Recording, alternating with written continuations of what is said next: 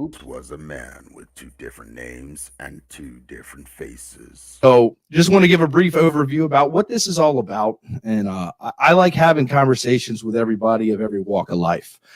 So, I'll get on with, atheists and talk to atheists. I'll get on with people of all different types of faith. This is basically based around religion, which most of you know, most of you that follow me on Facebook or Twitter or what have you. But I am trying to show that we can have good conversations with people without anything getting violent. The Empathetic Atheist. The Empathetic Atheist. Empathetic Atheist. He genuinely thinks that hanging around with a bunch of fucking idiots all the time is gonna make him smarter. I asked him straight up if he agreed with it or not. And he said that he agreed with it in an Islamic state. In an Islamic state, what's stopping me legally from going and killing someone?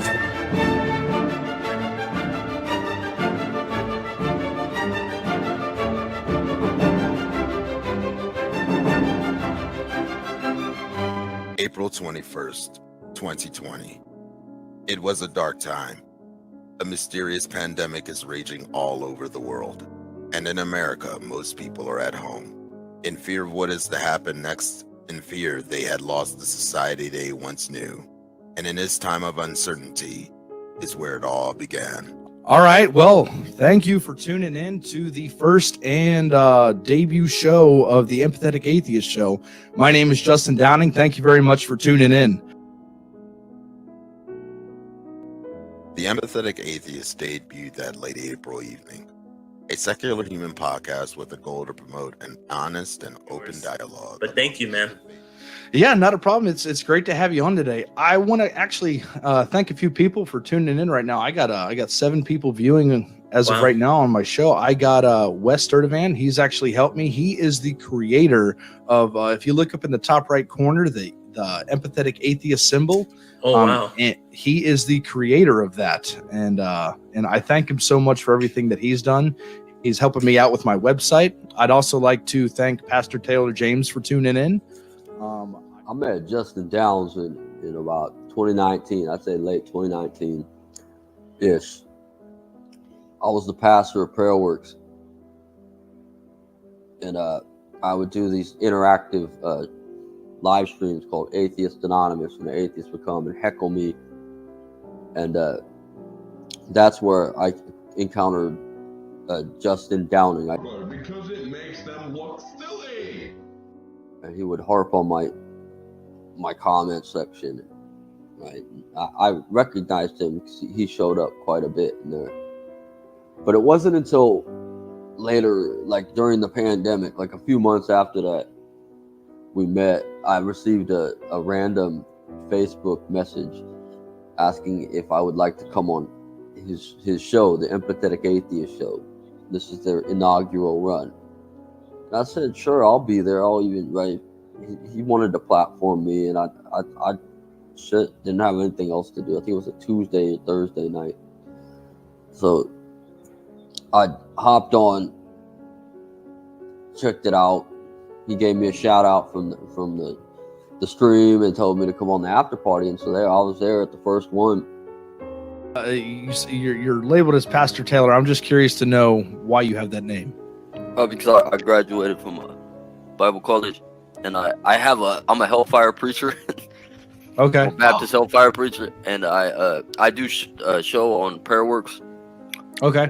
But I'm also always intrigued to talk about my faith with people, especially in the atheist community, because I usually just feed trolls on my show, and but they have ears to hear, so let them hear. Right? That's early on in the show. I was a fan. I came back after the first one, and then the second one, and then the third one, and the fourth one, because they had a pretty great array of guests. Like this was like the first of its kind. Like I don't think that there was a lot of streams like that. You even had some shows where one night it was some loopy religious guy.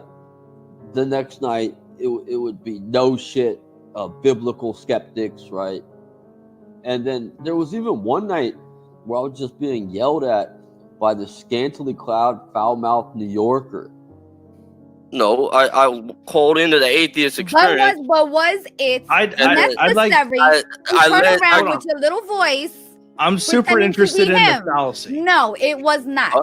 So if you cannot continue to act like a fucking adult, shut the conversation down and shut your mouth. Maybe this is why Matt cut you off. So these after parties were pretty fucking wild. Like you would have a, you know, who's behind door number one, who's behind door number, and anyone could just pop in there. Why? Because without God, one cannot invoke any necessity at all. Now, you said there was That's a an shift in assertion. Please May I demonstrate finish? that. Can I? Okay. Without God, without God being the absolute and constructing a world so that we could Which know God? something. May I finish, please? Okay. Yeah, if- I'll get to that momentarily. See, this is the tactic of atheists. When you start answering, they cut you off. This is Now, tactic of clarity. okay. No. Okay, yeah, I want to listen to what he says I'd because like to finish. yeah. Well, I originally met Justin on the Damn Show, the Daily Atheist Morning Show. And funny part is the first one, Chris had asked him to co-host. That's like a month and a half, 2 months. Jeez. Yeah, I know. It's phenomenal. Yeah, it's been a we hit the lull. I think finally everyone's like, you'll hit that bump, but it's still going at a pace that we never even thought would happen at the beginning. So Yeah, I need to get some pointers from you pretty guys. awesome. I've been doing it for everyone almost was like, the well, same yeah. amount of.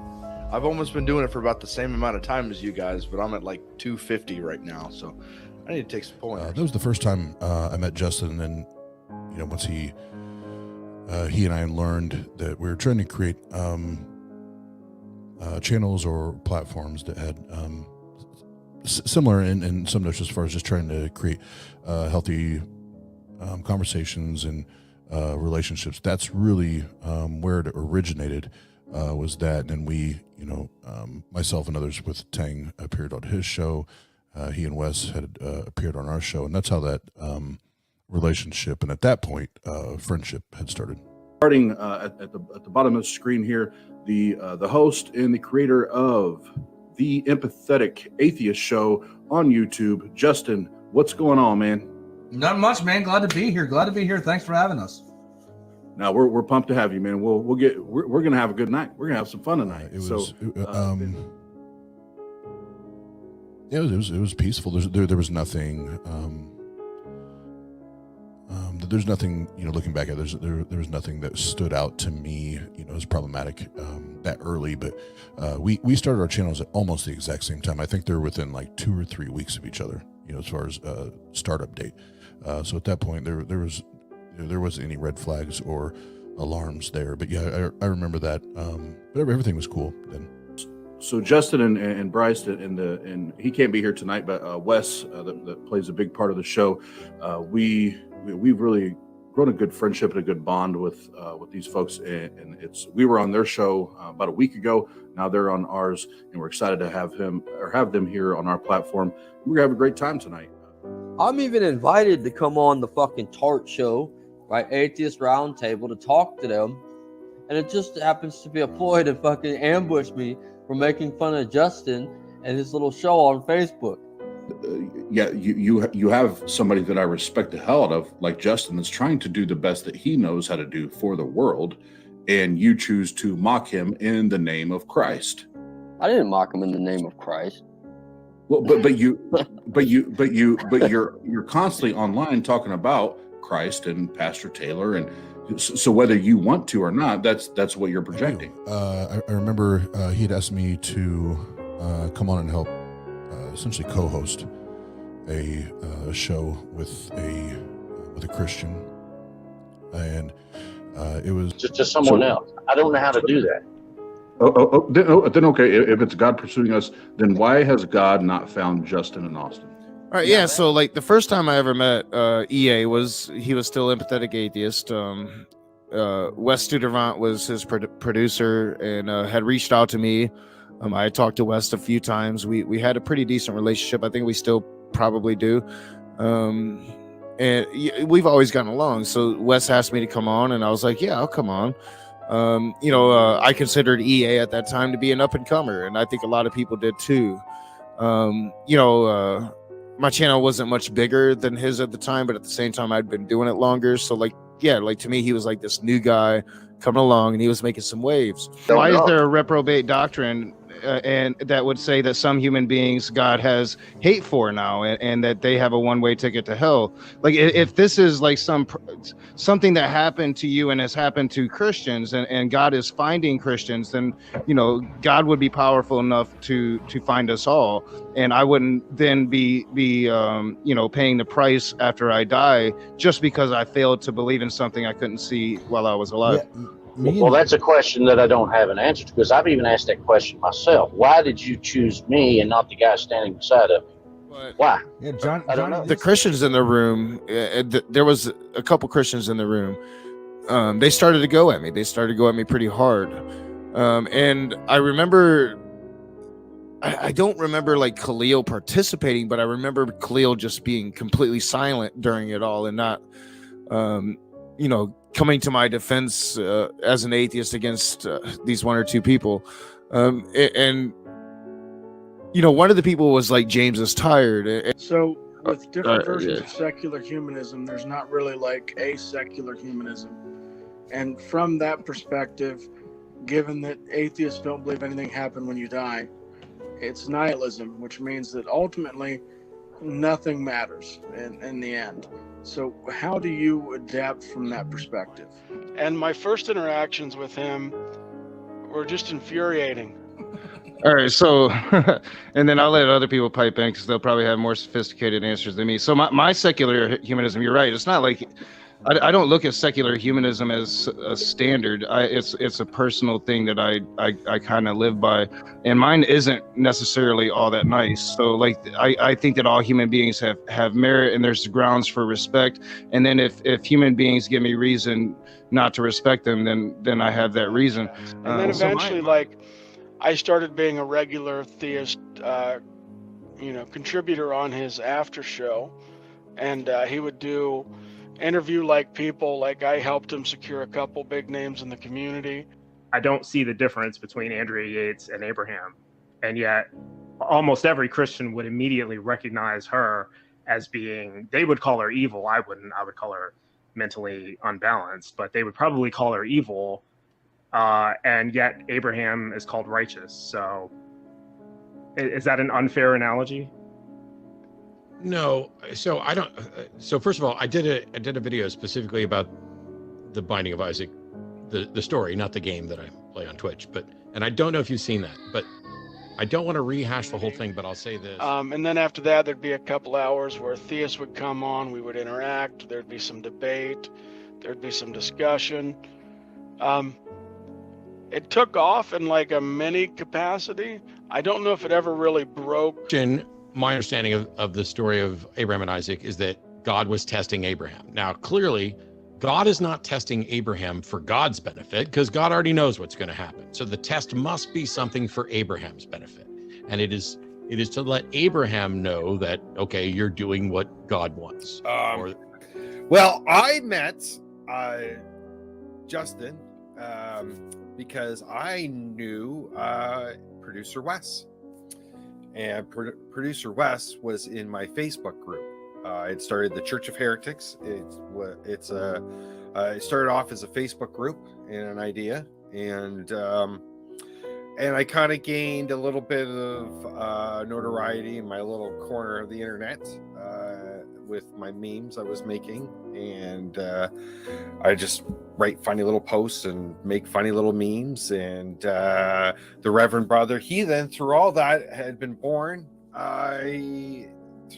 And Wes really thought, and I had expressed my ideas of bringing the Church of Heretics to life, and Wes had reached out to me. Now, Wes and I had gotten talking, and he told me about Justin and how he'd started, and he knew some stuff with some of the programs, and that so he'd be willing to help me. So I met Justin, and we set up an interview to come onto his show, and and it was a lot of fun. We had a lot of laughs, and Justin's was a super nice guy. He So, tried yeah, showing. the thing about the live streams, well, they were too out of hand, or at least I would think so. Theism is all fucking elitist and everything else, but you're gonna come to us talking about who's the theist here? Let me fucking tell you, more than half these you just said who's the theist. Wes was one party, and you know, I really became friends with Justin and Wes after my initial participation in the show, and I was always told, thank you for participating in the show, and right, they're always appreciative. But I would be in their back channels and I would hear that they were discussing how, right, Justin didn't really do anything. He's just sitting in the corner, and right, the show is just like flying off the rails. So they need to get back in control, and they have more interested partnerships, right? So that the old faces started to fall out, and then new faces started to usher in. Is his new co-host Bryce. Great to have you, man. How you feeling? I'm doing great. I'm glad to be here. Thanks for having me. Yep. No, glad you were able to join Justin. The graphics were improving. They were double networking. Right, Justin was going on more other shows. Empathetic atheist. The empathetic atheist. Empathetic atheist. So with production quality comes bigger guests. Yes, we have up on deck is Mr. Arn Ra, the man with the phylogeny challenge that still hasn't been solved yet. What's going on, Arn? The riffraff can't just come in anymore. It's a new show. Inspired in a book that wasn't. Prophecy. And speaking of prophecy, Justin Downing, I'm glad to see you back in the chat. You challenged God some weeks ago for me to ask God for you for a word that God wanted me to give to you. Well, God has given me a word for you. Okay. How did he do that? No. I want to clarify that what I asked you to do was to ask God what he wants you to tell me to convince me that he exists. So, guys, get ready. I'm about to be a Christian. Now, this is God's prophecy for you, Justin. Quote, this is the beginning of the end of your show, unquote, because of what you have done regarding the 3v3 with my friend Ethan Horn, my dad, Dr. David Eisner, and myself. You have been judged. You have cursed God's children, and it will not stand. And you will know that he is God and he is real when these events come to pass. Justin's show ran for several hours, 3 nights a week, which invited a wide array of diverse and at times very peculiar individuals to join. In turn, the show quickly began to gather a cult following and started its inevitable expansion.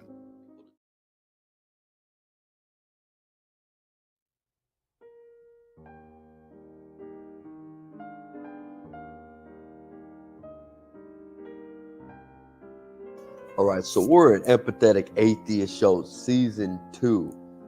All right, and Justin has a whole new different personality. You know, I chose, I didn't really know what I'd talk about coming into this to motivate this, but, I had this conversation with Katie and it went well. And so I'm going to assume that it's prime numbers are familiar enough to most people, right? Divisible by only one and themselves. If there is a prime number P, okay? A number of the form 2P plus 1, such that this, and let's let the set of all primes be denoted, boldface, like some big P, right? Just so it's obvious. So this is a set. And I can define a set if you want me to, but a lot of us had worked hard to try to get the guy his first 1,000 subscribers. Like I remember we started like messaging people on Facebook. He's at 960, he's almost there. Let's get him to 1,000. We had a private group going with some Christians and atheists, and there was also at the same time a private Muslim group going. So we all combined, and we invited all these guys together. Justin just took off in the messenger, and so then we did private messenger groups. Yeah, and to make up for what's lacking, right? All the contentious guests, right?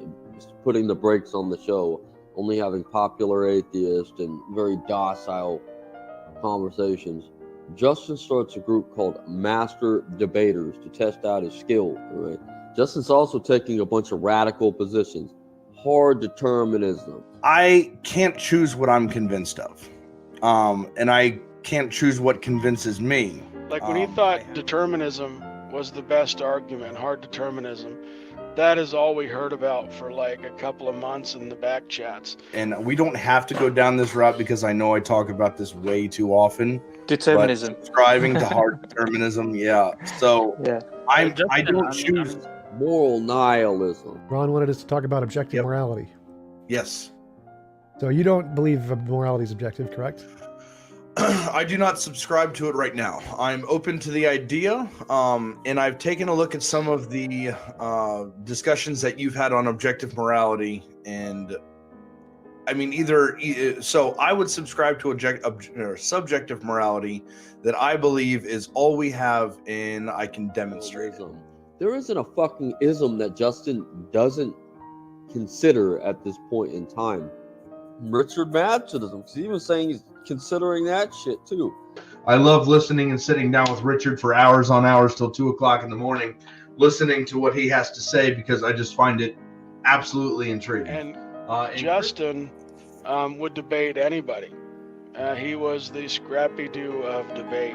But John 5:14 states, "This is the confidence we have in approaching God, that if we ask anything according to His will, He will hear us."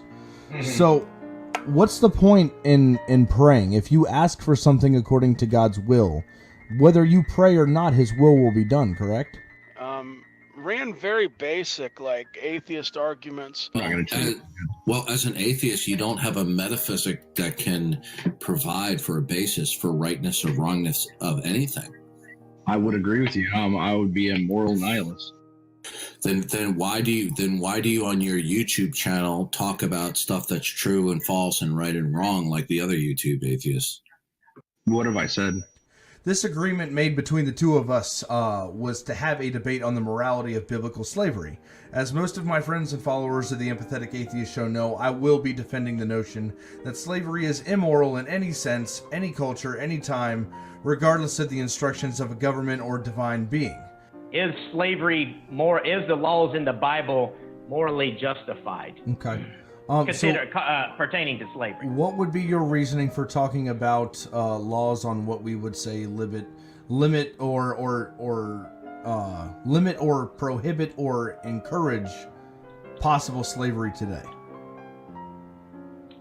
Well, I think because we're talking about is it morally justified? Mm-hmm. And we're arguing it from a standpoint, what we're doing is taking the Bible and using it as a modern approach. We have this mindset of the modern slave trade today. Mm-hmm. And when we see the word slave, that's what always comes to mind. So I'm just kind of bringing it back to, okay, this is what the Bible says, but we have to remember this is how we are still today.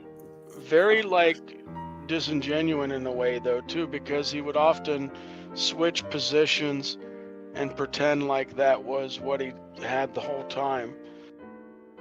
Oh, I've heard you moralize before. Justin's debating all kinds of people, and I even affectionately started calling him Downing-Kruger because he didn't know what the fuck he was talking about most of the time. This book right here, read it, have faith. Jesus says so. Jesus is God. God exists because the Bible says so. And the Bible's the inherent word of God, which proves the Bible, that proves God, and it just keeps going in a circle. Because not only is he full of shit, doesn't know anything about these topics and these positions that he's adopting. I'm still stuck with this. Okay, so the premises of the logical syllogism need to be backed up by some type of empirical means. So I'm not calling myself an empiricist, but I still value empirical data to a point to where I'm not fully convinced that these are true until I have, and it's almost a little bit past skepticism at that point when we're speaking of just logical arguments. At this point, too, a lot of Justin's bullshit starts to get exposed. Like he was harping about his military career and being in firefights in Afghanistan. All right. Justin, you are on with Ethan and Jenna. How are you?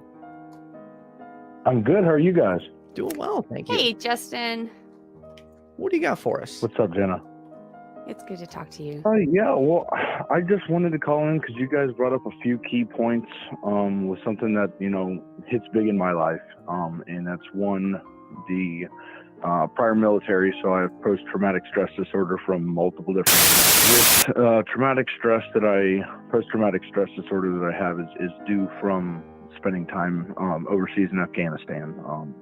It was a bad time. A lot of stuff happened. She doesn't even know half of what happened. I just don't really talk about the gritty details. I always have this, I don't know if you could call it superstitious thought that somebody's just walking behind me ready to stab me with a knife. Or if I'm in a restaurant, we have to pick the back booth and I have to be in a corner to where I can see the rest of the restaurant. And Seriously, he invites a military buddy of his over to Master Debaters to talk about his asinine belief system. Yeah, he messaged me on Facebook and it's just like, hey, so I'm curious if you would like to come on to my podcast and tell us what you believe in, But he just ends up spilling the beans on Justin. Yeah, so first time I met Mr. Justin Downing was in Washington State in 2013 in Fort Lewis.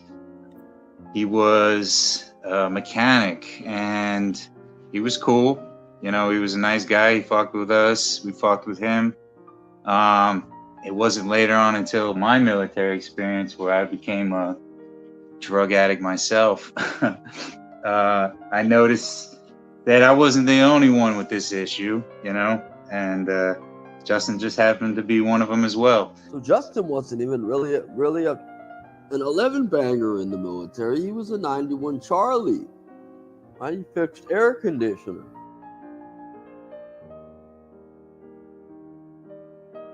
We all had our habits, we all had our times and stuff, but I made sure never to bring my habit to work. So one first real meeting of this guy, I see this guy pass the fuck out in his car at the motor pool, just high as a motherfucker. And I opened the door and I'm like, yo, what are you doing? Chill out. Don't do this here. What are you doing? You're about to blow up the spot for everybody, So I don't know how the rest of that interaction went down, but I know I didn't catch him doing it in the motor pool again after that. But there was times when his backstory would just seem to change, and so we would all bust his chops about it. We're thinking, okay, maybe giving him the benefit of the doubt, maybe he's remembering things wrong. But then he actually at one point during this time period said to me that if there's no video of it, it didn't happen. All right, so Justin, let's get into the story of your journey away from religious belief. That's a good story. It's one of my favorites. I started off at a public school, going out to school with all the kids in my neighborhood, and second grade hit, and my teacher forgot my name on one of my papers that she graded. She said something like, well, Jonathan is doing great in class, and my mom was like, no, I'm done with this. So I ended up going to a Catholic school. So I was going to school for 7 years there. I had religion class every single day. And eventually I got to about 7th grade, and it was just a little hardcore for me. And I wanted to play with my friends. I wanted to be a kid. So I eventually told my mom, I said, hey, can I go to a public school like the one where all my friends go to that I live with, like in my neighborhood? And it'll save you about $4,000 a year. And you can send me to public school and I'll be totally fine with that. So eventually the start of my 8th grade year, I went to a public school. And it comes no surprise to everybody, well, kind of a surprise, that Justin keeps getting his ass whooped by these Muslims.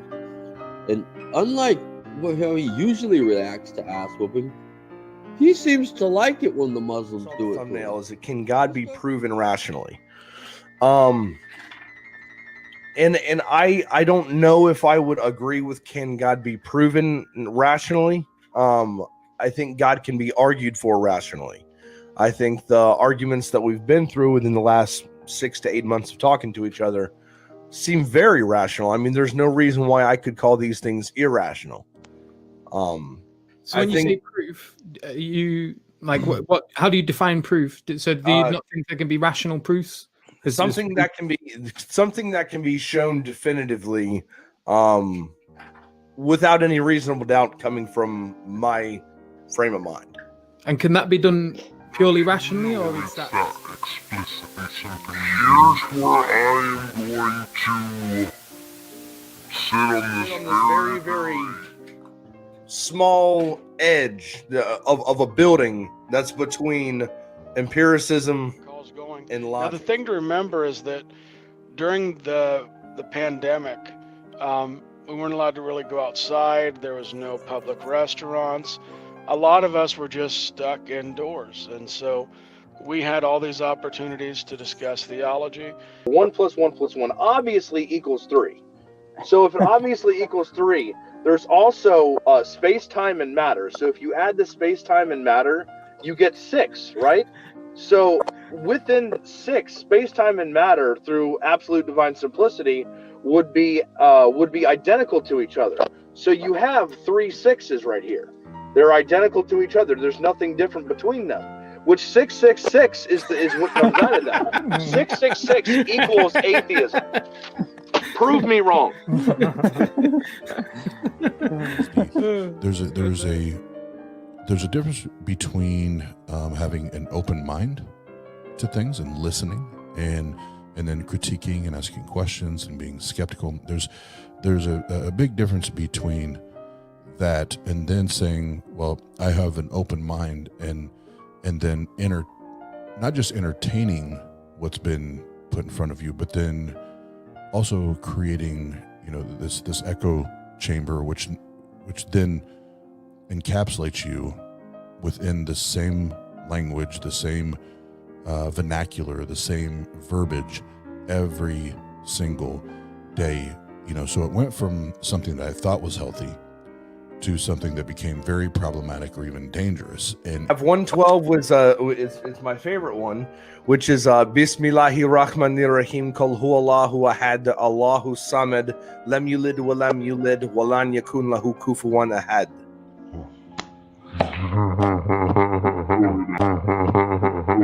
Okay, and how long are you spending learning them? Any closer to taking Shahada yet? It was about that episode that I started to notice a shift. That this was no longer a benefit or an asset to, whether it's the atheist community or normalizing atheism or skepticism. This was now, again, this is hindsight, 2020, but now looking back at it, that's when it started to shift. It was like, oh, you're starting to, learn how to, speak this and read this, and you're quoting the Quran. We can accept that. Justin, welcome. Assalamu alaikum. Wa alaikum. Assalamu alaikum. Like all these things, like this subtle, the subtle progression has already started. And I think what it was, and I mentioned it, a few minutes ago, that need for approval. I think that's something that not a lot of people are talking about.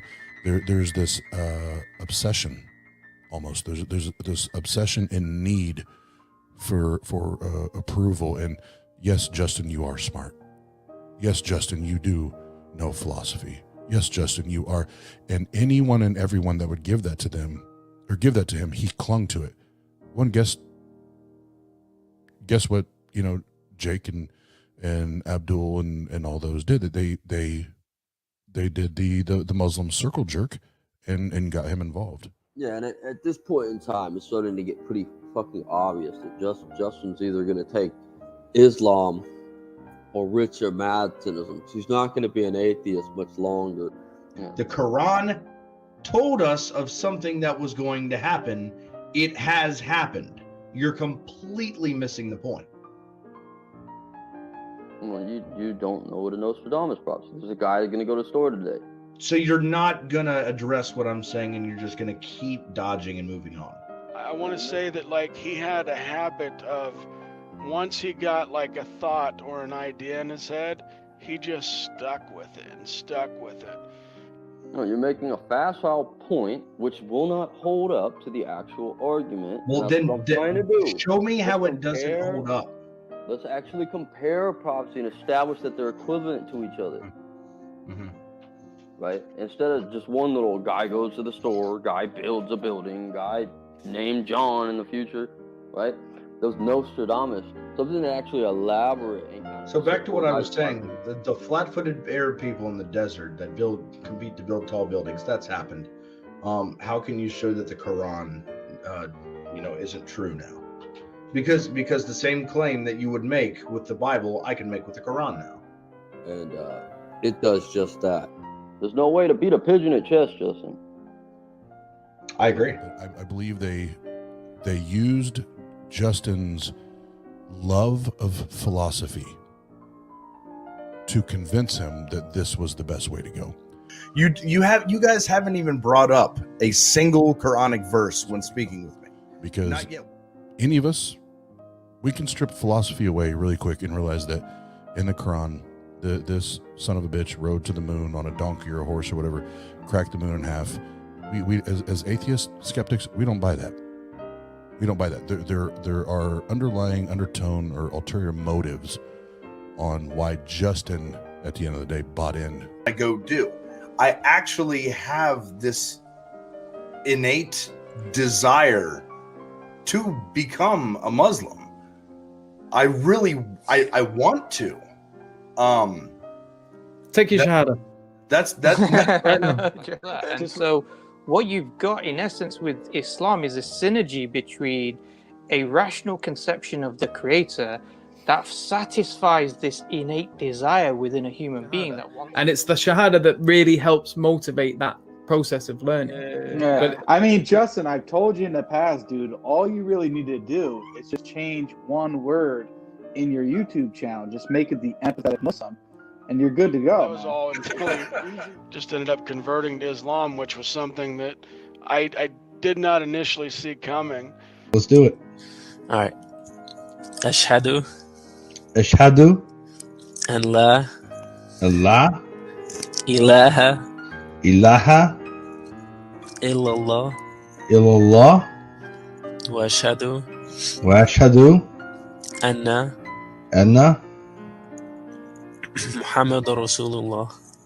Muhammadur Rasulullah. All right. Now in English, I bear witness that there is none worthy of worship except God. And I bear witness that Muhammad is the messenger of God. All right, welcome to the sun, brother. Alhamdulillah. Allahu Akbar. Allahu Akbar. Allahu Akbar.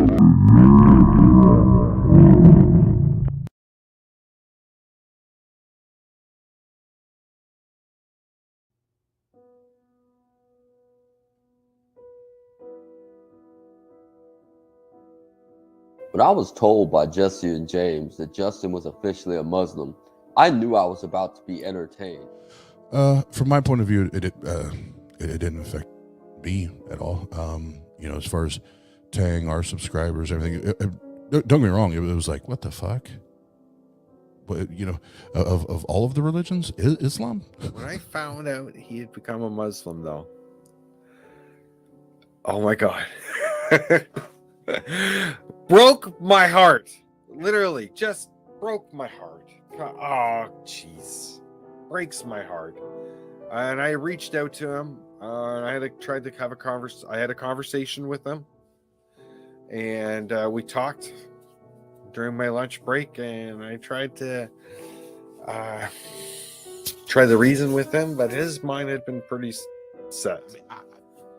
The very notion that this guy was somebody major in the movement is laughable. Necessary level of importance, but I think anytime any YouTuber of one position goes a completely other direction, I think everybody's going to be surprised. And he did this episode with Josh, who was a former Muslim, where he made all these comments about F Islam, F the Quran.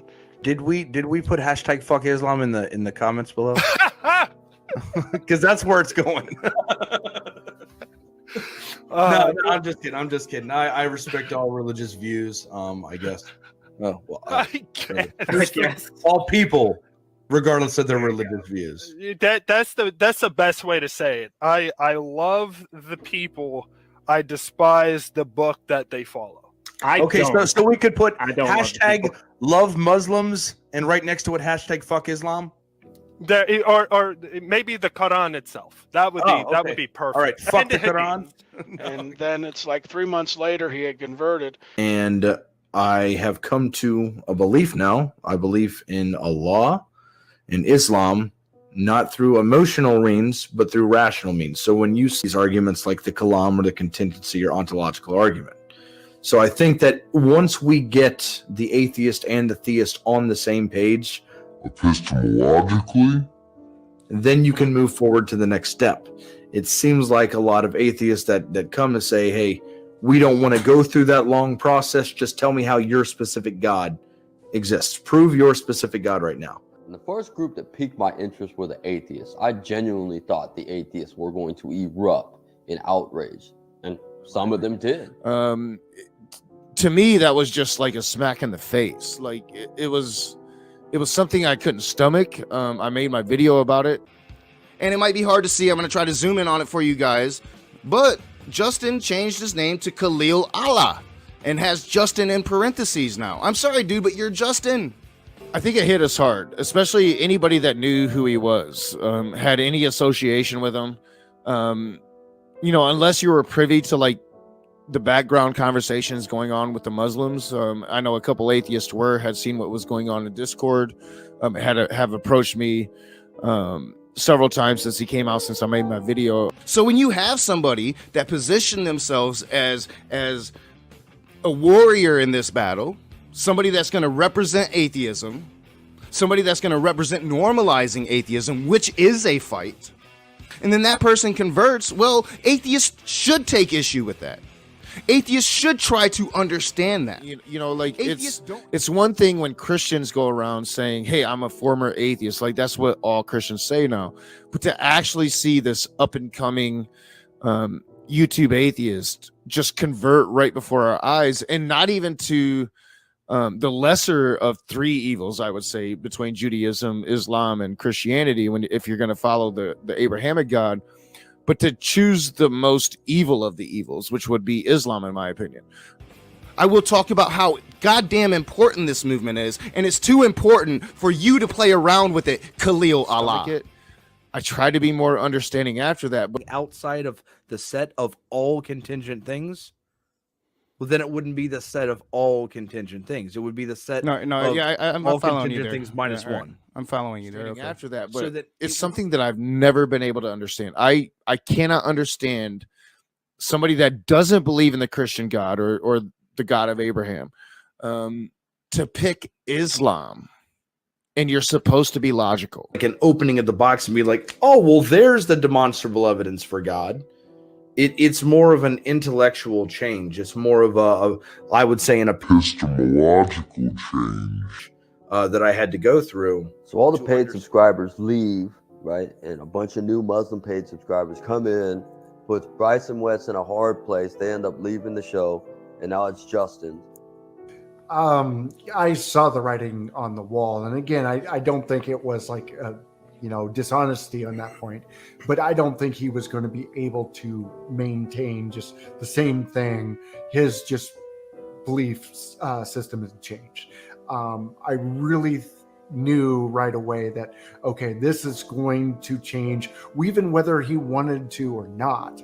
It was going to change to be more reflective of his new belief system. So yeah, I in hindsight, I would say I'm not surprised. Okay, and Bryce, you?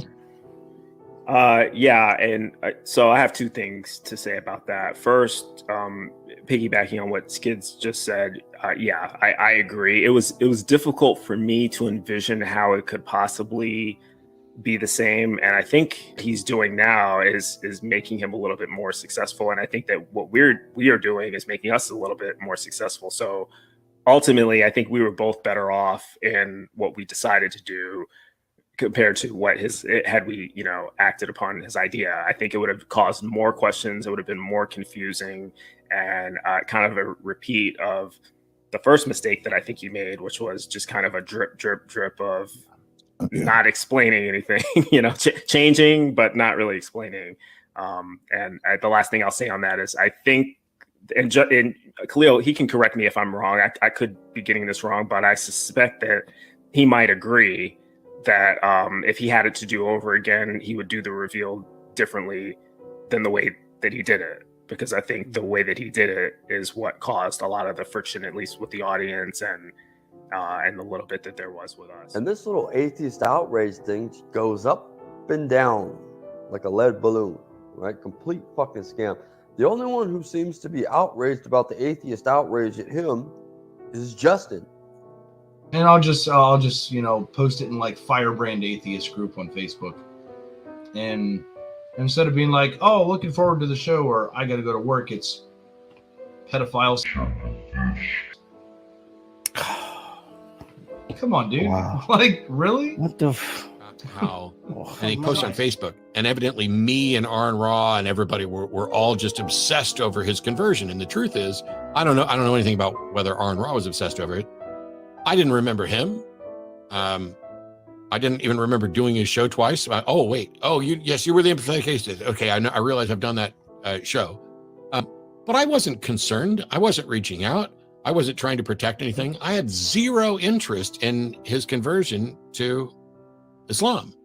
Well, when Justin first became a Muslim in the chat, it was very kind of surprising because he went like full blown into it. And like I said the other day, you were speaking with Jake, and at so many times I kept myself muted. At so many times I was like, no.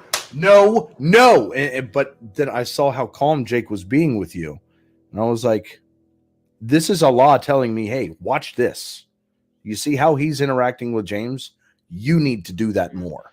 That they really didn't discuss Islam with him, but they discussed arguments for general deism. So I thought that he would have a significant period of time in deism. For 7 out of the 8 months that I spoke to you guys, 7 out of those 8 months, you didn't even mention the name Allah.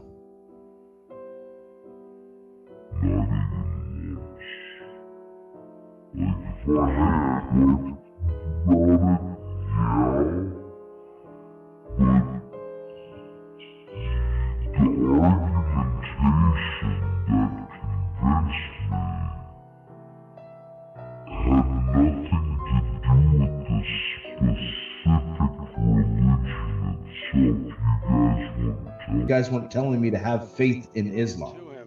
And then he'd make comments about why Judaism was not a valid option, and it would be something very fallacious, something he really didn't think about.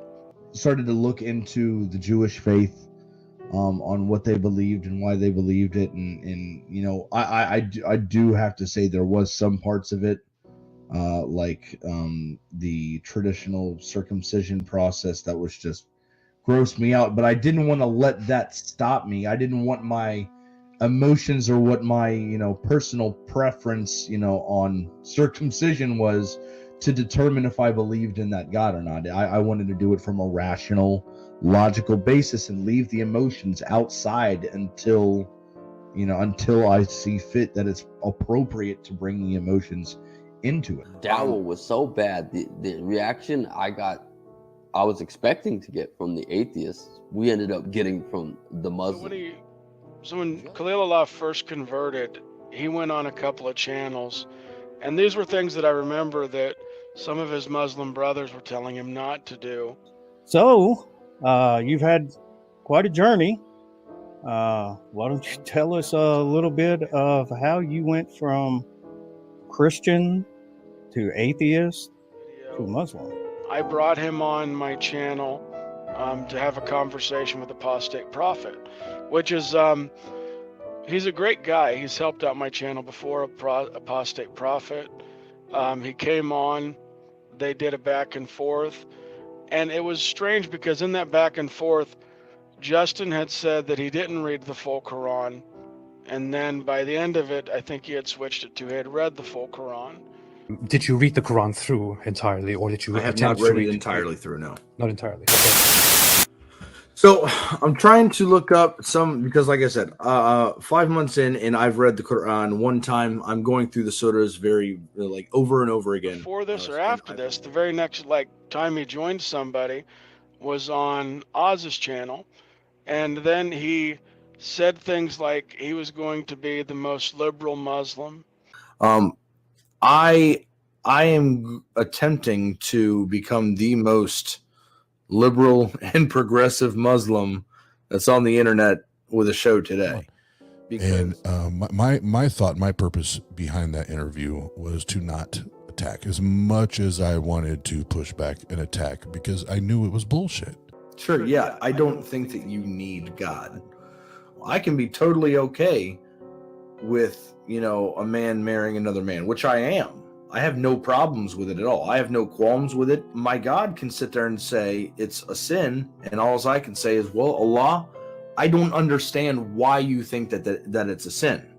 I disagree with you, because even though I am convinced that this God exists, does not necessarily mean that I need to agree with said God. It was one of two things. It was either virtue signaling, or it was very obvious, especially in that interview, he had no idea what Islam actually was.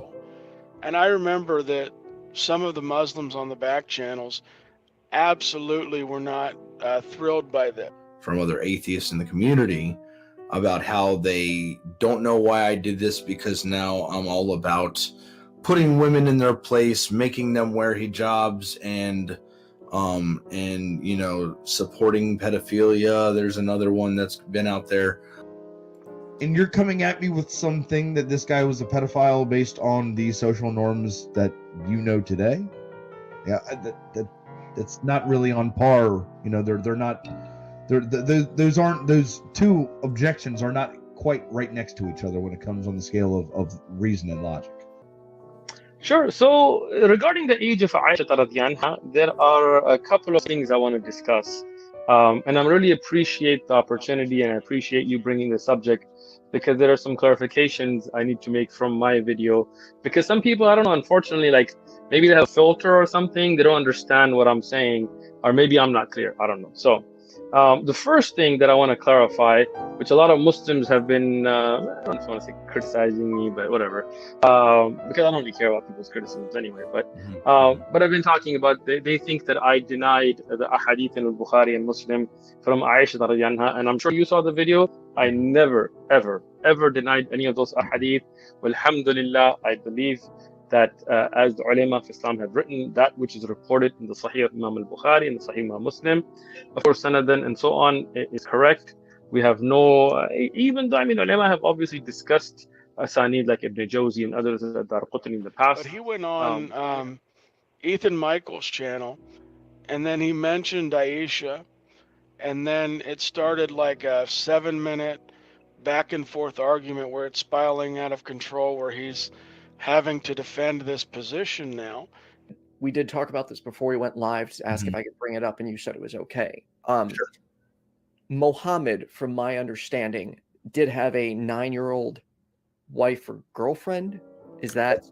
It's not resolved. There are multiple hadiths in the Quran itself. It does not even state her age. Events happen, and during those events in certain hadith, which hadith is not the word of God, it is the imams and the leaders after the Prophet, peace be upon him, died. And there are multiple ones. There is an argument out there that I'm actually looking into right now that states that Aisha, his wife, was actually around 16 to 19 years old.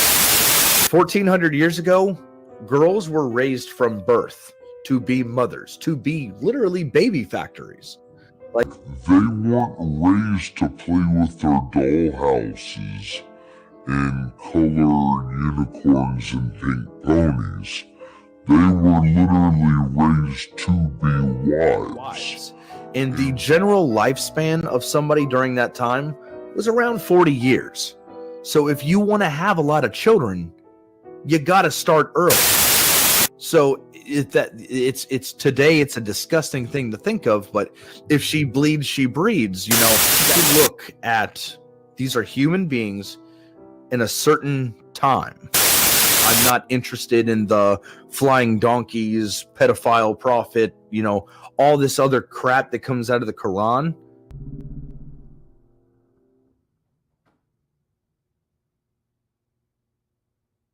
Back in. I know that at least a lot of them were not necessarily in favor right away with him jumping into Dawa. In my opinion, a new convert should not really be thrusting themselves into Dawa, especially with how the Dawa scene is now. It's so much online, and you're dealing with all these different shubuhat, all these different doubts and everything. You're not ready for that at that stage. You need to ground yourself in the basics of the deen. You know, Justin even managed to get himself a fatwa on Twitter. All right, how many of us can say we've done that in our lifetime? And everybody else whose stomachs are turning in the chat, I agree that I think that's disgusting. 1400 years ago, it wasn't so disgusting to those people. So I want to make that clear, because it seems like, especially in the chat, that I am actually making excuses for pedophilia right now. Well, so to be fair, it does sound like that, whether you mean to or not. When you I made it extremely clear that that is not what I'm doing. The way you said, like, it sounds like you're justifying why it was okay back then. I said specifically that I wasn't justifying or coming up with excuses. In a moment, but let's say Muhammad was with this child. Times or not, would you condemn his actions right now for taking advantage of a child? So yes, without hesitation, yes, I would, because I was grown up, I was raised in a society where that's wrong. So yes, right off the bat, I would condemn it.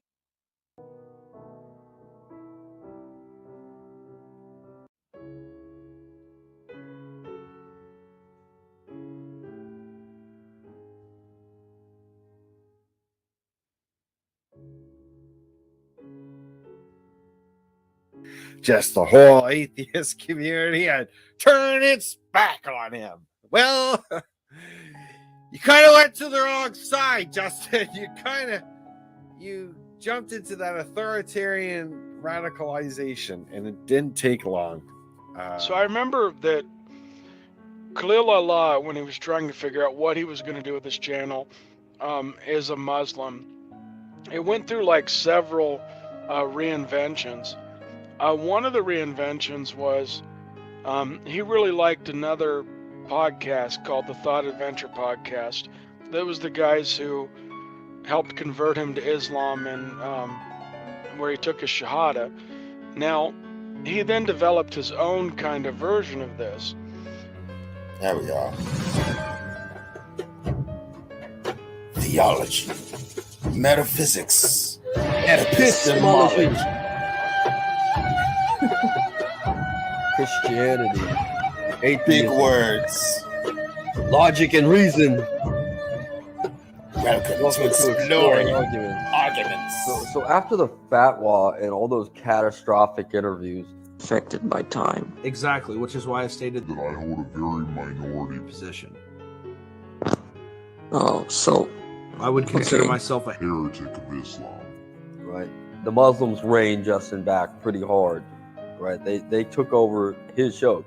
He owned the show. It was his show. It was his initials, somewhat.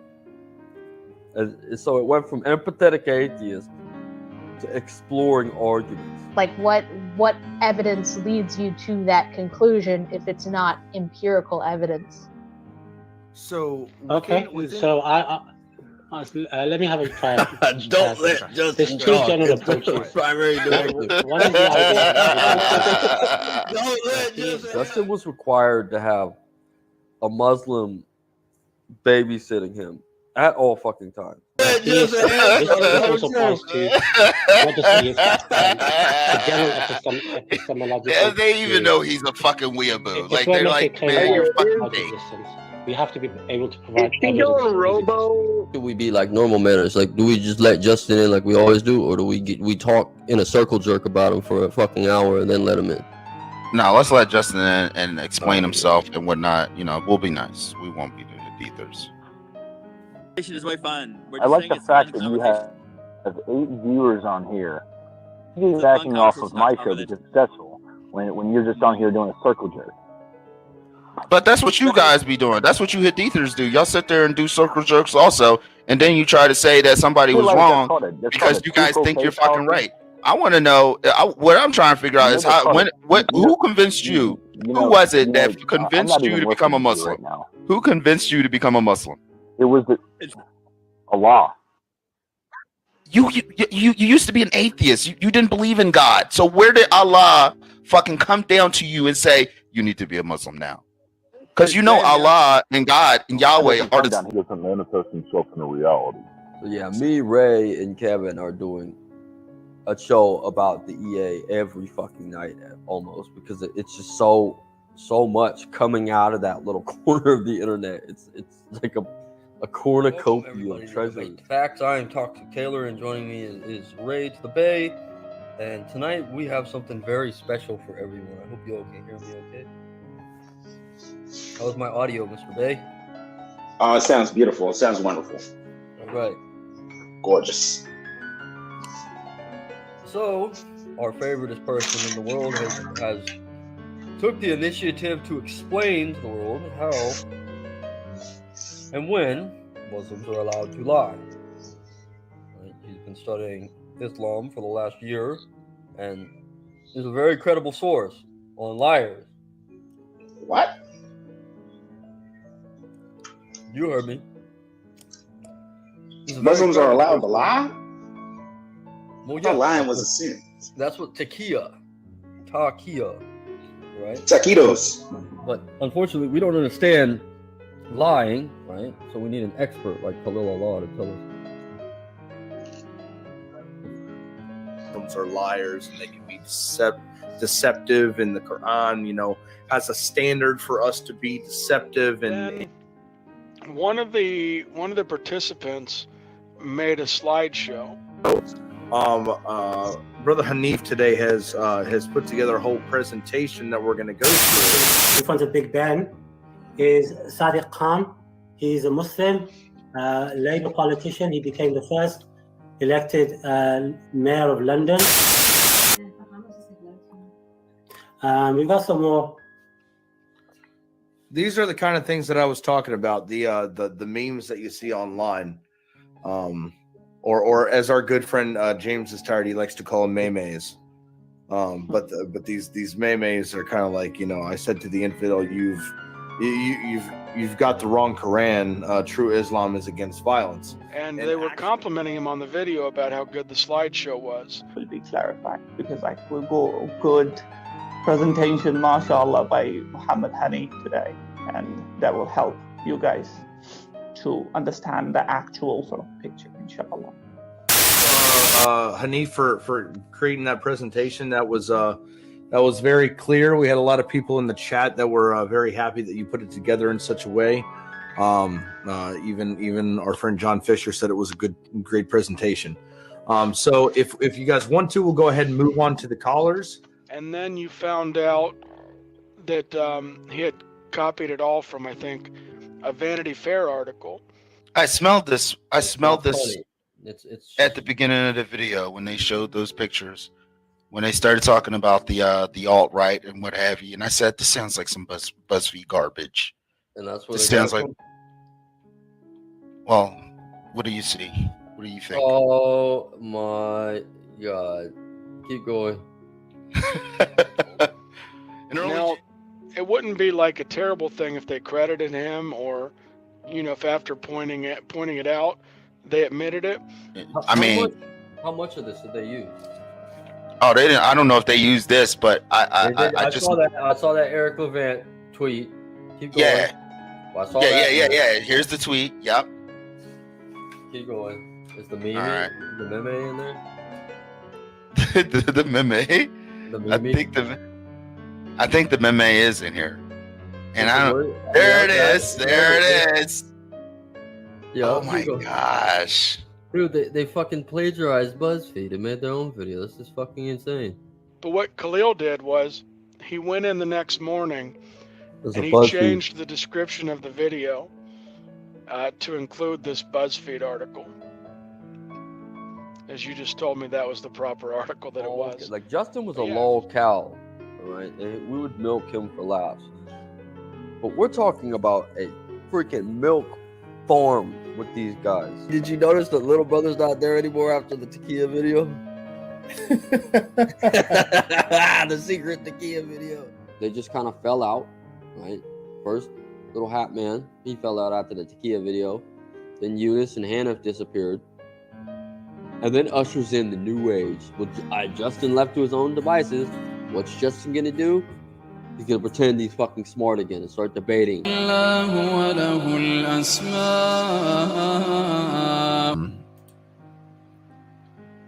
Do I like Mexican food? Yes, I do. I do like Mexican food.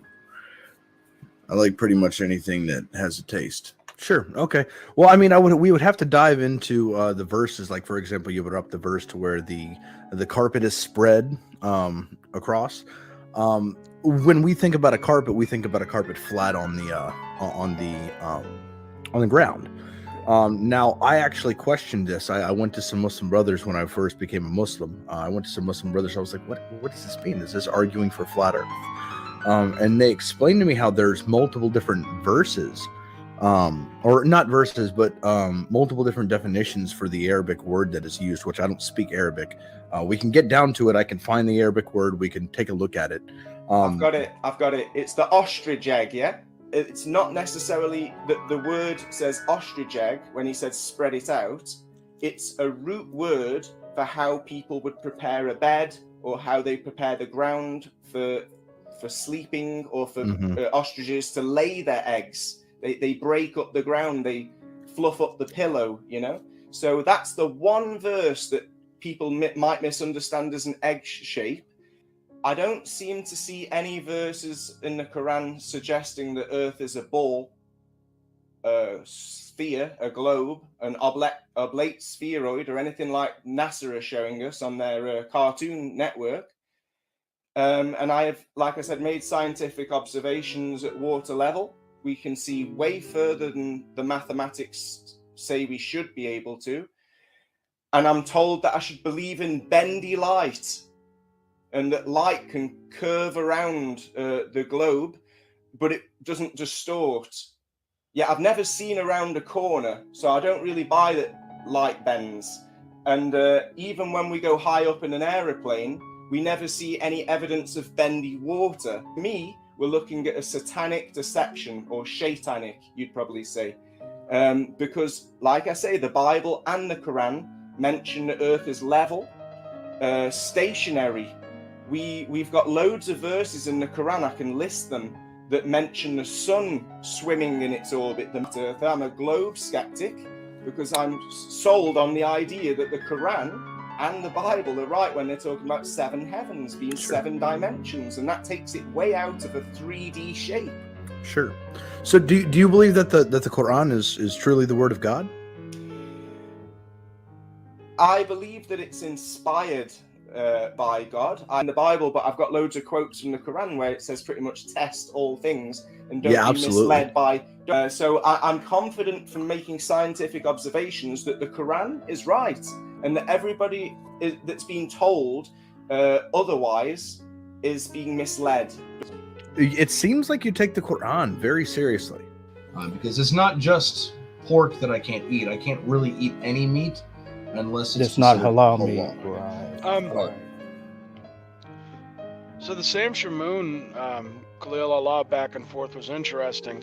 Are we going to save it for the debate? No, this is the discussion. Go ahead. Oh, so this is the debate right This is now? it. Go. Say why do you hate the Oh, Trinity? come on, dude. We need to have more people in here. This needs to reach more of the world right now. friend, it will reach it because I'm gonna upload it. Let's not. Yeah, he's gonna upload it. Go ahead. But in the discussion, you see Sam say, hey, let's not pressure him if he doesn't want to have the conversation now. Let's not have it. Khalil Allah wanted it to be more public, more grandiose, bigger audience. And so he told Sam he wasn't going to have the discussion. Kanani, why are you doing this to Khalil, bro? Khalil, present your case against the Trinity. He was just talking. If this man doesn't want to do it now, then me and him, Khalil, will do it some other time. Because I thought you said jump in because he wants to have the discussion. Yeah, he was I never said I wanted to debate. I said I wanted to set up an actual debate. I want to give Sam the respect that he deserves. But then the strange thing was, is even after Sam interacted with him and explained to him that he doesn't believe that, God can be systematized in the sense of a philosophical position, but that he affirms what the scripture affirms about God. To have an actual formal I debate. deserve respect. Every human being deserves respect. Very good. No, anyway, yeah, listen, I prefer to discuss with you without time limits so we can go into the depth of it. But if you want to do it some other time, it's up to you, man. That's up to you. I'm not going to put pressure on you, man. I'm just Khalil, come on, present your case against the Trinity. Just a nutshell discussion. Stop. Khalil, present your case against the Trinity. Okay, so the guy wants yeah, he's ready. All right, so what my general issue is, it all depends on the model of the Trinity that someone holds to. There's social Trinitarianism, relative identity Trinitarianism. There's Latin Trinitarianism. So when it comes to the Trinity, most Christians, and I state 7 statements that you've probably heard before. Yeah, we've heard it from your friend. Yes. So Father's God. I don't care about any models. What I care is what God has revealed Himself in Scripture. Because okay, yeah, I agree. Here's the thing, because God is unlike anything creation. Any attempt to try to systematize or fit God into a model is going to be impossible, because God, by definition, is incomprehensible, incomparable. That's something you as a Muslim agree, according to chapter 42, verse 11, and chapter 112, verse 4. This is why I called out your friend to see if you can consistently hold to a position of rejecting the Trinity while you're Sunni Muslims, in light of the fact that you have a Trinity of your own. So unless you have something scriptural to bring up, any model that you bring up will be a fallible, imperfect, uninspired attempt of trying to explain God's triunity, which is beyond comprehension and incomparable. So just because you may not be able to fit it in a model, there's no grounds to reject it, because you're not God, you're not omniscient, you're not the standard of truth. God tells us what He's like, whether we can comprehend it or not. So what is your biblical objections to the Trinity? So I have philosophical objections to what each person's model of the Trinity is, how they see and how they comprehend the Trinity. So at that point, I think you would just appeal to some type of mystery, and then we shake hands and work our separate ways. Because I would do what you do when it comes to your Quran being the Kalam Allah, that's uncreated, even though it's not identical to Allah. You would say bila kayf.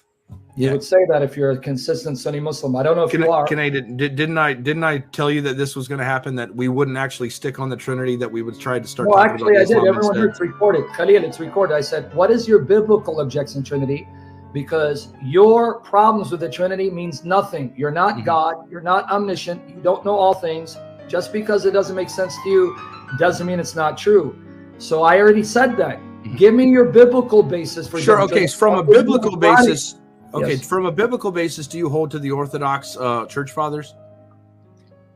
What does that got to do with the biblical basis? That's where they get their statements from. Is from the Okay, Bible. so give me the statements from Scripture. Let's deal with it. You're dragging. Give me the biblical. No, I'm not dragging. I'm asking you questions, and it seems like you fail to answer each question. Okay, I'm glad this is recorded because I'm going to upload it. Which Absolutely. part of give me your biblical case?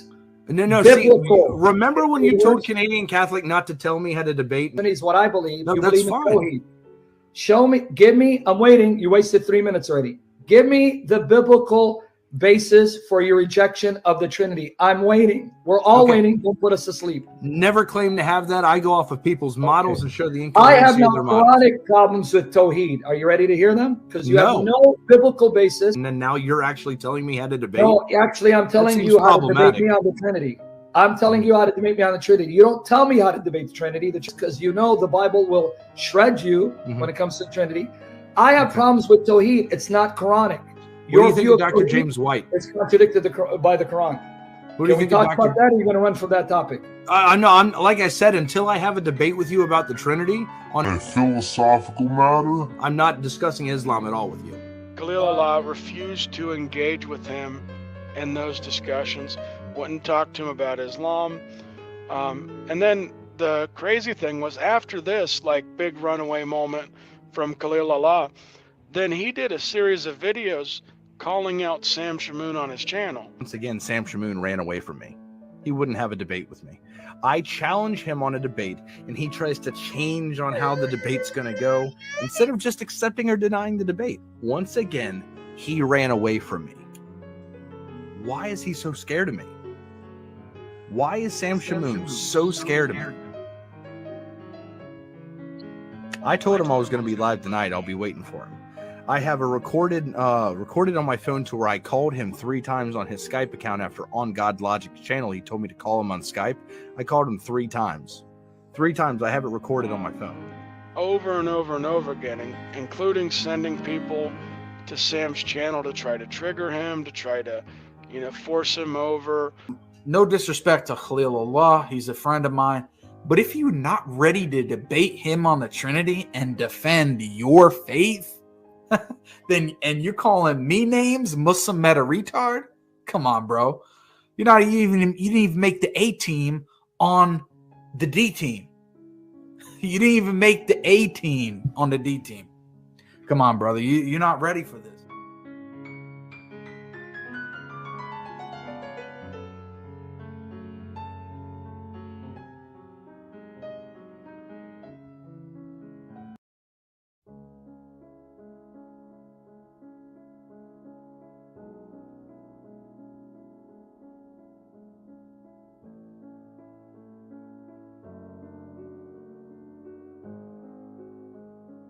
This is an age of Justin's going from a lovable, dumb, stupid Muslim baby into a kind of a controversial figure. And that's to say the least, right? That's the generous way of putting it. Evidently, he's a false prophet. Shut the fuck up when I'm talking, dude. Me and Justin have always had an unusual relationship. Right? I would always laugh at Justin's stupidity, and we were kind of adversaries. Do you think it helps to have a Muslim come on our show and hijack it? No, but I know it doesn't help the atheist community, and I know it doesn't help the modalist community either, because you guys are looking like total fools. Yeah, on the lives, we'd be at each other's throats, and I'd be, making fun of him. But behind the scenes, we were actually pretty good friends. That you guys would love. He would love to come. I guarantee you he would love to come here and hang out because he talks shit all the time. When I was the Empathetic Atheist, he created his own stream called The Empathetic Theist just to make fun of me. Outstanding. Okay. Oh, Yeah, send them over. It sounds like our cup of tea. He literally has this whole notion that atheism is literally atheism is a byproduct of brain rot. And he has arguments for it. So he is a Christian modalist. Actually, you know what? If you guys want to bring him on, I can go get him right now, and I guarantee he'll come on. You know what? The show's usually 2 hours, but you know what? Fuck it. Go get him. I'm going to get him All right, beverage. I'm gonna get him. Yeah, get him. Sure, absolutely. Why not? Okay, hold on. Why atheism is brain rot? It's simple. They're all physicalists. That takes a brain fart to believe in shit like that. I think we actually almost have a kindred spirit. As Khalil Allah got more into Islam, that he became, I don't want to necessarily say extreme, but he became more forceful. In America. So the question that was asked to me was, well, would you kill David Wood? I'm like, here? No, I have no reason to kill David Wood here. I mean, I'm under a different set of laws. I'm under a different law of the land. But in an Islamic state, what's stopping me legally from going and killing someone that's blaspheming against the Prophet? Justin made a statement about he would kill David Wood. And at this point in time, right, he's already been alienated by practically everybody. Sadly, that's what's happened. Is the people that were the closest to Justin, a year and a half ago, no longer have any relationship with him. Do anything to him somewhere where you're going to be able to go to jail, then that's fine. Then I could go to jail with a smile on my face, knowing that I made God happy. And me, right, knowing about Justin's marital situation, I decided to take the high road and say, look, I'm Justin's buddy, right? And he said stupider things. Are you upset that I keep drawing all the logical problems within your beliefs, so you just want me to stick to mine? Unfortunately, brother, I'm not the only one out there. And unfortunately, brother, this is not the only platform that I use to debunk Christianity. So what I do is I tear your worldview down. And then I seal up all the cracks in the foundation. And then I build a true house of Islam on top of that. Khalil Allah was talking about this young new Muslim woman that he had met on TikTok, who later on became his Islamic wife. When I looked at Khalil, the first conversation we had, I said, I've been married twice and I've had husbands, but never have I ever once had a partner. And I said, yeah, that's why I understood right away why that right. It was the match made in heaven. They both together have half a brain. Okay? That's what's going to happen. So my question to you is, Lunchbox, is it not logically possible for God to be able to give one of his prophets the ability, a prophet that has no ability to read or write? Is it logically impossible for God to give him the ability to be revealed his word, and be able to give it to his companions? Show me where he's in the Bible. Okay, so I can. Not Muhammad. But Moses couldn't speak. So to say that it's illogical or unreasonable, it is in the Bible that such things did happen.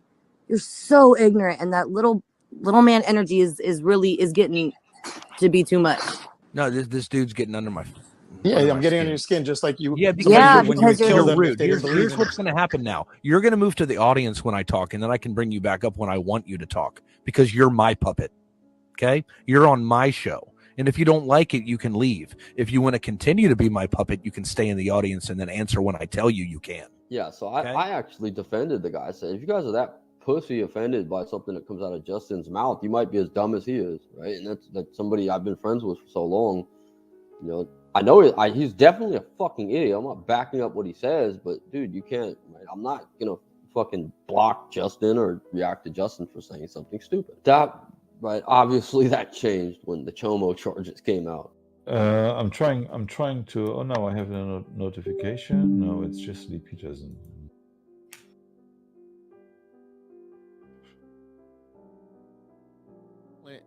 So these things came out. I took a few days before I even spoke about them.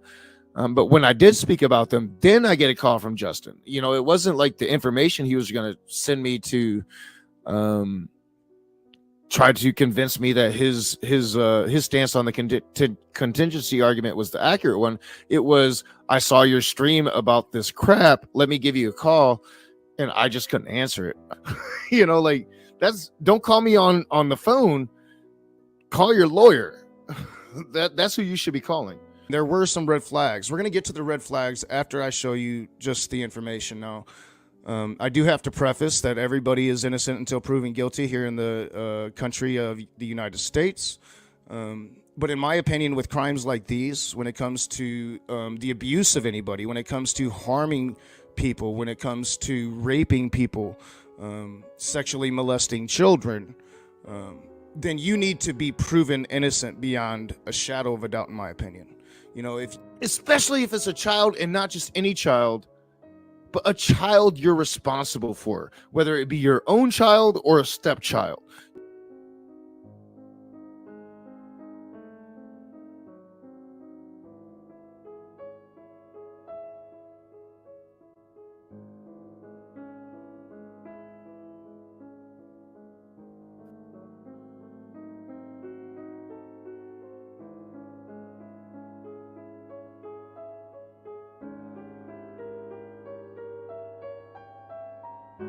So I did not speak to Justin.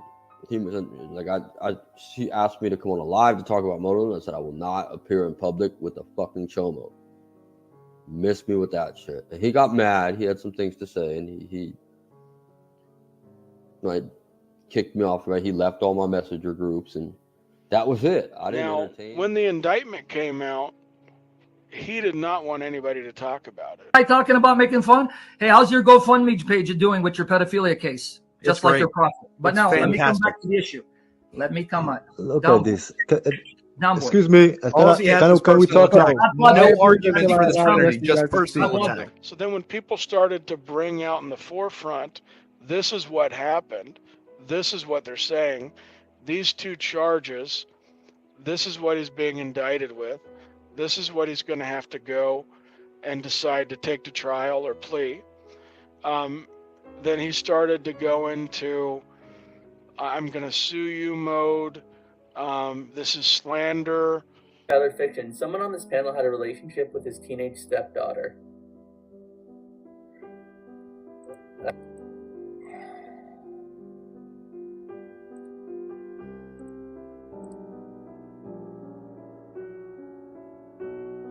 Hey, Skylar Fiction. Thank you very much for your comment. It's being let's see, documented right now, and you will be facing defamation charges. So I appreciate that, brother. Hold on a second, bud. Let me explain to you again because you didn't get it the first time. I stated, you said, when's my next court date? I said on the 11th, and I said that it is a pre-trial arrangement. It's a pre-trial hearing. Do you know what happens at a pre-trial hearing, Sydney? The judge asks, are you guys going to go with a plea deal or are we going to set up a trial? I am not taking a plea because I am not guilty of the crimes that are alleged that I committed. I don't prefer to be referred to as an asshole. I'm sorry, I reject that. He's only Well, half see, a now level. too bad. You see the hypocrisy? Thank you. You proved my point. Do you think the correction officers are going to use your preferred name? I don't really understand why. Why is there a religious? See, and this is why I don't come on this Yeah, app. you shouldn't be 'cause- here anyway. Okay, so Yeah. who was that that said that? Hold on, who It is that doesn't that matter said who that? said it, Justin. Hold on. Oh no, It it does. absolutely It does matter doesn't. who said that because I had this recorded. And Then defamation files will be charged. He announced on his channel that it was all because of religious persecution that he's fighting this religious persecution. Announced he has a GoFundMe, but he wasn't forthcoming with his audience with what the charges were, what the situation was. He just I'm in a very precarious position to where I don't like I'm not going to engage with personal attacks, and that's just kind of the experience I've had with some of the people that are on stage. So I appreciate you saying that. No, when Paul was talking, I really did. Khalil's nowhere near me. I just was listening, and I was like, you know what? That's a really fair point. And so I went and I amended it myself. Khalil didn't even know I made the GoFundMe until I sent it to him. So, I mean, he didn't even actually have a part of that. put the charges on? But the fact that you have these allegations against you, and you have the audacity to go online and continue to stream, continue to ask for money,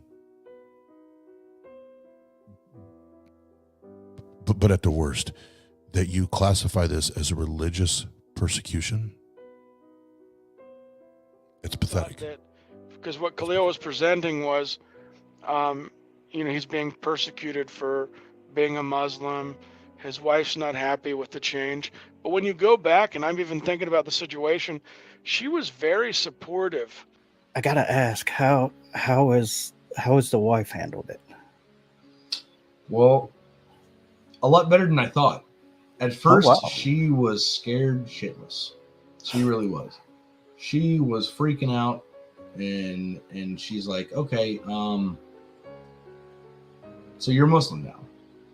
So what does that mean about me? Are you going to make me do this and make me wear a hijab, and what's all that?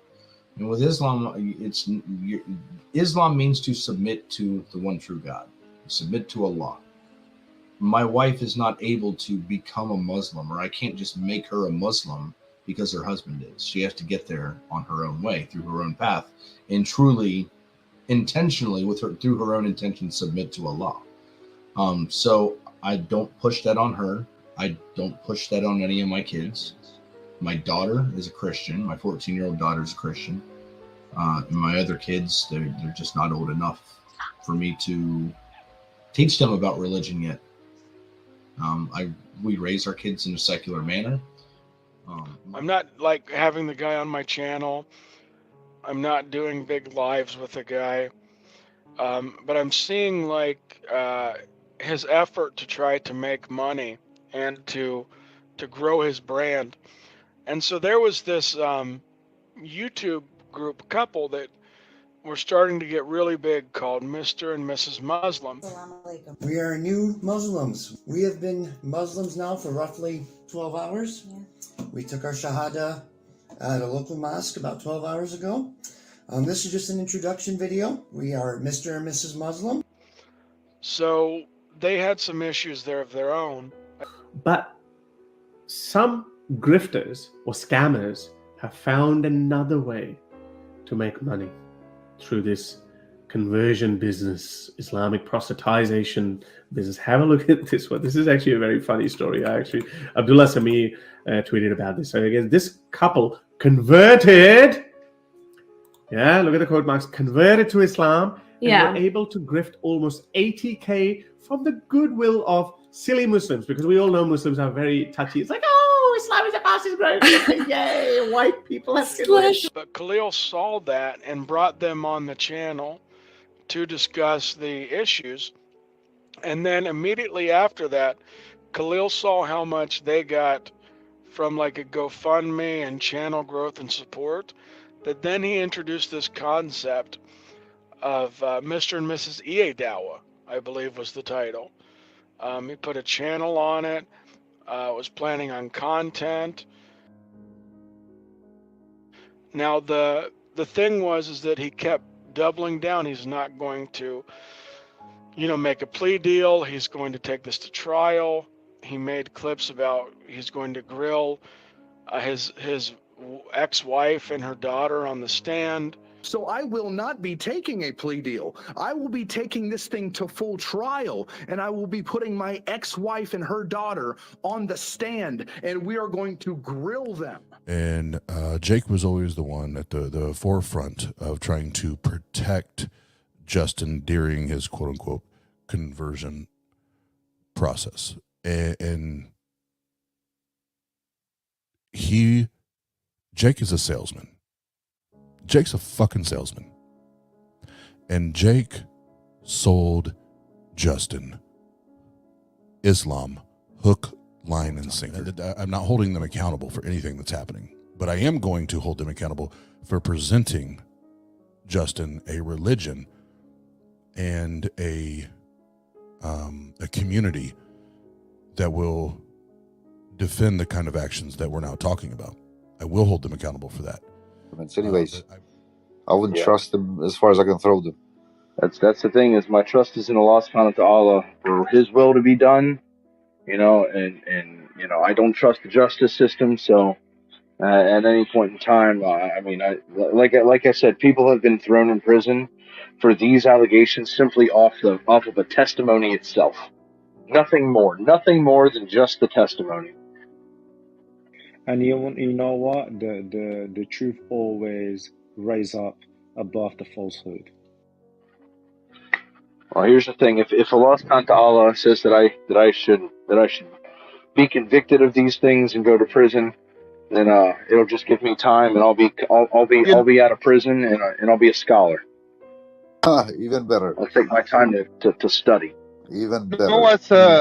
May Allah protect you. They weren't waiting to see like what the evidence would bring, encouraging Khalil Allah to be off the internet, encouraging him to not victim blame. Instead, they were actually like joining in on the victim blaming.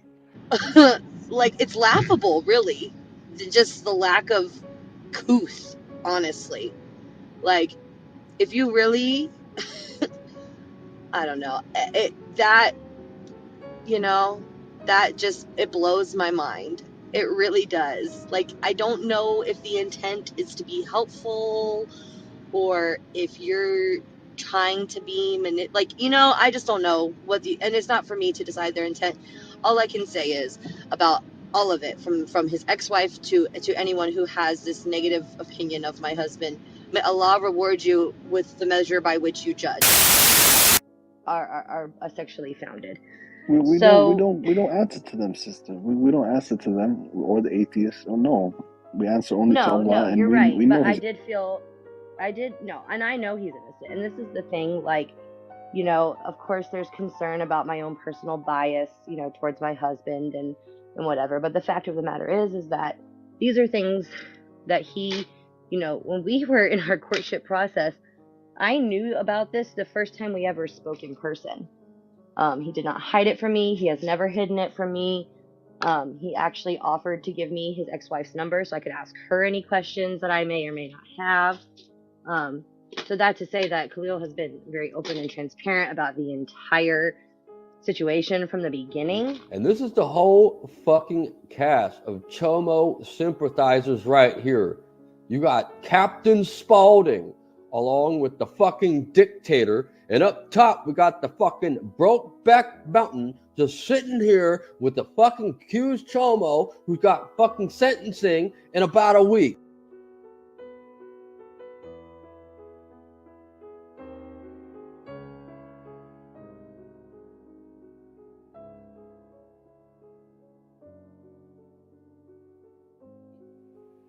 The thing that I think made it incredibly real to me, and just how like devastating it was, like my heart was already pouring out for the victim, but her mom was kind enough to give us more information after Khalil was sentenced.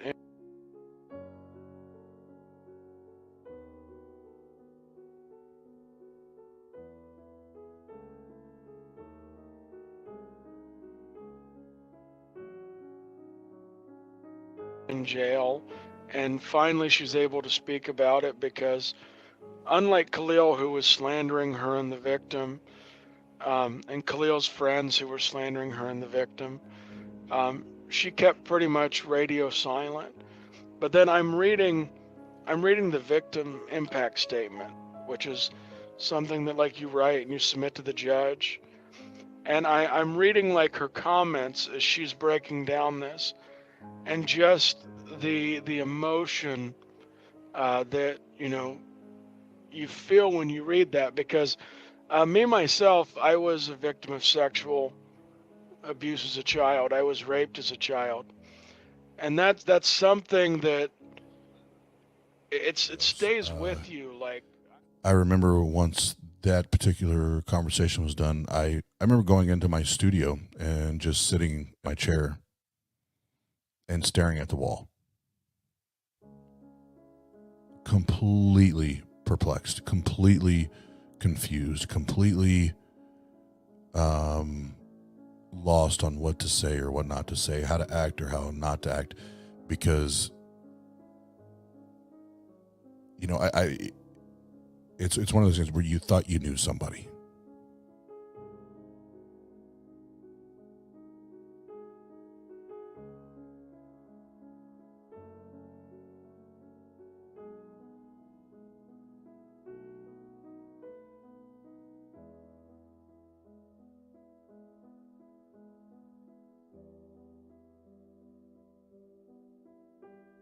I think this whole story needs to be told of how Justin, you know, not only is he a fucking sexual deviant, but he's a guy with a serious mental illness, and this has been exhibited in his rise and fall.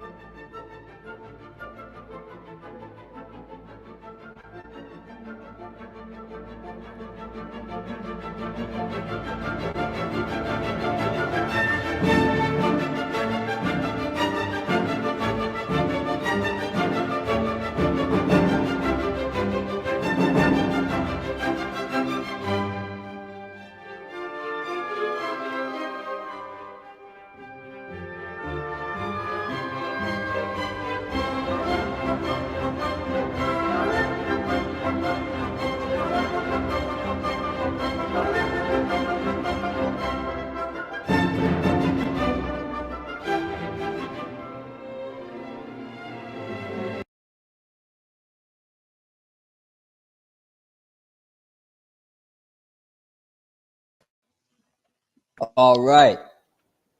That is the rise and fall of Khalil Allah. What does everyone think?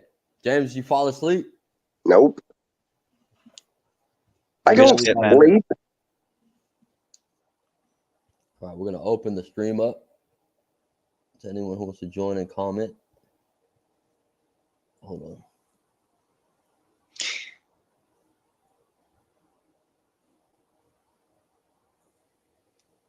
All right, the stream is open. What does everyone think of the movie so after seeing it? Heretic, you want to go first? I think it was pretty well put together. I liked Terciak's interview. It was pretty cool. All the clips of the TAP crew that you had on there. The little zoom on what's his name's face? I can't remember his name right now, but when you zoomed in after he was like, I got an innate desire to be Muslim. Holy fuck, I lost it laughing. How'd you like that? The whole thing was put together really well, though. Not bad, bro. Not bad. So yeah, the link is in the comments. All right. I will be revealing, right, the unlisted link that is the complete movie will be made public after the stream. So anyone can come and watch it if you join late or whatnot. You missed some of it. It will be up on this channel and eventually Oz's channel and Rage's channel. And yeah, I want to thank everybody that was a part of it. With James is Tired, Austin Mills, aka Oz from The Flavor, Ronnie Tate, aka Raging Atheist, Jimmy Lou at the Church of Heretics, and Jason. You're the only one who knows what happened to Jason. Yeah, Seeking Truth channel. Thank you for sending those clips that I couldn't find. You're credited in the movie as well because a lot of your saving of Justin's clips made this thing possible. And if anyone, the link is open. The comments, I have a GoFundMe link. I'm gonna repost that shit, the pin link. But yeah, the GoFundMe. If anyone wants to use footage from my movie, that's perfectly fine. I just ask that you use the victim's GoFundMe along with it, because that's what we intend. We intended to get the GoFundMe to the 15K that she originally set her goal for.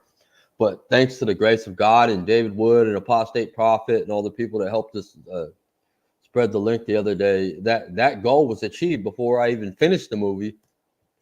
The GoFundMe reached 16,000 on Wednesday, I believe. So she's way over goal, but that's still not enough.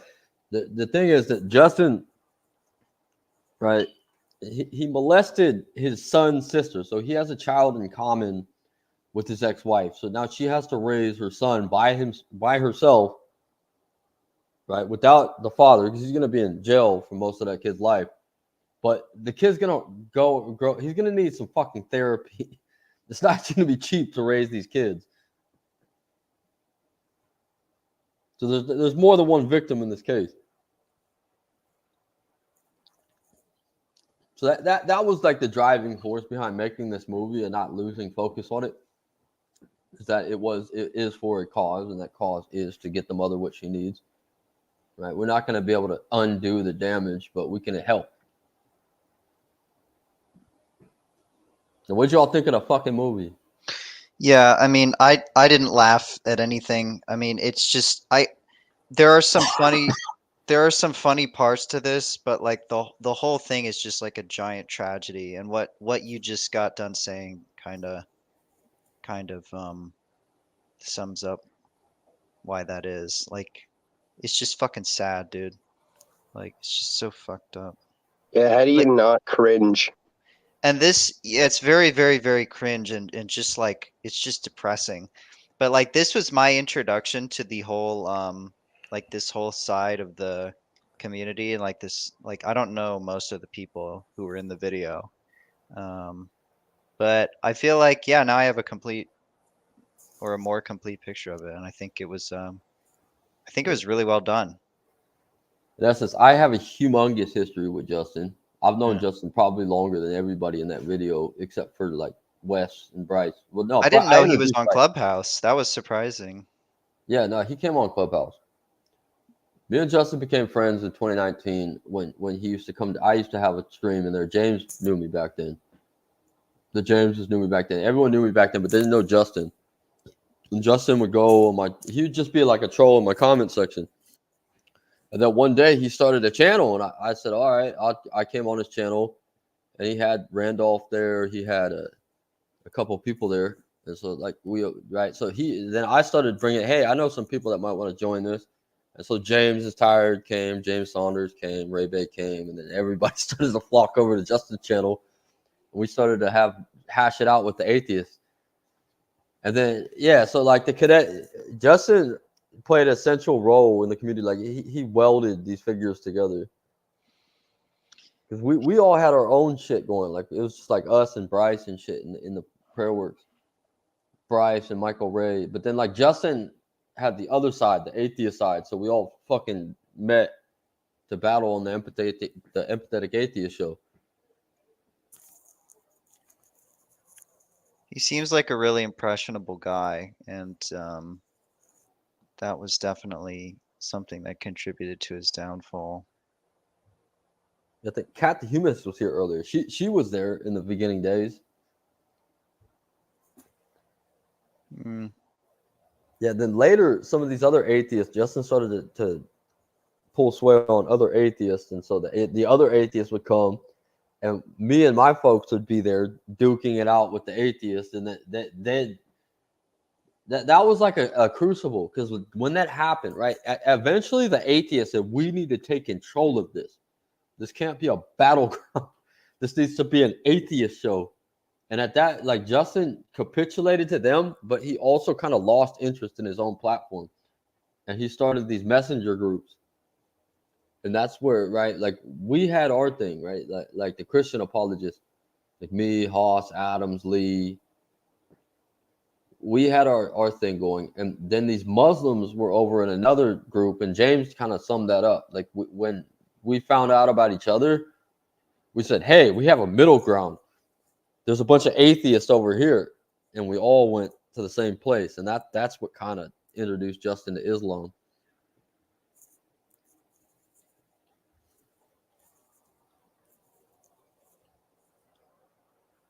You got to try to get Kevin Devine in here. I think he would have a fucking lot to say right now. Well, I sent him a link. Yo. What's cracking, Nathan? Yo. What's good? What's up? Who's that handsome guy in your profile? Oh, this rapper named T.I. Okay. Yeah, the link is open for anybody who wants to join. It's pinned. Yeah, Cutie, just for the record, what you know about that? What do I know about what? Oh, I get it. It's some inside joke. I don't listen to rap music. Well, I used to listen to Brazilian rap.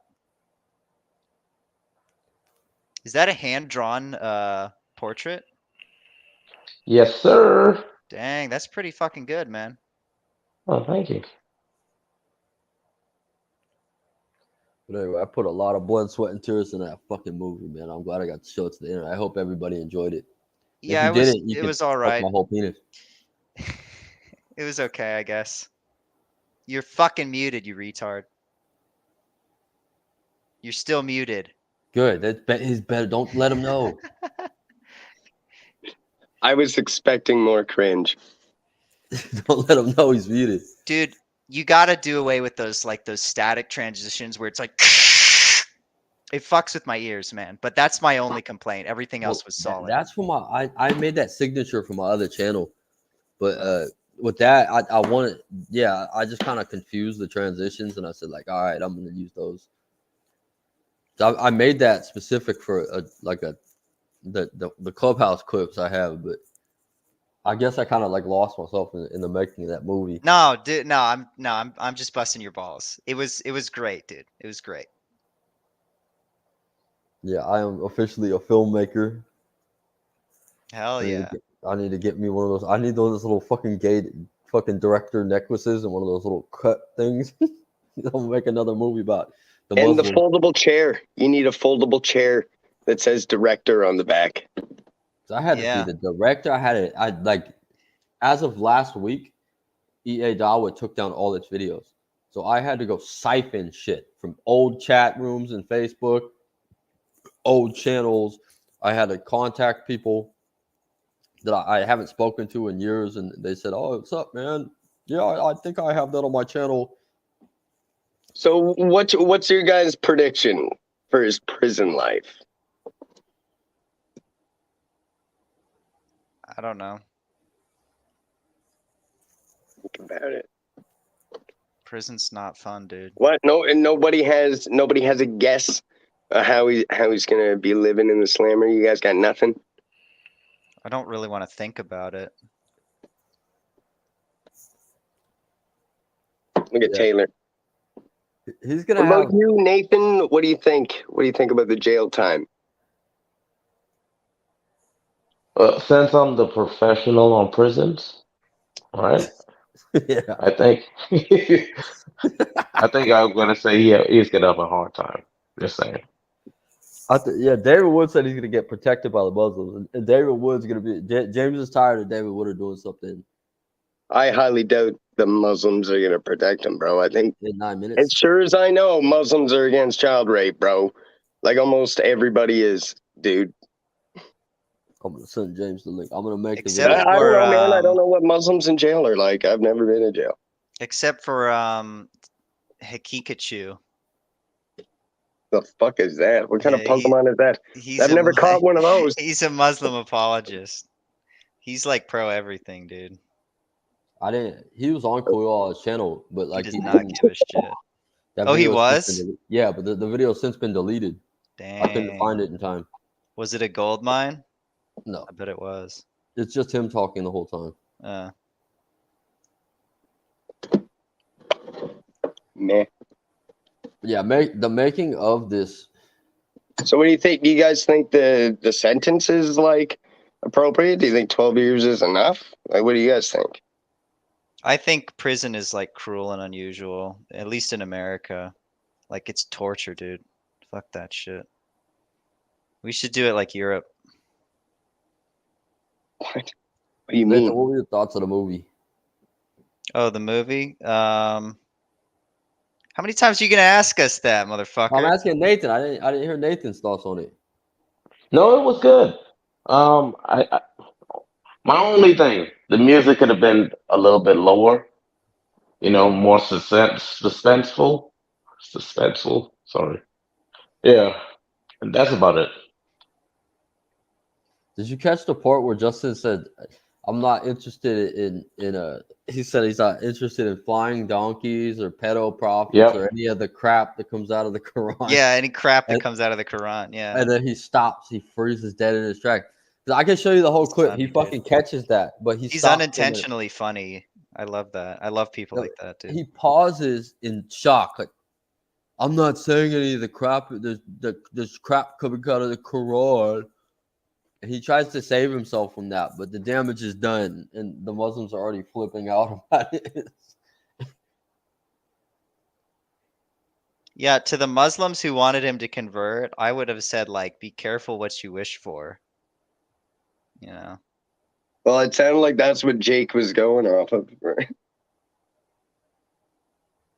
Is he Muslim metaphysician? Sound like he was like, "Fucking have him back. Don't come in my debate circles." Exactly.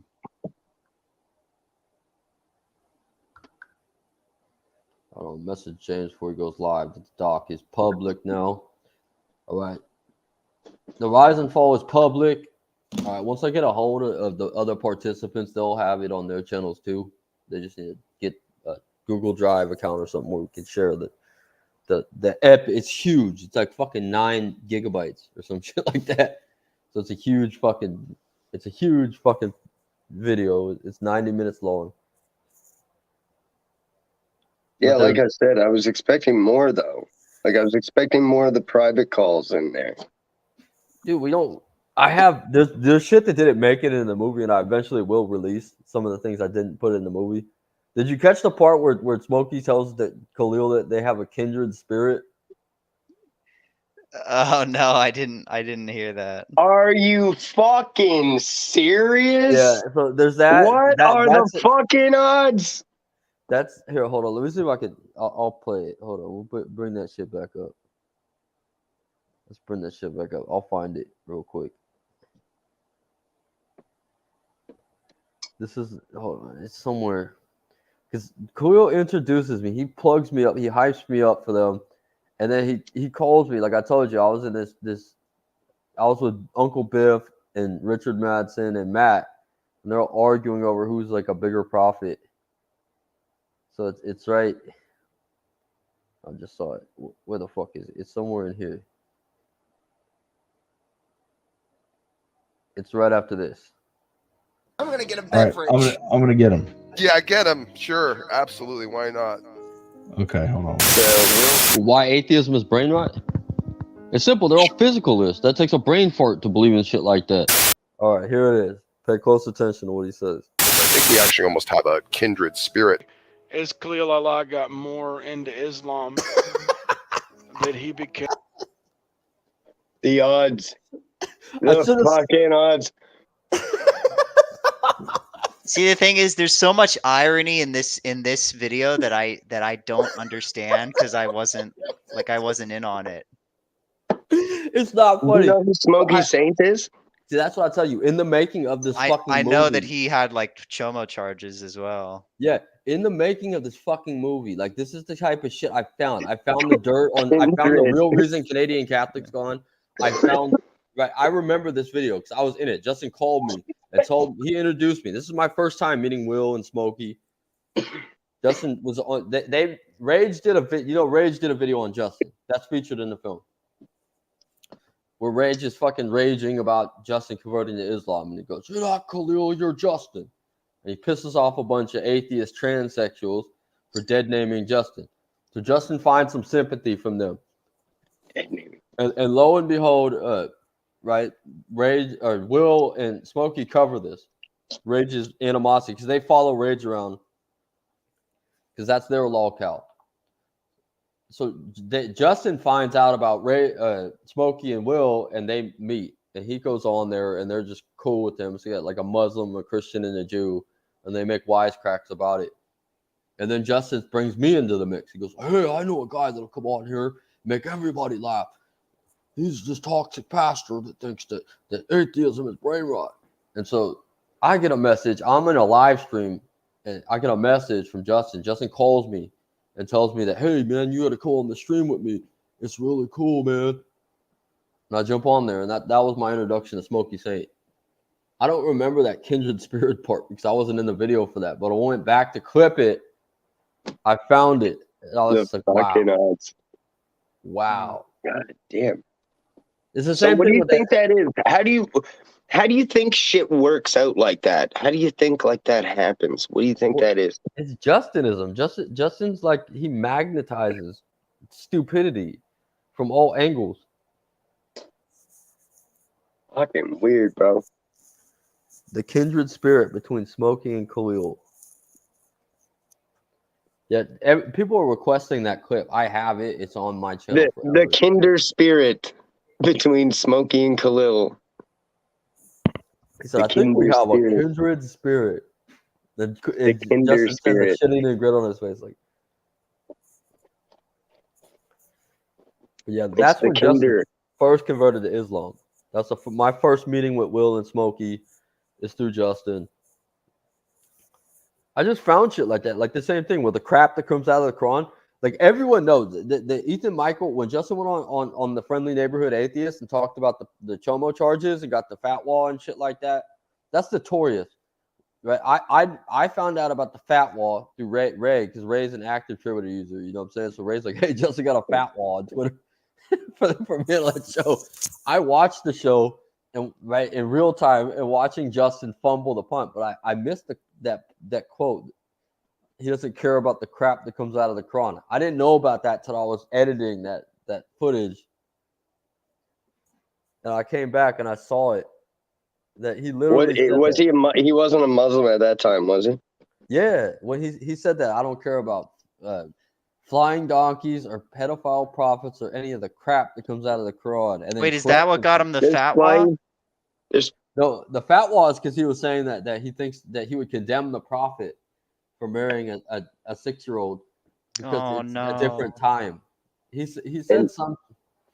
But what happened was he had this shit explained to him by an Islamic sheikh, that Uthman ibn, what's his name? Uthman ibn Farouk. He's a Muslim apologist. Oh, look at him. But that guy came on Justin's show and explained it to him. And he didn't explain anything. He talked out of both sides of his mouth. He says he agrees with it, but there's different opinions about it, but he agrees with it. He believes it, but he doesn't care if it's true. But there's another opinion, but he doesn't care if, right? He believes the real one, but there could possibly be a way, but he doesn't care because the real one's the real one. So Justin had even if Justin was attentive to what the guy was saying, he wouldn't know what to come out of that interview with. So he went on Ethan Michael and agreed to talk about it because he's Justin. He's a fucking Downing-Kruger. He listens to one person talk and he thinks he's an expert, equipped to go into a full-on conversation with something that ridiculous. And sure enough, he says, I'm not making excuses for pedophilia. But, and then goes on to this elaborate, he said like 7 or 8 excuses. Wait, is Dunning-Kruger like when stupid people think they're smart? Yes, it's somebody who's read it, like James, who thinks he's read the Bible and then goes on the internet and tell everybody he's a Bible scholar. Right? He reads I don't do that. I don't say I'm a Bible scholar. No, And that's Joanna. The fact that I'm able to counter modern scholars should be proof that I fucking clearly read my Bible. It's on the top of my stack. You don't read your Bible. You read extracurricular Bible. You read everybody else's interpretation of the Bible. Throw stones at me, bro. I have to fucking whoop that ass. Because you can confuse scholars with what the fuck you're actually saying. What scholars are just parroting everybody else's sermons, going, bah, this is what the Bible means. Bah, this is what the Bible means. Everybody's sharing John MacArthur and R.C. Sproul's sermons like they think they fucking know something. Fucking clowns. Don't read their Bibles. The Bible is the inherent word of God. Inherent, yeah. That's great. Infallible, inherent, inspired. The premises of the logical syllogism needs to be backed by empirical means. This dude full of fucking melodic cocktail of fucking vocabulary words that he did not understand. And you like that the reactions, like I went and I just recorded that, and then I saw Yusuf in the top, like Yosef? So I moved in on that. And the prophet Yosef? No, the Muslim Muhammad Yusuf. No, then Abdul fell asleep in the other one where he's talking about God could be argued for rationally, but he can't be proven rationally. Remember that shit? Where Justin was conceding that all the logical arguments for God were rational, but the proof for God is not rational. And he had this whole fucking word salad about that. And Abdul fell asleep. Abdul was struggling to stay awake for it. Fucking Aquaman? Yeah, Abdul Rahman. That was like the benefit. Like making this movie was very daunting, but it was okay. Wait, hold on. Before we go any further, what does Aquaman think about this? Does Abdul is he like, hey, I don't jive to that scene? What's he think? I haven't spoken to Abdul since Ray died, and I don't think that they would, because Justin put a black eye on Islam. Like that. Like, did you see what happened? Like the conversion was such a fucking difficult. That's like the hardest scene it took to make. I spent most of the whole picture, right? I'd say about 50% of it was on scene 3. The conversion. Do you have to do drugs on the fucking live, James? Yeah, bro, I'm growing some too. What do you think?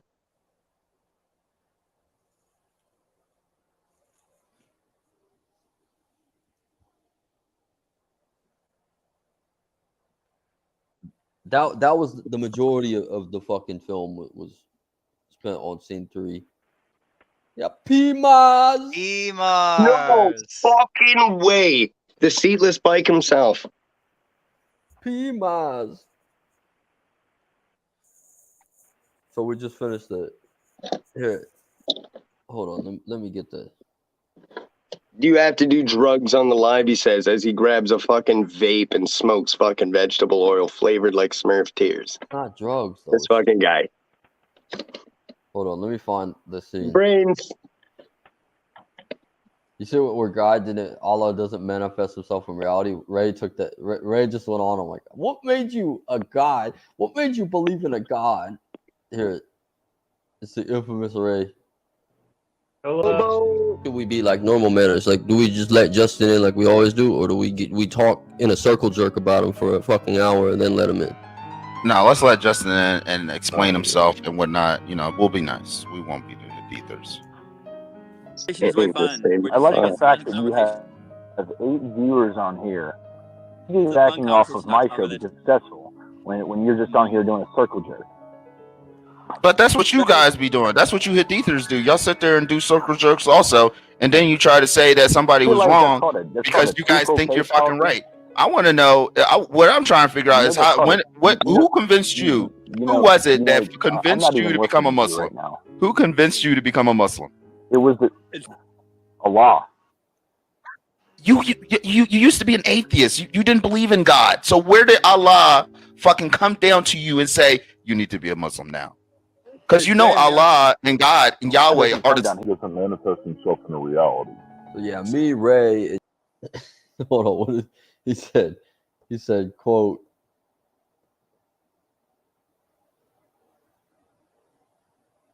Where's the quote?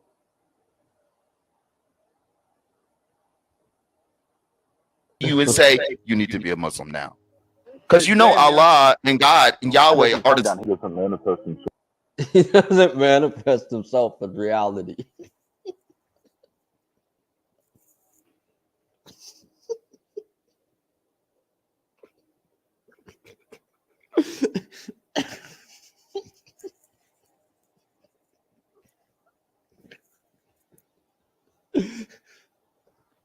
This is what it was like knowing Justin at that time. Who the fuck is messaging me? What do you think of that last statement, E-Bike? Oh shit! It's the Ray bot announcing the video on Discord. I watched your video, and I think Justin might be a pedophile, guys. Oh, gee, duh.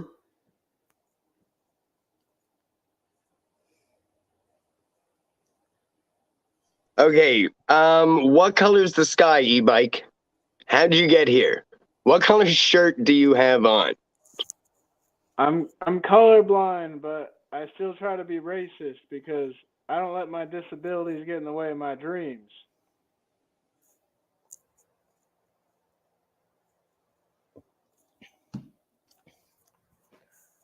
I got a message. It's a fucking Ray bot. It's been so long since I've lived on here that I forgot the Ray bot notification.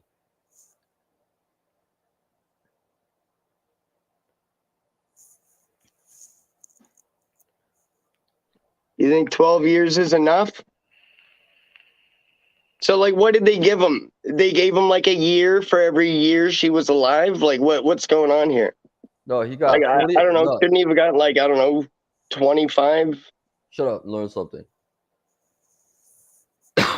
All right, so Justin, for the first count, he got sexual battery against a minor. He got 48 months. The second count, a battery against a minor, a parent or guardian, he got 12 to 16 years, or 8 to 12 years, and he has to serve consecutively. So he will be at a minimum in jail for 12 years, unless he can get his sentence reduced in some fashion. So he has to serve 48 months on the first charge, and then 8 to 12 on the second one. So he could be in jail for 16 years. All right. If he was like, I'll let you guys chop my hands off if you let me go now, would you do it? Do you think he's Cyrus gonna missed the movie. convert? Is he gonna? You think he's gonna become a Christian while he's in jail?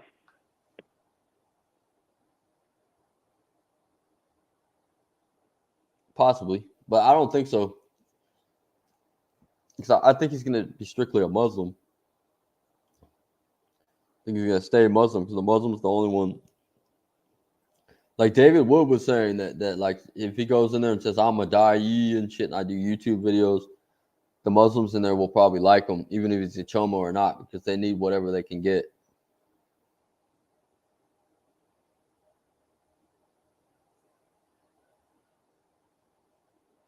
Yeah, I'm gonna send the live. What's the fucking live stream link?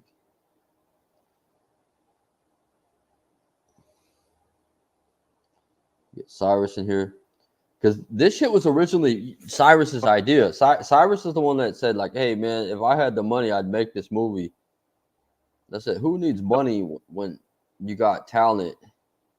The last two YouTube chomos I heard about were Christians, so it's kind of nice to have an atheist Muslim chomo. It kind of brings equilibrium to the force of chomos.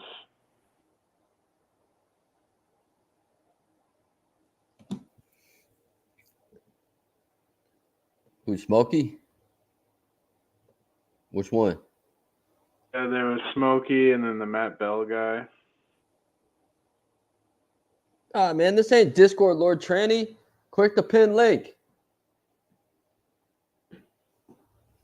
This is a live YouTube. We're on my YouTube channel, my old YouTube channel.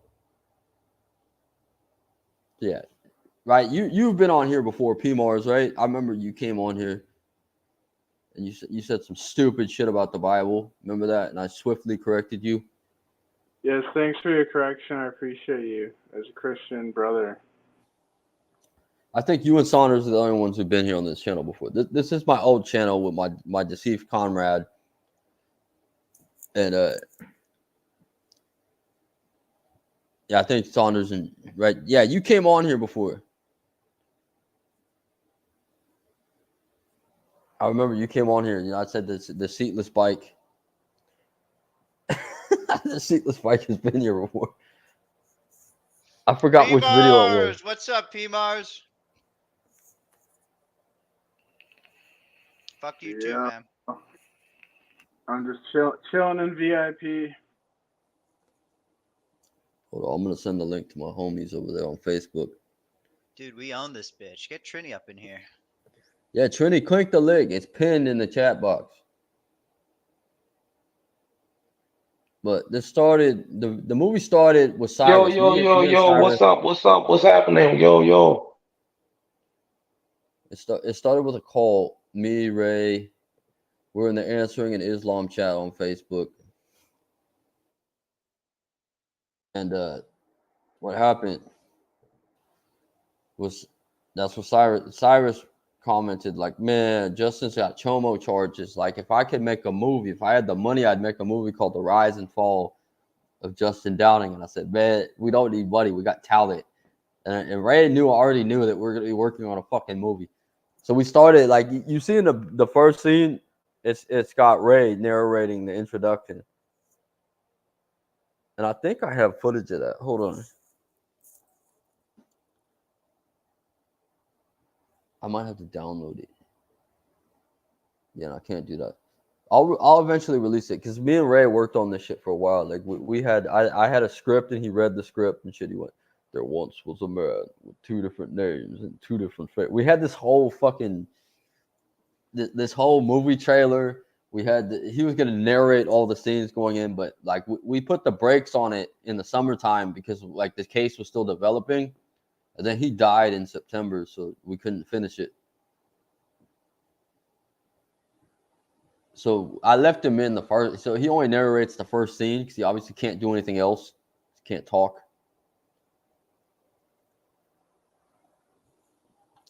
But this was me and Ray's project. So I thought it'd only be right. It would go on me and Ray's channel. Oh, that's sweet.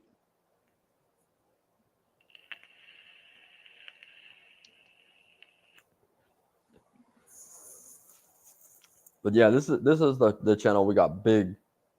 on. We have almost 5K subscribers here. We did a couple of videos that really punched the Muslims, and we punched Khalil. We punched the Muslims. I brought a Quran. Like the Muslims, they come in packs like raccoons. Like I brought I had a guy, this British guy I know named Ziad, and we hyped him up as the hammer of Hadithers.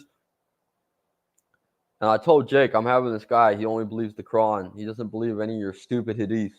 And we egged the Muslims on, and I brought him on for live, and they all came. And that video blew up. Like there's so much hate in that comment. It's ridiculous. But we did that one.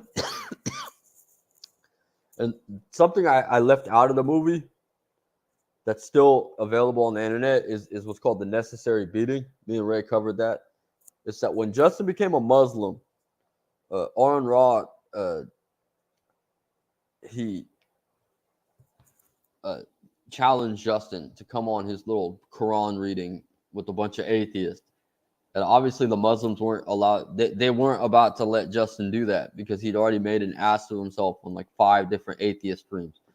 So they said that they'll go, and in exchange that Aaron Ra goes on the Thought Adventure podcast. And that he honored that deal. And me and Ray covered that here on this channel. And I think I do have a video link to that. Hold on, let me get it.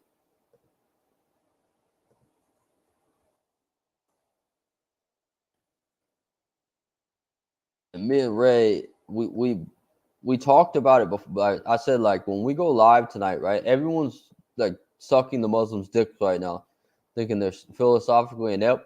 We're just gonna go on there and we're just gonna make fun of them. We're gonna point to all their funny facial expressions, and we're just gonna make Aaron Ra the winner no matter what. Oh, that was that night you were having technical difficulties and you ditched me and Ray Bay on the fucking stream for like what felt like an hour. We were like, where the fuck is this? You remember that shit? Yeah. I can't remember why the fuck you had left and what was going wrong with your computer. All right, I'll see you later. And you better be back at a decent time. I'll see. I'll tell you when I get back. Gentlemen. Oh What's my up? God! What's What's up, up, handsome? ladies? What's up? Yo. Yo. We're up on the Facebook Live, about to put the necessary beating. All right, that's it. I thought that was funny when Sam Shimon was like, "Good luck with your GoFundMe and those charges." Yeah, you know, that shit was hella funny. Said exactly the opposite. I said that just because you don't have a possibility doesn't mean that it's impossible. It just means there's literally no possibility to discuss. Oh, okay. So you're not a hard atheist in the sense that you say a necessary being does not exist. You're just saying I'm that a hard atheist. So you're I'm more a of hard an agnostic. atheist. No, I'm a hard atheist in the sense that I know that God does not exist in the same way, for the same reasons, and to the same degree that I know that leprechauns don't exist. But yeah, what's your base? So, for example, when we talk about Hearts, stars, horseshoes, clovers, and the motherfucking moons, pots of gold and rainbows, red balloons. What's your basis? Why don't you believe in Lucky Charms, Aaron? He came out, was like, "Where's me gold?" Yes. Look at the faces again. Look at the faces again. It was like this. Yeah, go ahead. Prove Lucky Charms, motherfucker. What's your basis for denying leprechauns? Sharif has just been puckering the whole entire time. He is a Jake back to gargoyle mode. Holy fuck. I don't understand. Like, Yeah, Saunders is in there talking absolute. Hold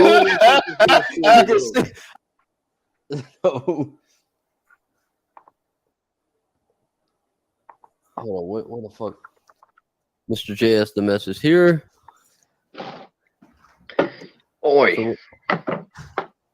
So what's going on is these guys, they're talking about the necessary being, right? 'Cause it's necessary to be, all right? You know, like Ray Bay says, he be what he be. It's necessary to be what you be. All right, and atheists would argue that a hole in the ground wasn't part of their anatomy. No, atheists want to argue about anything. Well, this atheist came to argue something ridiculous, that there was no necessary being. And you all ready to see this? What are your thoughts? What is it? I do have a question. What is the necessary being? It's the thing that caused everything else to happen. Like a leprechaun. Yeah, I think he said something. That's like his that. prophecy. It wasn't good. James.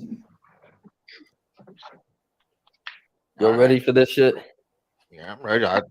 This will be my first time viewing this, so yeah. Yeah, I haven't seen it all. I've seen bits and pieces of it. Oh, it's nasty. That's what I said. You got take the kids out the fucking room, okay? What you're about to see might be disturbing. So you're on a full stomach or some shit like that. No, this is a no-go. This is your last fucking warning. So I'm about to start the video. I heard okay? it. I Right heard from the gate. Here we go. Right from the gate. Whoa, This look at that motherfucker- shirt. Look this at fuck- that shirt. I love This that. motherfucker walked in to the fucking Tap podcast with a fucking shirt that says, what does it say? How do we zoom in on this shit? It says, there is no God but Allah. Just kidding. There is no God. This motherfucker walking on 3 Muslims like, Right, well, the debate's over. right through the door. Right. Debate's over. He won already, obviously. Right? So that's what that means? He wins? You got Jake looking like he's seen a fucking ghost. You don't see this shit? Look at these faces. Is that Hold a on, Trump hat? Is he wearing a Make America Great Hold on, Again let me see if I can. Let me see. Can I pull the whole screen up? Hold on. Look at these fucking faces. What is this? The This Muslim motherfucker got the like what? And these all these motherfuckers are mortified by his presence alone. Whoa, I've never seen Aquaman without a beard. This is weird. Just mortified. Look at Jake, man. He's fucking. I can see he's got a little silhouette of Aaron in his eyes, like fear. Well, look at this. You got Aaron let's Rock go. here. We The ain't even stature. ready yet, man. The picture. What the paint fuck is a all metaphysician? You got Aaron Raw, the stature and epitome of human health and wellness, and then you got these 3 guys. Yeah, right. Exactly. It's already unequal playing fields here. Head and shoulders. 3 against 1. Yep. This is what why do Muslims do this? Why this is like liberals ganging up on a conservative right now. Like, and I'm still trying to figure out what the hell is a Muslim metaphysician. He's just jaking his MAGA hat. Yeah, right. Is Is that that MAGA hat on? Is what it is. why does everyone want to mock and jock the style of MAGA, but hate it at the same fucking time? That's the one thing I never could understand. Aaron definitely won. Maybe off it that says basis it alone. might zoom on Jake's hat here because I feel like we already how. have. I feel like we already have If you're a contrast between the bigger dick contest with the letters on the hat and the letters on the shirt. I'm guessing, does Jake's hat say "Make America Pray Again"? No, it says the Muslim metaphysician. It says "Make America Gay Again." Says "Make America Muslim." You can see just Aaron's presence got jihad the guy again. fucking trembling. Look at Make him. America jihad again. Watch when where's the coffee cup? Dude, in this video, we just freeze them in awkward positions and just make fun of how they look and Turn just up your volume. destroy them. We don't pay attention Well, to we them already- at all. And we caught the ire of the Muslims so much. Hold on. We caught the ire. Here, I got another one. We caught the ire of the Muslims so much that we got this. We made friends with Aaron Raw. He asked if he could come on our program. So we brought Aaron Raw here, and I titled it "The Long Arm of the Raw Man." Along with me, we have David the Ray and the man, the myth, the legend, Aaron Raw. Yeah. Oh, thank you very much, Ken. How you doing today, Steve? Did you say how we're doing? Yeah, how you doing tonight? Oh yeah, I'm doing all right. I'm doing better than normal. So tell us a little bit about yourself. How did you get into what you do?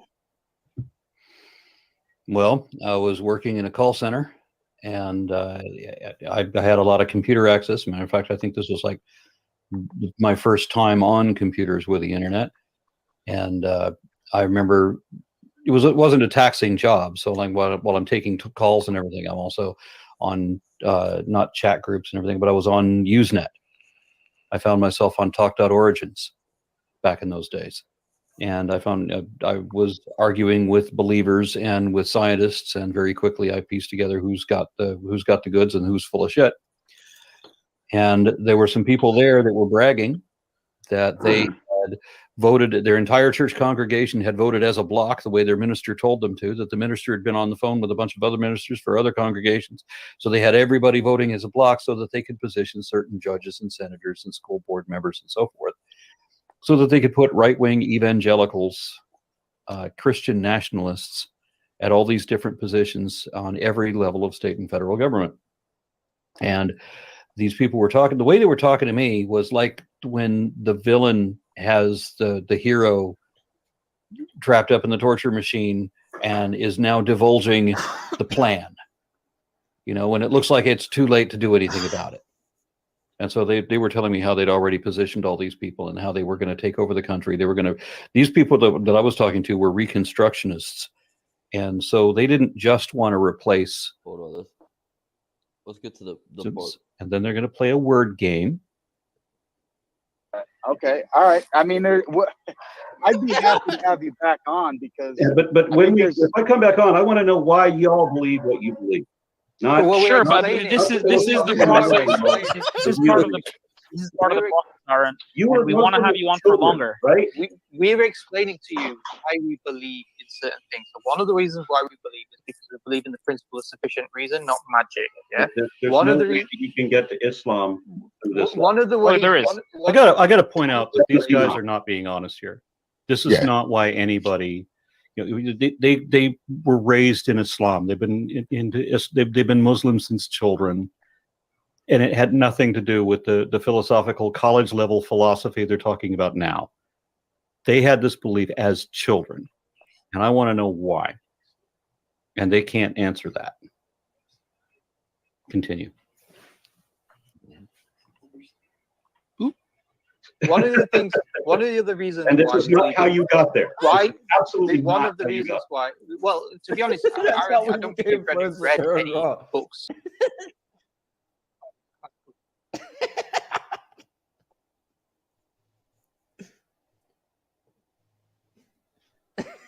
I also wanted to point out, and I completely forgot to, I wanted to point out that these are all people living in like the Americas.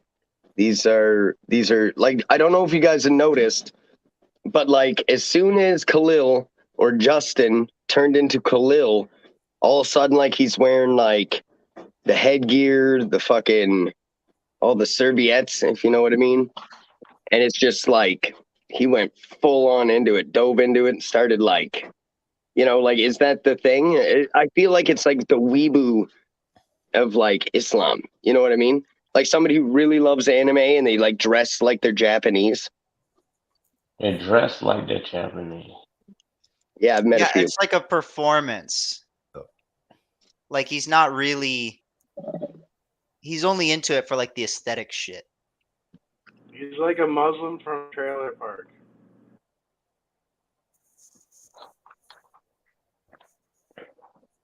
Muslim Mr. Dress Up. Is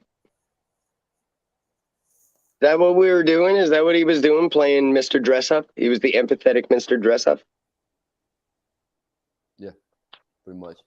But see, we like James, we orchestrated that whole thing. Like everyone was talking about Aaron Raw went on the top podcast and metaphor. He's philosophically inept. He didn't have any kind of reasoning skills. He didn't have any kind of philosophical backing or knowledge. And then me and Ray did our video and said, "Hey, we got a review of the Tap podcast tonight on Debate the Fact," and we just started from the gate, just talking shit about how they look. Right? And when you watch it in its entirety, you can see how full of shit. Like, dude, Aaron Ra doesn't give a fuck. He doesn't care. He's so atheist. Like, he started Reddit atheism before Reddit existed. And I vaguely remember me and Ray Bay running out of ideas. Like, we were like, I don't know what the fuck, what else to say, man. Where's Taylor? You like pieced out. You still haven't explained where the fuck you went that night. No, but these fools are challenging. So who doesn't give a flying fuck about philosophy? Doesn't give a flying fuck about the reason. He's fucking so reprobate atheist. He has snakes in every place in his house and shit. He has like 20 snakes all over. He's got everything demonic you can have. His whole house looked like a fucking Dracula dungeon. How's a snake demonic? He's a Laverian Satanist. He does not give a fuck what these Muslims think. He's not Bertram Russell or anything like that. So it's 3 fucking Muslims challenging the fucking meme of atheism to a debate. So it's obviously going to be fucking hilarious. And that's how we made friends with Aaron Ra, because he watched our video, he laughed, and he messaged me saying, "You want to come on my show?" And after that, we became in contact. So I'm like, I later asked him for a drinking contest, and we had a drinking contest, and he got really drunk and stayed for like 4 hours.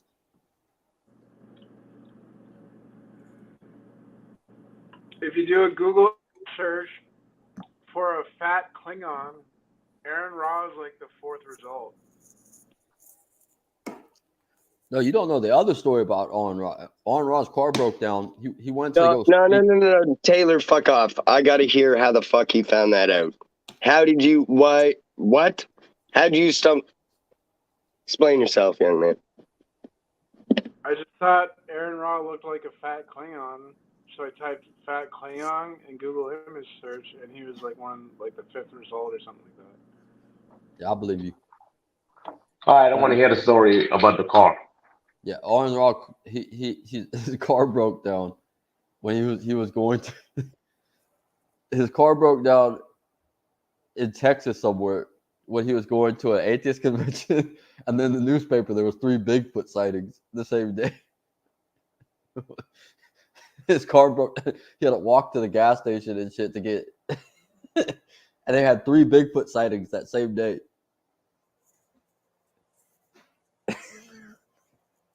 Shit, he's not joking. Yeah. No, it's not. I'm not joking. That fucker, the atheist dude, Peter DeTucker, he told me that, and I didn't believe him. But then I seen the articles in the newspaper. What's that idiot doing these days? Oh my god. There were 3 Bigfoot sightings. It was just Aaron Ra walking to the gas station. Another fucking winner at life right there, Peter DeFucking-Tucker.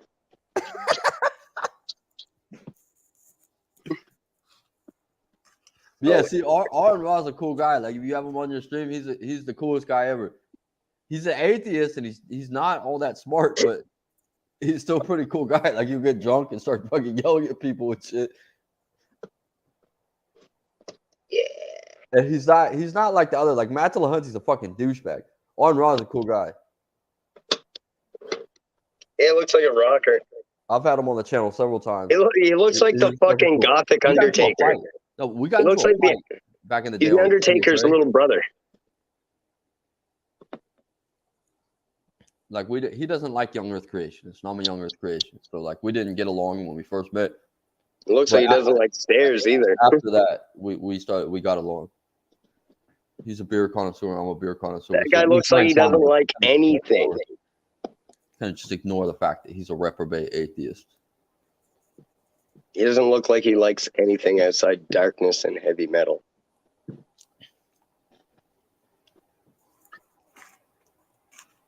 Where'd P-Mars go? They all left. They can't figure out their internet connectivity. Interesting. You should get fiber up. Oh. But yeah, you were. I remember when Saunders pushed out for the necessary beating. We did that, and the Muslims were so like, dude. We did this video about how Aaron Raw won the debate, and the Muslims were so fucking upset about everything we said that there was backlash in the chat against me and Ray. And so like, oh man, what did we do? And we're like, I'm sorry guys, we didn't mean to hurt your feelings and shit. So we do another video, a follow-up video about their other video about the fucking winning the debate, and we fucking criticized that one. And Saunders doesn't show up because he's too much of a fucking pussy to offend Muslims. Well, I don't know, bro. It just seemed to be a reoccurring theme. And I was just like, bro, it's getting boring. Like, yeah, sure, let's move on to something else. And like nobody wanted to. It was like a bad mushroom trip. I was like, how come nobody wants to go on an adventure? You guys all wanted to hang around the Tim Hortons like weirdos. It was bugging me. I was like, fuck this. I'm going to go do my own thing. I regret it, though. I fucking miss Ray Bay. Yeah, I do too. This channel dead. Without him, I don't even know what to do with the channel anymore. So I set up my own shit.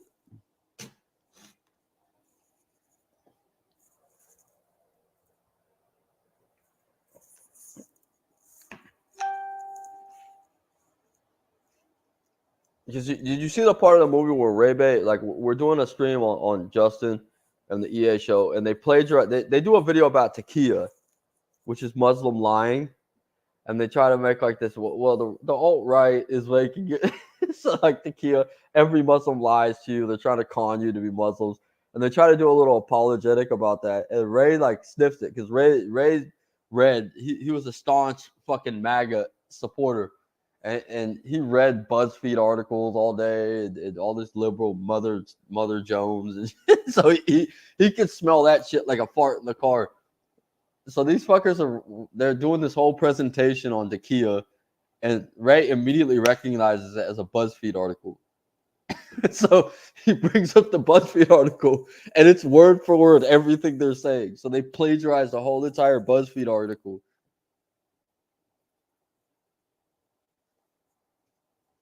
I remember when you guys were doing that. I just don't remember everything that took place. But did you catch that in the movie, Cutie Pie?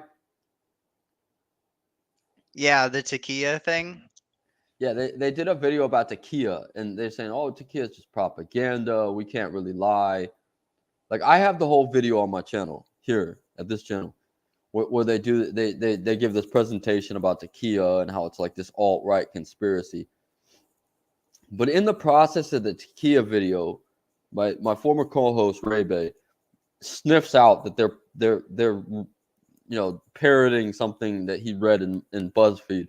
And we pull up the BuzzFeed and we find all the memes, the word for word description of everything they're saying. They plagiarized the whole fucking article and present it, and everyone, they're all saying, "Mashallah, thank you, Hanif, for bringing us." They don't credit the source, and the Muslims admitted to this. Like we literally stopped the video so we could go start shit in the chats after it. And the Muslims admit, like, "Hey, I didn't think that right. I did get that from BuzzFeed, and whatnot." But Justin goes to the video and says, "You guys are fucking idiots. We quoted the source." And he changed the description of the video. Now I remember. Yeah. I remember that. But James knew better than that. James took screenshots of the fucking description. There's no fucking link to the article in there. But the Muslims were admitting, like, yeah, we did take that from BuzzFeed. We did, but we're not like scholars. And I'm not turning in a paper. But Justin tried to play it off like, no, we did have the source in there the whole time. So Justin made them all look like idiots. And then Hatman fucking messaged me. I have a private message from Hatman telling me, dude, don't blame Hanif for this. Blame me. It's my fault. Right? He's an old guy. Just take it out on me. And I said, you know what, dude? I'm going to make this shit private. It was private until like 2 days ago. Because he came and begged me not to fucking play that shit anymore. I love Hanif, man. Muhammad Hanif is a fucking good man. Hanif and Hatem they're not bad people. and had him message me with this like, dude, just take it out on me, man. Don't take it out on Henny. And I'm like, all right. So I'm like, we usually just make fun of Justin, but you guys kind of found yourself in the mix that night. So I made that video was private up until I made this move. Like the other, couple days ago, I made it public. Because none of them, like, if they come out against Chomo Justin, then I'll make it private again. Yeah, did you unfriend him and unfollow him and shit? No, they did that to me because we were just getting so much out of that show, that little exploring arguments. When we were covering that, like we were getting so many fucking laughs and funny moments that they just said, fuck these guys. They're fucking Islamophobe. They pretend to be our friends in the chat. They make fun of us. Well, that's what Jake was saying, what he said. Yeah, exactly. They just pretend to like us in the chat, and then they make fun of us on the internet.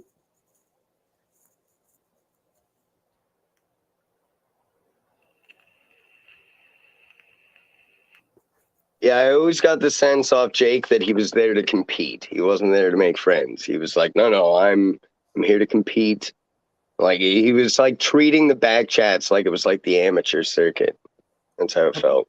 Even Eunice, we go back with like pretty far. Like before Jake, before all of them, we knew Eunice. Eunice was the only Muslim dude, and like everyone took their chance to run up and punch Eunice. Like boom, boom. And he came back. So we're like, all right, Eunice is a cool guy. He could take a hit. Right? So we're all fucking cool with Eunice. We just ignore him. Let Eunice, you do your thing. We'll do ours. And we all fucking game recognize game. But Eunice even gets on that bandwagon with all the other, like when Eunice was by himself, he was like the coolest Muslim ever. Right? He didn't give a fuck about what we said about him. He just did his own fucking thing. But then when the other Muslims got involved, all of a sudden he had this pressure. You see what I mean? Yeah, I remember when the fucking UN was meeting in Pakistan over Kashmir. And there was a 2-week blackout scheduled, internet blackout. And it turned into like 3 or 4 months, so we didn't hear about him. And I got a hold of Vin. I was like, hey, did you notice how it's been like 3 or 4 months since we heard about this fucking... We're all worried about Eunice. We all miss Eunice. We all worry, right? We all recognize Eunice. Like, but Eunice got one punch from everybody, and everyone all of a sudden respected Eunice. Like, we're like, okay, yeah, like, don't fuck with Muhammad Eunice. Eunice fucking challenges the atheists one by one. He's doing the same thing we're doing, essentially. He's just a fucking weirdo. But that's what I'm saying. I wouldn't call him a weirdo. I'd call him like a bimbo. He's like the blonde of the group. He's like Miss Cecilia girl. No, but with just having one Muslim with a bunch of Christians, eventually the Christians start to like the Muslim. But when it's the Muslims together, they become something different. They peer pressure each other. And that's what, like with Eunice, like I haven't spoken to Eunice since forever. I used to speak to Eunice regularly. Eunice used to be in my chats. He's on, like, remember my early shit before StreamYard?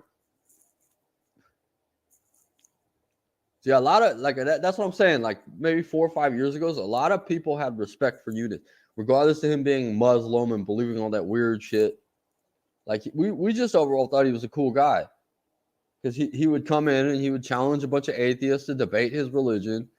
And even though, right, he didn't make a lot of sense, he had that drive to keep coming back and doing it. So you eventually gain a respect for the guy. Like, hey, this guy's going to keep coming back. He's as sure as you're born, he'll be on live the next night. Did you see the video where he stopped on the frozen river to sing a song? Yeah. Yeah, I've seen it. Yeah. But even Eunice, right? After all the years I go back with Eunice, way back, like 6-7 years. After that Takia video, Eunice dips off of Justin's show, doesn't talk to anybody ever again. Doesn't talk to Vin, doesn't talk to any Christian again.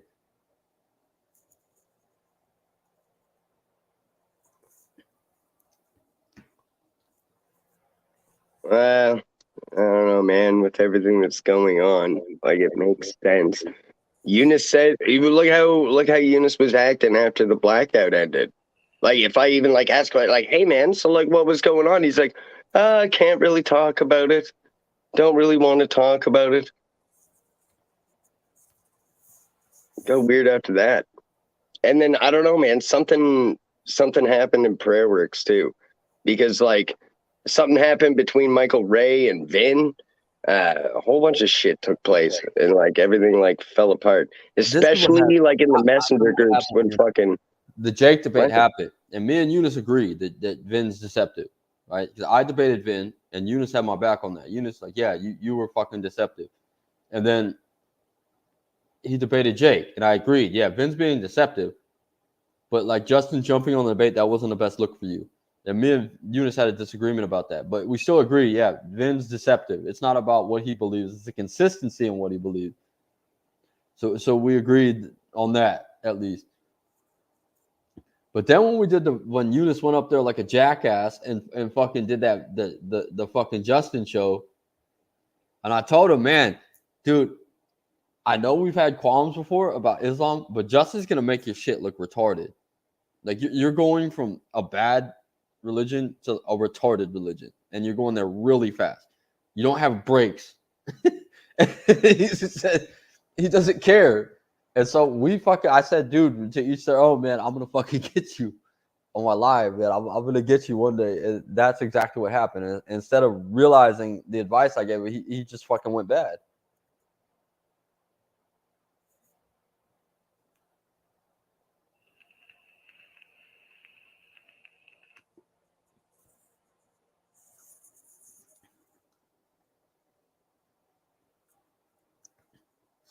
I don't want to think I'm an Islamophobe because I have a bunch of Muslim friends, especially some that watch this channel. But like, yeah, there's some fucking shit going on in Islam that they do use social pressure to manipulate people, and that's exactly what happened with Muhammad Yunus. What do you mean? Dude, He's Muhammad, fine. He's still. He used to be a he's still token super- Muslim. Like he was accepted. Like eventually, right? Like James, 4 years ago, do you think that any one of us, like me, you, Johnny, Matt, would have spoken bad about Muhammad being the only Muslim in the group? No. You see what I'm saying? No. You see what I'm saying? Because we'd all had our chance to go punch his little religion, and then he took it like a man. And so like we go, all right, you can hang with us. But like in the other way around, if it was the other way around, if you were the only Christian in the group with Muslims, you think that would fly? I don't know. But also Eunice kind of switched over to philosophy. Like he went like super philosophical and stepped away from the religious or the Christian Muslim debate, and he seemed to chase like he was buying like philosophy books and he's getting into philosophy. So I think that's another direction that maybe where he went wrong. Well, not went wrong, but like where he went for a change. No, Possibly. I eventually recognized the game of Eunice because Eunice would sit there and he'd go, I got Richard Dawkins' book. Very contradictions. Let me read it. And the atheists would be going nuts, and we'd all be watching that shit. We'd all be watching Eunice.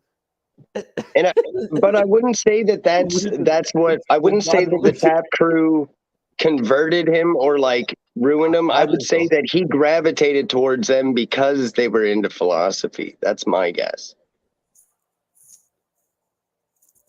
I remember in atheists, it's atheists versus Christians, and there's a Muslim guy in there, right?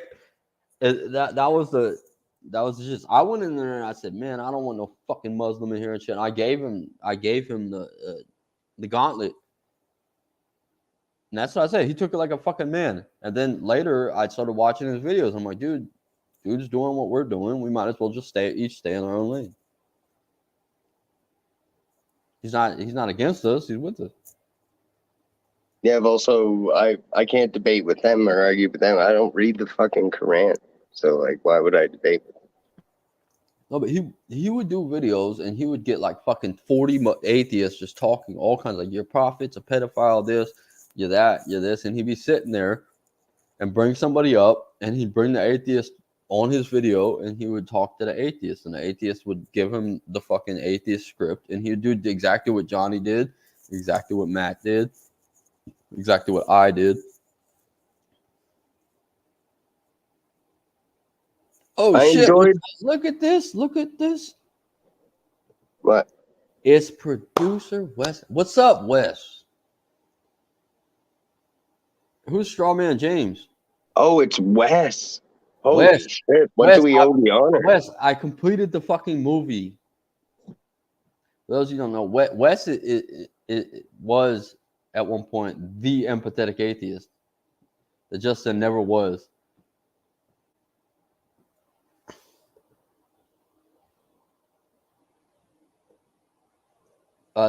Who's Strawman James? You talking about James is tired? Steelman James Gibson. Strawman James. Hey Wes, I made a full movie about. When have I ever done a straw man? Yeah, this James. But Wes, I just released the movie about Justin. It's in the comments. You're mentioned in there a couple times. I think you show up like once in the beginning. But yeah, it's available. I'm gonna post a link right now. Actually, I did mistake Johnny Haas the first time I met him on live feed. I'd mistaken him for Teflon Don, or the guy that went by Teflon Don, and I was like, it only dawned on me like 20 minutes into the convo, and I was like, this is not who I thought I was talking to. Like, oh shit. Wes, what were your opinions of the movie? Yeah, for those of you who don't know, Wes was the original producer of the Empathetic Atheist show. That's why he's mentioned in the documentary several times. He only makes one camera appearance in the first episode. Doesn't say much because he's kind of a quiet guy. Yeah, I think he said he's seen it already. But looking back, like I even thought about that. Like when Wes and him parted ways, I was like, I wonder if that had anything to do with that. Because like Wes seemed to be very sheepish around it. Like, I'm not going to be talking to that guy anymore. Kind of like, I don't know, man. It was weird. The whole thing, kind of looking back, hindsight, I'm like, fucking weird.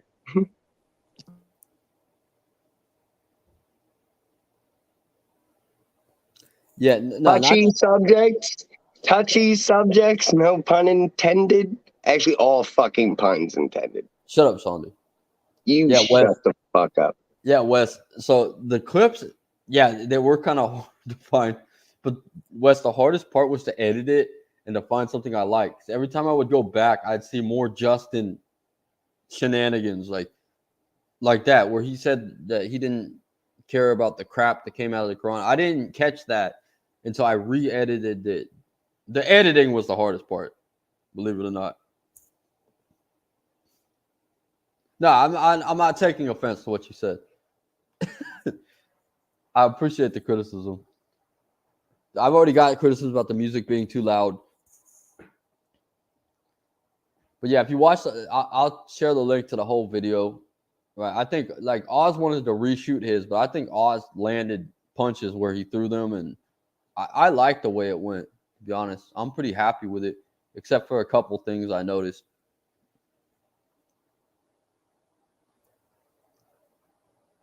But yeah, so Wes, we all think that Wes was the empathetic atheist, and Justin was just a character. Justin was just a front.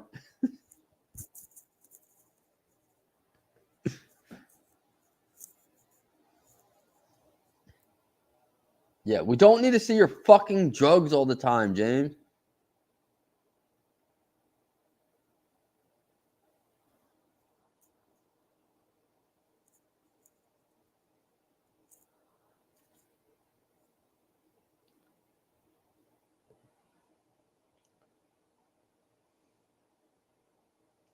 Yeah, I contacted you a year ago. I contacted Wes a year ago, told him I was making this movie, and it's been a year. But hey, Wes, the good news is that Jazz Downing's GoFundMe broke threshold before I even dropped the movie. Thanks to Apostate Prophet and David Wood and several other prominent YouTubers that were gracious enough to share the link. So there is a success, regardless of the movie being shit.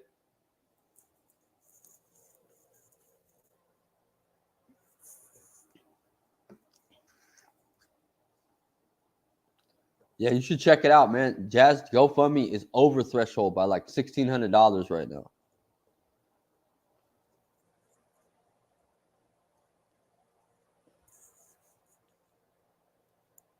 But yeah, everybody, Wes Sturdivant was, like Justin mentions, Wes Sturdivant in the beginning of the movie. That this was his producer. This is I met him and Justin on the Empathetic Atheist show together. We've talked in the backstage several times. He's a very nice guy. He doesn't like to fight or do anything.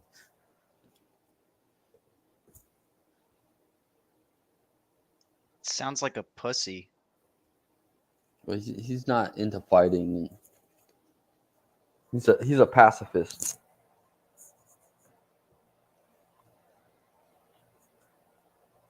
But see, I think like the idea of the Empathetic Atheist was Justin and Wes kind of stayed behind the scenes and did the production. That's why he's producer Wes, because he produces. He's a producer. Never once had a problem with Wes. Did he produce for EA Dawa? No. That's why I kind of covered that in the movie. EA Dawa is the culmination of Justin losing or being given the reins to his show back. Because at first, this was like Justin converts to Islam. And like Bryce said it the best, that he drip. He didn't bring it out forthright. Like I knew, Oz knew, and a few people like Wes knew. And we knew because we knew Justin. We spoke to him every day. But like the followers didn't know, and Justin didn't just go, "I'm a Muslim." He dripped it out. Like he wanted to keep. He was like on the fence of how to do the show, and that's kind of what happened. See, there's outtake. I didn't include Wes the part where Bryce kind of predicted that Justin would go over the edge with his Islam. But I'm gonna release an outtake reel, and there's a bunch of things like that in it, like where Bryce predicts what's gonna happen. With Justin and his over-the-top view of it, his extremism. And then there's there's a couple of outtakes I couldn't find a place for in the movie. I'll release at a later date.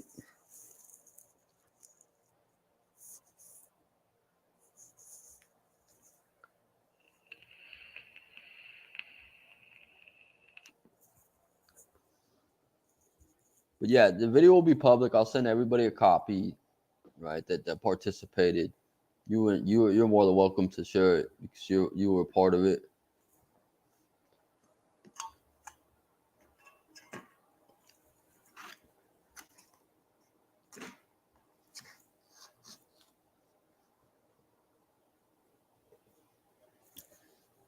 And then Oz Tart, I sent all the cast. We're supposed to do a cast party.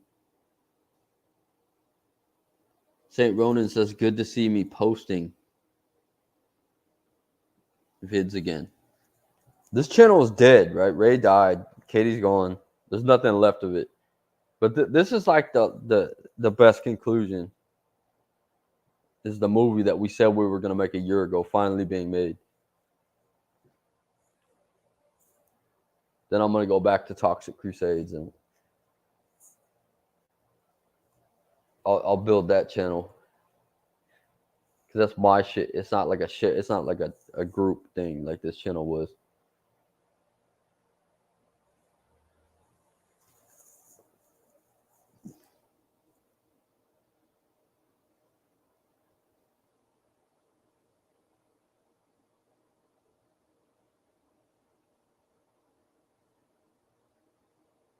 Yeah, for sure. I'll send you one on Facebook. Wes, thank you for dropping by. So yeah, Wes was the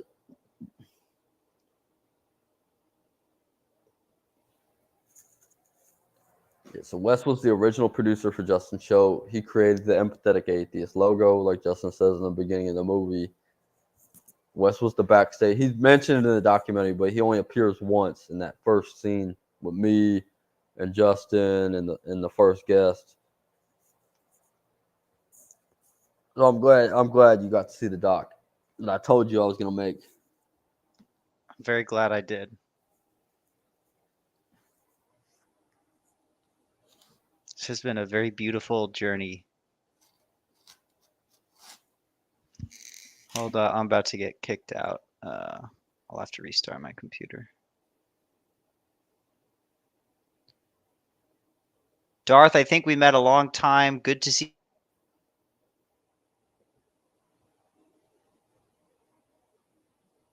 Yep, Cutie froze. Cutie's frozen in animation. I'm gonna go get a beer. Saunders, why don't you entertain the audience with more drugs?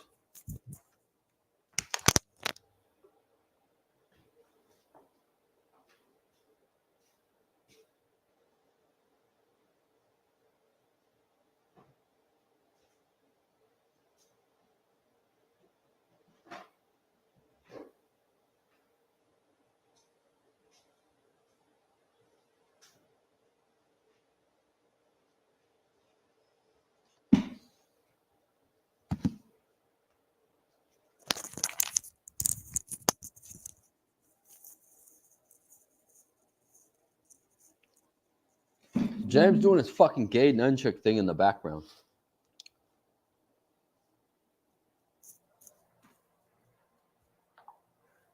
Saints Row is messaging me. Combo.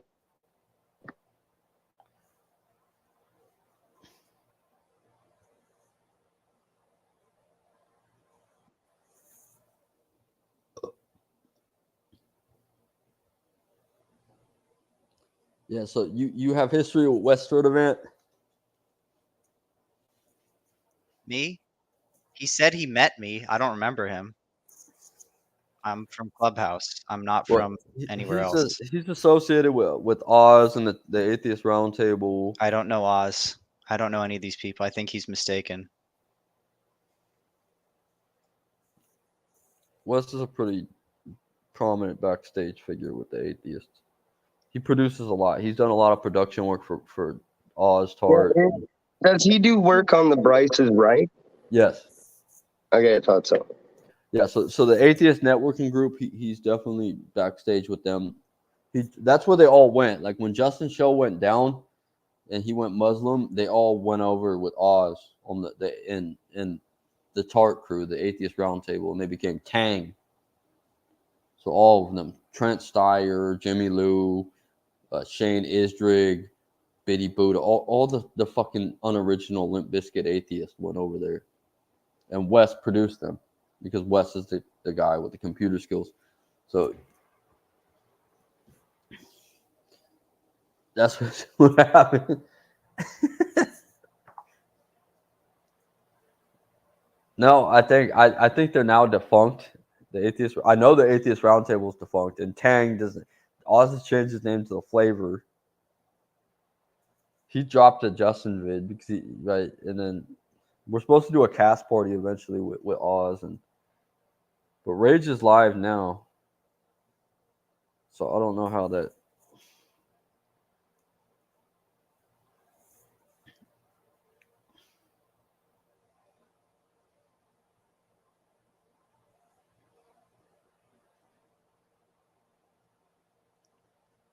But yeah, Wes says he thinks he's met you before. Ask him where. I might remember.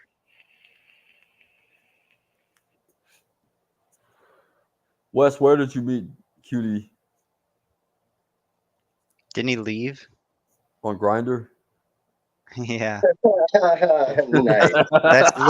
That's the most likely thing. Yeah, she's not gonna like that. She's not gonna be happy with me saying that. But oh well, you criticize my damn thing. You can't even get a fucking channel to crack 1,000 subscribers. Well, bro, like even I said, I'm throwing punches at Wes. I was expecting more cringe. I was like, there's way less cringe here than I thought there was going to be. I thought I was going to be like, fuck, the whole time. No, Wes did some good shit with the. I remember when in the early empathetic atheist days, Wes was always cool to me. He'd always tell me, man, thank you for coming on, and like people hate you, but it does bring the channel good things, and if you just tone it down a little bit. I always had a good relationship with Wes. Yeah, Randolph Richardson too. That's why, like, when James was doing that stupid, like, James had this little blowout and shit, and I had to just go like, right? Like, you see how like James tries to do that. He tries to play the high. He tries to play good cop, bad cop with me. But like when I went on Justice Show, and I'm talking to Randolph, yeah, like we go on Randolph's show, and I'm arguing. I'm taking the lead. I'm arguing abortion with Randolph, and I ask him like, so like, up until what point, like that head's like just barely about to poke out the vagina. Is it okay for the woman to tell me I could just get rid of the baby at that point? And Randolph says yes, and I'm like, all right, so you're that pro life, and that's what we make an axiom at that. And James just fucking explodes. He's just triggered at that point. He's like, fuck you, Randolph, fuck you, fuck this, fuck that. And I have to go, James. Right? Wait, That's did like he actually drop F-bombs like that? Yes. What? Can you Yes. show me? I want to see that. No, it's gone. It's gone forever. That's all the videos on EA Dog, but that's what I've happened. never That's seen why- anyone piss James off more than Well, Randolph. Randolph did. When I started, we were talking about abortion, and I'm talking about abortion with Randolph, and he said that like he doesn't care up until the moment of conception. He said something like, it's unlikely to occur, but he believes that a woman's body it's her choice, it's her body. He said it in a very antagonistic Canadian way, and I was cool with it. I was just like, all right, Randolph, that's your position, right? But James got all fucking emotional and just started going off on Randolph. That's why I had like reined it back. I'm like, shut up, dude, you're being a bitch. Shut up. And that's like see, James tries to do that with me. He says I'm over the edge and shit. But that video, you could tell that it was like the roles were reversed. I was telling him like, "Hey, cut it out." I was just trying to set a stage for the debate. And James had to take over. You're a decrepit. You're an evil human being. I can't believe you would say something like that. That they don't like each other. Where me and Randolph get along fine. See, if I could, like, that's what I said. Like, if I can get up and That's tell them adorable. their atheism is brain rot and shit. You and bring they're people cool with it. together, man. No, but I can get up on. I can tell them that their atheism is brain rot. I can tell them that they're, you know what I'm saying? I can say these things to them, and they're not having these not all of them anyway, are having these emotional blowouts. Then we could extend the courtesy, like, okay, you can tell me that you'll kill a baby and shit with its head poking out its mother's vagina. And I'm not going to be offended by that. But like James just fucking flew up in his face. And they haven't got along since. That was like fucking 3 years ago. I would have too. I probably would have been like, "You're fucked." But it's like, why get invested in like one person who has like an extreme position that like 99.9% of pro-choicers don't have, you know? Like, why get upset over that one guy? That's what I'm saying. Just because he thinks Well, that. if we're talking about who I think we're talking about, I do have respect for him. So it would shock me knowing that he said that.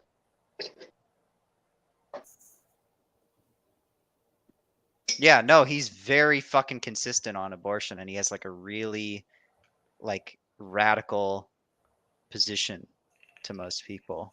And it's just like, well, I don't see him changing that either. So I feel like there's no point getting upset about it. Like, I don't know. Yeah, that's what I'm saying. Like Randolph, he's always honest about what he believes and shit. So there's no point getting mad at him until he starts like being evasive and stupid and shit like that. Yeah, I have seen him be kind of evasive. But I like him. He seems intellectually honest for the most part, and he's a really Tries to be. chill dude. At least there's an effort to be. Yeah. Randolph's got some skeletons in his closet though. Like with me and Chesh, I was talking to Chesh and she showed me all this shit on Randolph. Like, yeah, he's like a fake organization and shit, and it's pretty convincing. Wait, who informed you about that? Chesh, Steve McRae's ex. Oh, right. Okay, yeah, because I heard about that. But she came on here with me and we got really drunk together and started talking shit and flirting and doing weird shit. But she said she said she gave me this link and shit, and it showed like a Randolph. She showed Randolph's address that he gave for the organization, and she showed me it's really a 7-Eleven or some shit, and we're just dying laughing.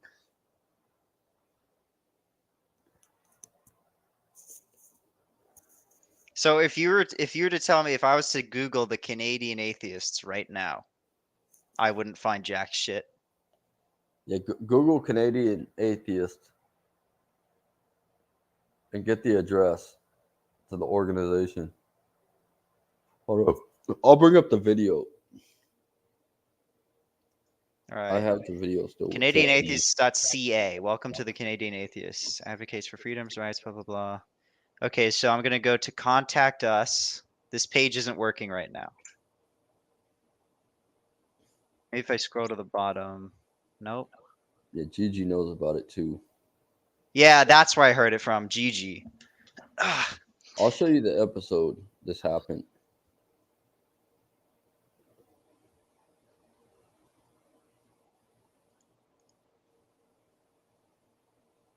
Hold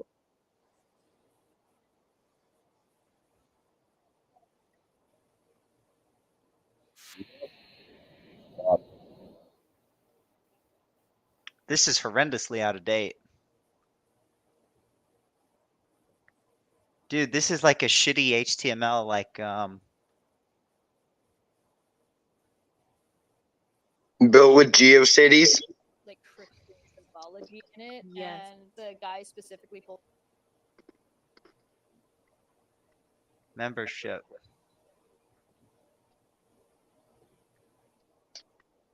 I asked you about the clip itself. Was you can't abort a 3-year-old.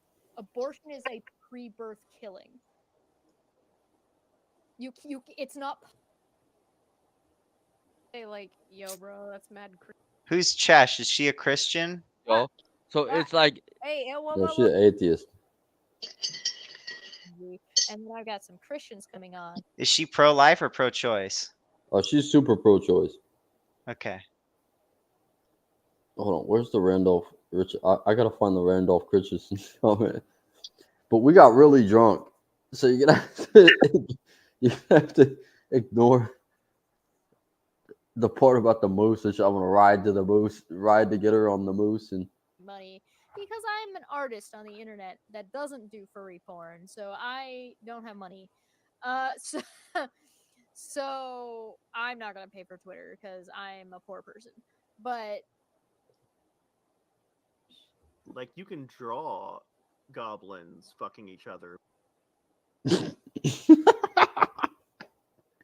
me which one is the most alluring to you. I don't want to click the rest of them Well, I mean, then you can't make that accusation. because they're secrets. Secrets. You're just afraid that it might work. I'm afraid that I might. Bro, click your on face is all goblin porn flushed. and it You're might hammered, turn man. into more than goblin porn. Yeah, because you're concerned. It might be a that poor might Vaporeon. work. It might work. You might like it. It might be a goblin and a little Vaporeon and All right. then, Well, okay. Tell me about your preferences then. Currently. well, if I'm gonna watch some goblin porn, I want to see like a little male goblin and a little female goblin holding hands, frolicking through the park, and then go like in the little thing and make a little picnic, and then have a little goblin. What the fuck am I talking about? Like you who make videos talking about that they don't like you will do your. Yes, he don't If never you get are part of drunk one. with And now Cheshire. you have to develop those morals yourself, and here are some tools to help you do that. More or less smoky than my beer. Ooh, is she hazy? Purple haze? Hold on, guys. I got quiet. Hold on. All right, this might be like okay, Taylor. We might have to come back with Smokey. Wait, kababayan. She What's up with smuggled that? a whole 8% alcohol into Canada on the internet. So like the Canadian Mounted Police could find it. Yo, we need to call ICE. Oh shit, call ICE. 8%. Our beer has 8% here. What's that say, Mama? It's a 4.2. I got a whole stack of drinkable. Where's the fuck? Oh my Randolph god! is- And I'm watching it, and I'm like, oh my god, don't say that. Oh my god, don't say that. Oh my god, don't say that. Oh my god, don't say that. And then I can't believe I let that idiot up. the in. engagement ring. I didn't even know who KJP was until Steve posted about her like every day. I'd see it on my timeline, and I was like, "Oh shit, Steve, man, you should probably like break the ice with some roses and some chocolates or something like that." Send her a muffin. one of Muffin. those. Y'all want fucking muffins? Y'all women are fucking weird. Who the fuck? You think a guy's gonna bake you some muffins? We don't even Listen, know. you don't want to talk about how much women do and do not want muffins, all right? How the fuck do you bake a muffin in the first? A muffin? You I don't don't know how to even. bake I a barely know how to make a hot pocket in my microwave. Do you know? Well, that's not baking. First off, Are you also wasted in this one? What the fuck is going on? Yeah, I don't know that. Did somebody tell? Cheshire? Did you Are you warn not- Steve that you can't bake a hot pocket in a microwave? well, yeah, you can't. You can bake a hot pocket in a toaster oven or an oven, but you can't bake it in a microwave. You can But microwave did it. you tell Steve if he puts a lump of dough in the microwave, it's not gonna make it a muffin? You know, I did not think to tell him that. That's probably why that whole fucking thing exploded. Because KJP wanted some muffins. That was the problem. You're right. Yeah. Yeah, Hey, that's look. it. That shit went out of control. You should have told him that you can't make the muffins in the microwave. We better What was I stop thinking? because we already got the fuck a toaster challenge, and I don't want this to get any more dangerous than that. No, but you can't If fuck you a put toaster. your That's these sexually immoral atheists trying to fuck those toasters. If you put your dick in a toaster, will it come out as a hot pocket? No, it Alright, will. Taylor. It will do you Go ahead. grievously bodily harm. That's a fucking atheist thing. All right, this is yeah. See, this might cringe the fucking audience. It's Sean Spot episode 14. I don't want to play any more of it because it gets really, really bad. You're muted, heretic. I was cringing. I was just scrolling through my Facebook, and I was like, "What the fuck are we listening to right now?" It's somewhere in here where Cheshire gives the Fucking reveal Cringe Factory of Randolph. And she shows 4.1. She says that Randolph is running his organization out of a 7-Eleven. She gives the address, and we look at the address, and it's the 7-Eleven, and it matches. Hold on, let's see. Yeah, if we can she's find kind it. of cute, dude. I could bring her back, but she's kind of weird because like if she'll challenge me, and we'll start drinking, and then it'll get really ridiculous. She's good at that. She's a little fucking atheist Decepticon. I got James to put his reading glasses on. Are those pink? Are those your What? wife's glasses, dude? These aren't pink. These are purple. Oh, really? She came on my stream talk about it's okay, like the most fuckable Pokemon is a Vaporeon, and then I'm just like, okay, I'm gonna stay out of this one. And Katie started keep bringing it up like, how Vaporeon? Why Vaporeon? And then I started to just go, all right, you know what? Fuck it. Jesus. What the fuck is this fucking goblins, fucking Pokemons? And the conversation just kept going and escalating to like. But she really has the statistics on the most fuckable Pokemon. That is some nerd shit right there, Yeah, dude. you never seen Cheshire's channel before, but I met her. Wow, that just sounds like she's on a watch list. She's definitely on a fucking watch list. Cheshire was Steve McRae. Like back in the day in the Great Debate community, right? Steve McRae was one of the prominent figures and stuff. And Steve started his own platform with this gay guy named Kyle. And I was one of the debaters that would go and debate atheist there. And then eventually there was some drama and shit, and Cheshire stayed with Steve. Right, so she was like his loyal companion. So like they had the show. So Cheshire's Steve McRae's former co-host, and so we know each other from way back when. But she's also weird as hell. Hey, did you see the video I made of Steve McRae and Kyle Fuckwit or whatever his name is? I made a video of him being like, "We are gonna go down that route," and Steve being like, "We don't want to go down that road," and then him being like, "We are gonna go down that route." And he's like, "I think Kyle should think about this because like."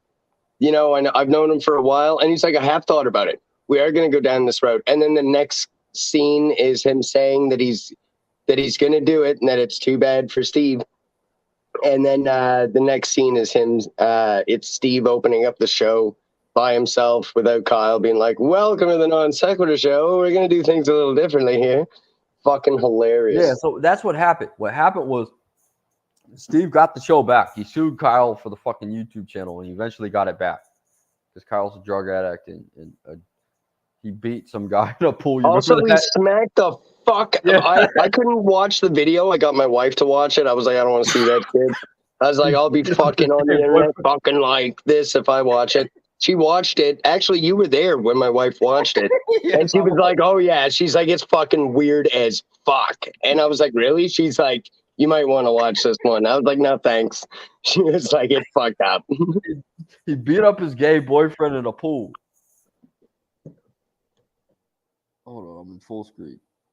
They just try to get back in, I think. But yeah, Kyle beat up his gay boyfriend in the pool. Steve posted that on Facebook and Instagram and fucking YouTube. And eventually he got his show back. And then Chesh, who was riding with him the whole time, he said, you know what? I'm going to do the same thing that Kyle did to me. I'm not going to pay you anything for the show. And so she left and started her own shit. It's fucking gay as fuck, but it happened. We were there. So obviously I took Chesh's side because I didn't like McRae like halfway through that. But even the matter, I think like that's just fuck. McRae, Kyle took the money and ran, and Steve McRae got shafted on his show. And when he sued and got it back, he did the same thing to Cheshire. The two wrongs don't make a right. I found Steve McRae was getting a little lippy with you one day. I can't remember what about, but I remember being like, it's awful odd. Yeah, and then this fucker came back. You know, he came back. He came back on my stream one day and said, like, hey Taylor, how you been? I've been great, not hanging out with your fucking douchebag ass. And I just tortured him for hours until I got tired and I just muted, and then he got to talk to some other guy. I got to be honest. I personally never had a problem with the guy, and I was really for the first time since Mad V. I had an interest in a YouTube story again. I was like, holy fuck! I was like, some shit's going down on YouTube. I'm like, no fucking way. I followed that whole story the whole way through. Oh, let's get rid of this. That was records. Like that was a precedent. That was like a first time ever thing. Nothing like that's happened before. I don't think. Not that I know of. FPS Russia kind of came close. That was weird, right? But like, that's a completely different thing. With the ownership of a channel and any funds funneled through that, like I'm like, holy shit, this is crazy. It's like there's a lot of people that share podcasts, man. Justin's on the same level with fucking SPS Russia now. You got a fucking whole scandal, but he got more time than FPS Russia. I would much rather be in fucking FPS Russia's shoes. I can't sympathize or in any way, shape, or form with fucking that. Like FPS Russia's a G. We all know what the fuck he is. He can't have guns anymore, so he can't do anything cool. Can't He have went to guns prison for anymore. marijuana. You think that he would have a hard time getting a hold of a fucking gun just because the man says so? Hey, did you wake up that little faggot Matthew? Fuck no. Oh my god. Hey, let's get the fucking let's just get people up in here for old time's sake. Let's get the preacher's ass up in here. And then we'll get Matthew's faggot ass in here. and then we'll have it.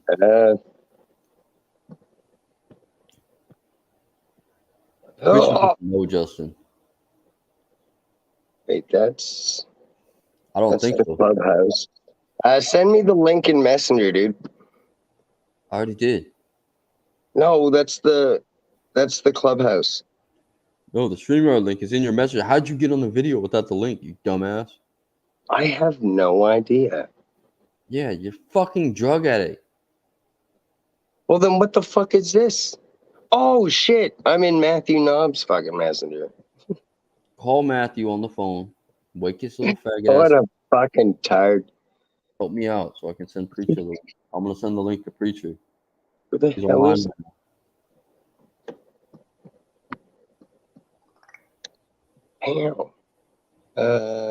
now. And Madsen's online right. Let's get all these fucking idiots in the same room.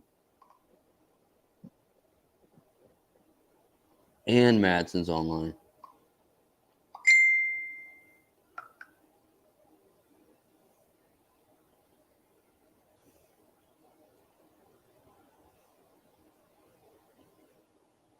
James, what are you're sending it to Antonio?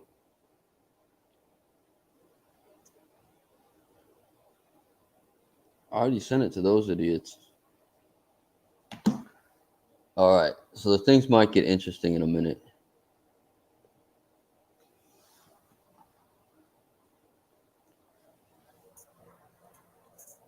How fun. But I think you've met Richard Madsen before. What is Darth doing down there? Who? Darth Cutie. Are you on a GIF? Is that a GIF? He's texting his boyfriends on Grindr. Fuck are you talking about? But you've met Madsen before. Nah. Yeah, he was on. Remember when I did the debate with the other little femboy? Oh yeah, he came in at the end. Yeah, Madsen. He's a fucking staunch Justin supporter. Still? Yes.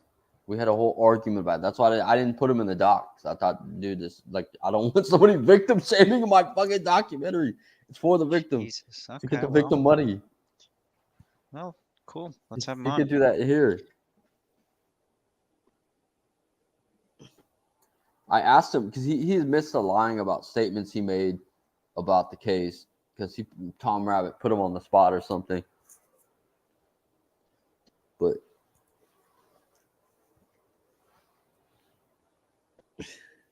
he's a staunch Justin supporter.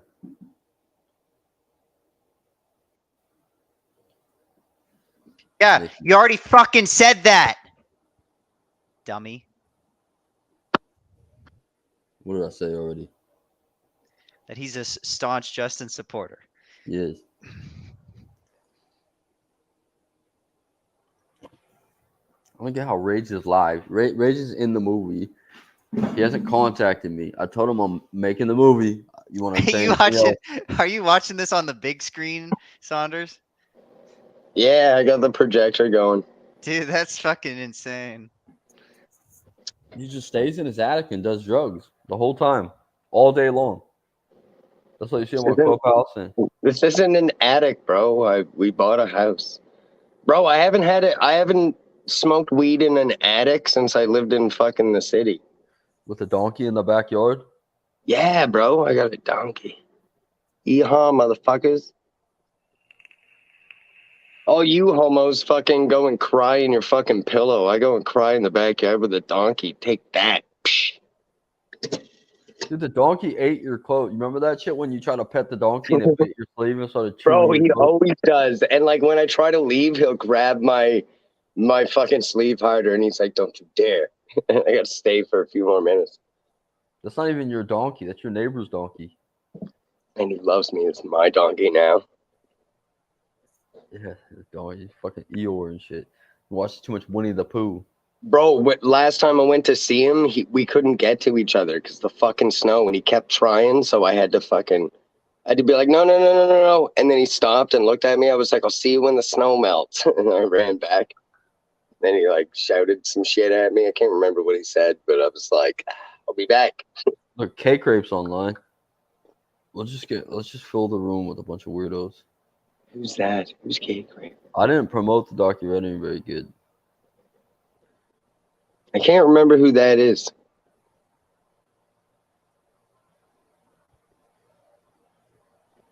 I'm definitely gonna call that little faggot ass Battle Kitty. Because I know if we wake him up, he will come. Eric Jewell.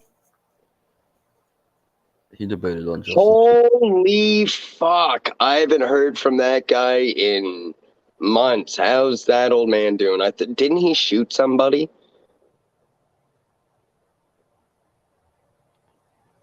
Last I heard of him, he was chasing somebody down the road with a shotgun or some shit. Yeah, I remember that.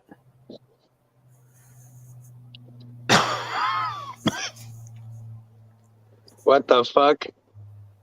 What was that? Michael Funk. That's recorded. What was that? Hey.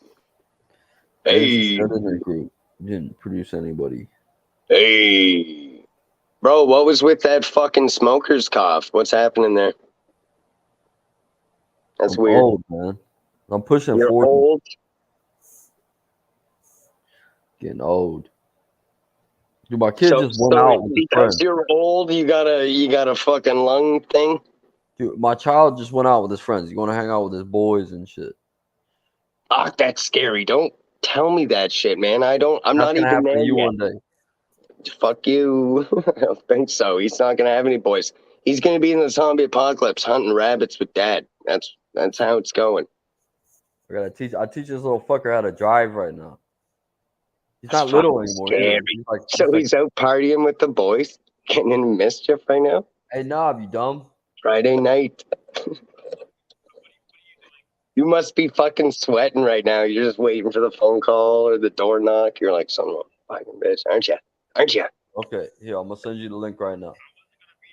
Bro, what would you be doing right now? You missed my fucking movie. How could you? Friday night. Because he was sleeping. He was folded up like a pretzel on his floor. But of course he missed your movie.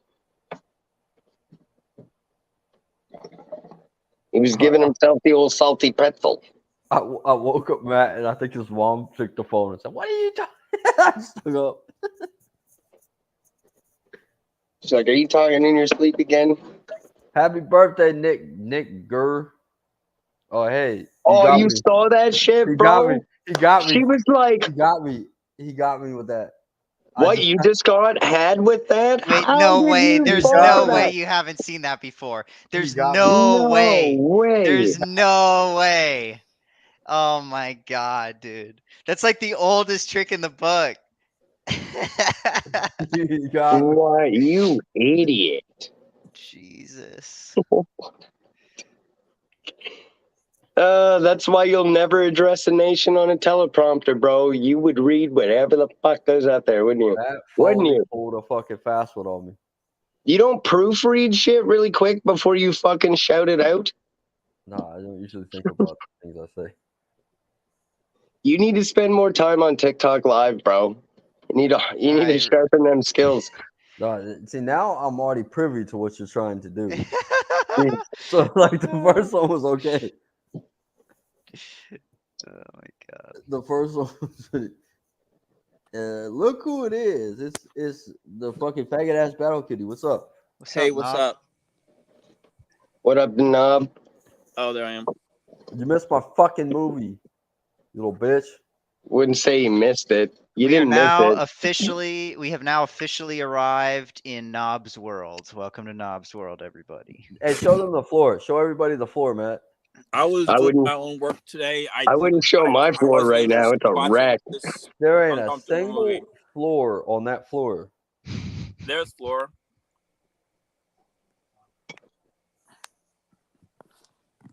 Hey, Matt, where's the pillow? It's underneath a lot of things. It's a novelty item. Why can't you just let it be novelty? I know. We talking about a body pillow or what? Where'd you go? It's a full body pillow with a He's Japanese got a anime whole woman fucking on it. Pentecostalist pillow. You remember what Teresa called that the Pentecostal pillow? And that was not funny. What I happened to your I pillow? don't Did your wanna mom start throw it having out an argument too rank? about why are you triggering me. I know. You know I'm schizophrenic. I don't want to be triggered on your show. That's why I wasn't here. I know.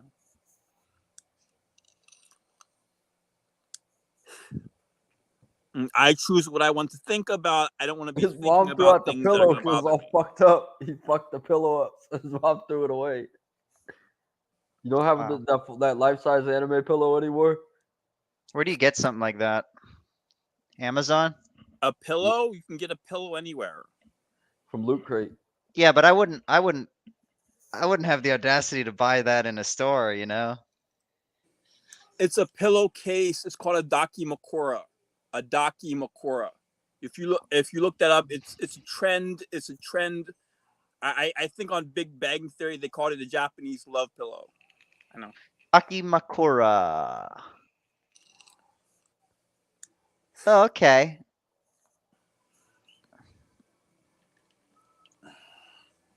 And some of them are very uncomfortable. I know. I don't Look want at to Matt. Look at how be the one who how didn't much know of that. a fucking struggle it is to hold a fucking glass of water. Wait, That I thing's full, he can genuinely barely fucking handle it. He's like, I need one of these.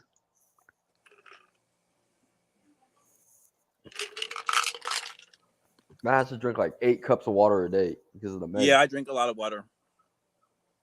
Because of the schizo meds. You lay on top of it, or you spoon with it? You just keep it as a novelty item and show people when you want to tell a joke. Yeah. Yeah, right. Yeah, right. Oh, it's similar to a Western orthopedic body pillow. Wait, this is a real thing.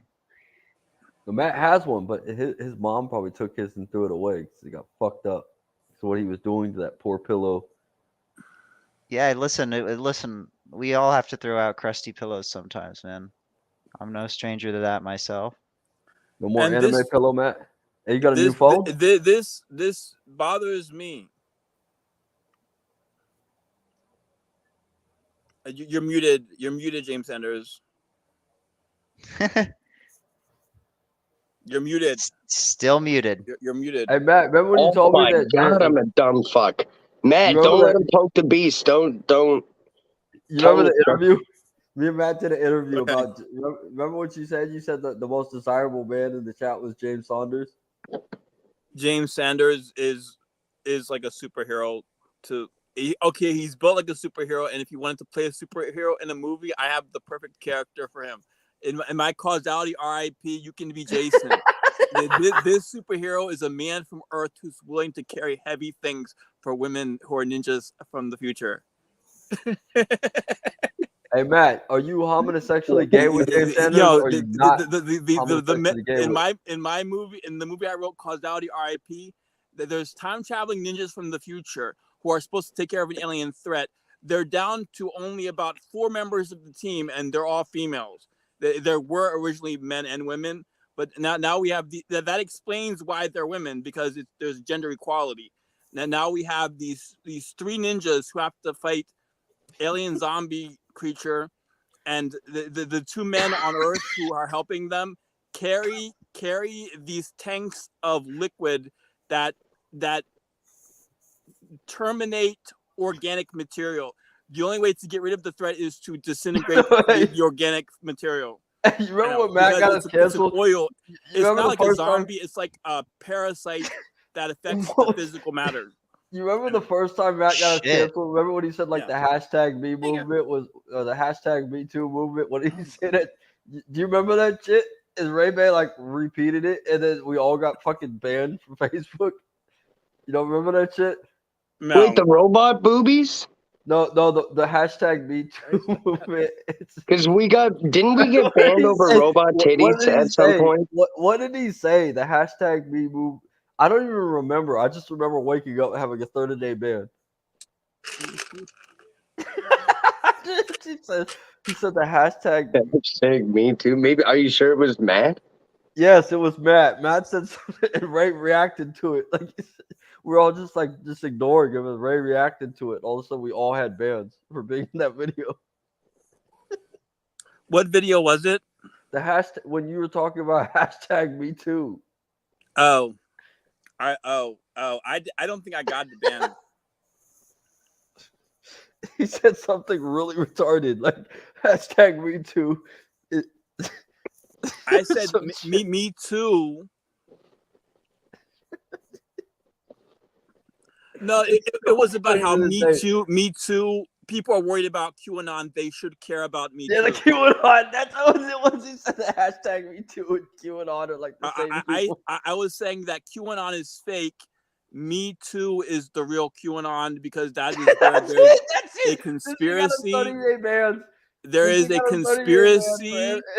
There is a conspiracy about the way we perceive sex in when we're underage, and it's what's causing a decline in civilization that is very unhealthy. That if you could stay a virgin until you are an older person and then get married, you would have all of the ability and capacity in the world to have a successful life. What motivates us should not be our genitals. We should not be motivated by our genitals. We should not be motivated by other people's genitals. We should find a way to make our genitals feel good while we're thinking about a person. Oh my god, dude, that's awesome. And you got what platform do you get banned for? For Facebook, we're on a live Oh with Ray. my Ray God. started a live, and we were all. He started rambling and shit like he usually does, but he said something and Ray reacted to it and repeated it. And all of a sudden, the comments started going like, "What the fuck is that idiot talking about?" I don't know. That's don't all I remember remember so from much, that. And then in the next morning, we were all banned. What you talked about, I know you talked about something when I wasn't there. You must have, because I don't remember that part. So Ray said, "Did you just say that the hashtag Q2 movement is the real QAnon?" If we're talking about some conspiracy shit inside of who's right and who's wrong and who's in denial, who's in self-denial about things they know are a problem in their life, and they in self-denial, that sounds like a real conspiracy shit inside of the culture, inside You of the got the state of the entertainment. Ray Bay taken down. You got all of us 30-day bans. Oh. And nobody really put the pieces to that puzzle together. It was just you just wanted to say it. You said it. We all got banned for it. Oh. And Oh, robot titties. I think I remember One something time that it was got you in robot trouble. titties. I don't remember too much. I don't remember too much about it. I know. Yeah, the hashtag MeToo is the real QAnon.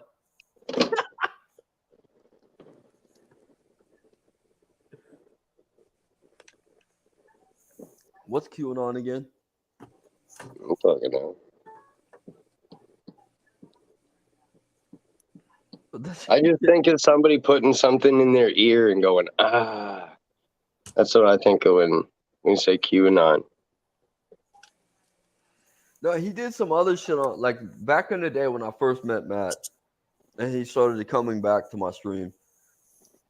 We had this one chick. You remember that chick, Jessalyn Lyon? She was like a fucking token, like Gigi. Oh yeah. Yeah, she was fucking good at ripping dudes up on the fucking live feeds, man. She was good at fucking trash and trolls. But she was like the token chick, like Gigi back in the day. And I first Wait, met Matt. she's the one I I'm brought thinking Matt of. on, and she was talking her shit, and Matt wasn't like, she didn't realize Matt's a fucking fat shit insane schizophrenic. So she was just like talking all this shit to Matt, and Matt said, what did you say about Mulan? You said something about the transgender Mulan, and she just flipped out. And she kept getting mad at you, and everything you tried to do to like calm her down just made it worse. So I just said, get up and do the bachata. And her little white knight was laughing at you, and then she got mad and blocked all of us. I said that Mulan wasn't trans. I think she said Mulan was. I'm saying Mulan's not. We're having an argument about gender equality versus. I said if Mulan wanted a prince, the prince would accept her as a woman and not a man. You said something so profoundly stupid that even her little white knight started laughing, and she got really mad. I don't remember. And you got into the fight, and she kicked me out. I'm like, why'd you kick me out your fucking messenger, Jess? What the fuck? And she got mad at me for fucking platforming you. And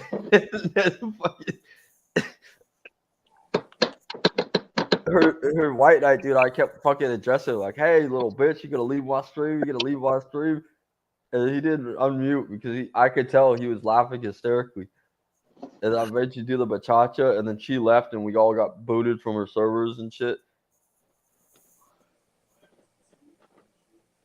Do the bachata, Matt. Put the fucking music on. Do the fucking bachata right now.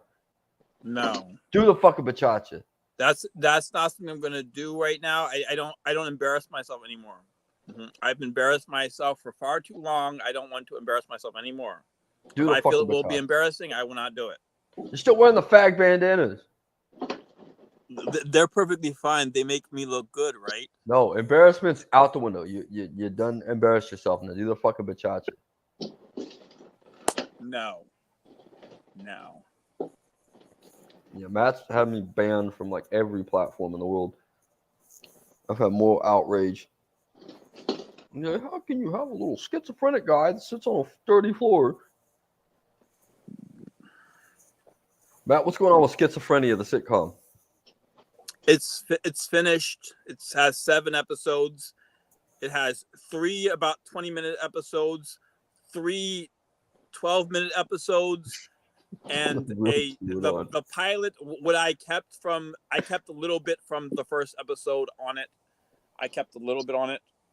I have 10 minutes of the original pilot episode, which was originally 25 minutes, but I just scratched almost all of it, and I kept a little bit just to have the content on there from the first episode that I made.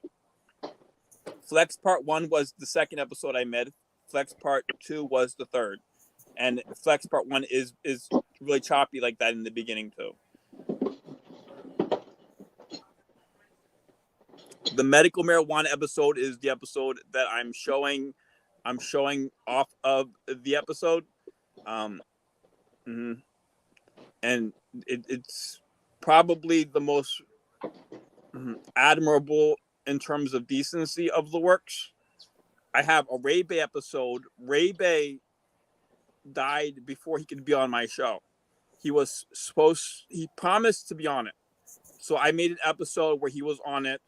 And I felt guilty for a while. I said, Tyler did it. Tyler played his content. I'm making it the best I can. I edited it again and again until I was convinced that it was respectful. I believe it. The one I have now, the finished one, is respectful, and he's on my show. I have a church episode, and then I have the episode where it's just a crazy way to close the show. The church episode, bro, had me roaring. I had to repost that shit. The first schizophrenia. Holy fuck. You did a good job. I'm surprised. And the free gas. Holy fuck. We watched that shit, and I died. When he talked about masturbation and that poor couple's walking, he's talking to himself about his masturbation schedule. And it's a pretty good channel. You see the couple that's I took that off. There's people walking the dog. He's on his front porch, and there's people walking the dog. I took that off. That was an old extent. Like all the content that I could have used was in the old one. I took it back and didn't use everything. Everything that was available to me. I took. Put the link up. Put the fucking link. Give me the fucking link. Send it to me on Messenger. We'll put it up. Throw the church episode on. That shit had us all. That shit, I almost pissed myself watching that. That shit was so ridiculous. The one that we're talking about. He's talking about. It's all about you, demon. It's all about you and your masturbation schedule. And there's a couple walking a dog behind him. And they weren't really there. That was when I turned. No, they weren't really there, you fucking retard. They were really there walking by. My favorite one is when you're getting dropped off for church. Or dropped off from church. Between these characters at the same time.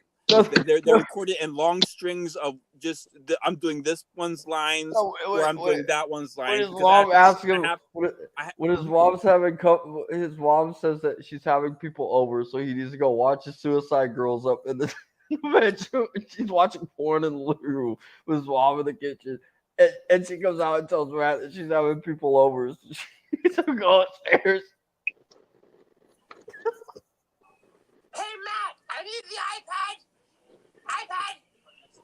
Dude, he watches porn in the living room with his mom in the other room, like cooking. No, I didn't. I never did that. Your mom comes out and tells you to take that shit upstairs. It might have been a live stream on Suicide Girls, and Yeah, I you're older didn't than really me. notice when they were naked, and You're it's older nothing than more me. than happening to be naked. You are older than me. I honestly didn't see that, and that's why if I did see that in an uncomfortable way or in any way, I wouldn't be watching that person. Mhm. It's like I was learning about what women are like from nudists. Yeah. Yeah, from Pornhub. Thank you. Women aren't really like that. No, when I was young, I could not understand how sexuality was something in the human condition. I could not. I had a problem with sexuality existing, and I didn't understand it. I had to learn a female vantage point of what sexuality was, and that's when you were also learning who I was. You still don't know who the fuck you are. I'm learning. I'm learning who I am. I got schizophrenia.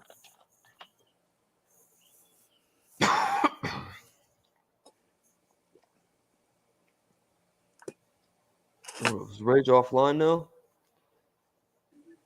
Oh, no, I'll send Rage the link. I sent you the video. Rage missed the premiere. He did his own fucking live like a douchebag.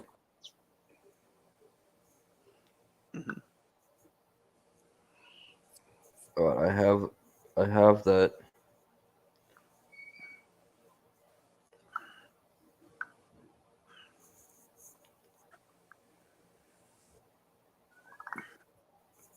Hold on. We'll put your little fucking schizophrenia up so the 3 people can see. What's up, Robert Paulson? And Yeah. I guess that I'm healing us Tukoff is as gone. We broke up. That's why we haven't done streams in fucking like months. schizophrenia the sitcom. Channel is dead as fuck. See, I got fucking shitload. I got almost 5,000 subscribers and shit. They're all wondering where the content went. Ray died. Pukoff left the show. So what? You guys just want to watch me and shit make fun of Matthew? I don't think so.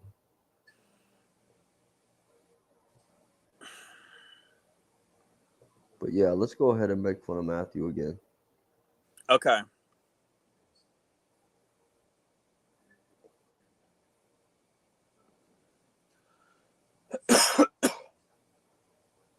This is Schizophrenia the musical, and it is fucking retarded.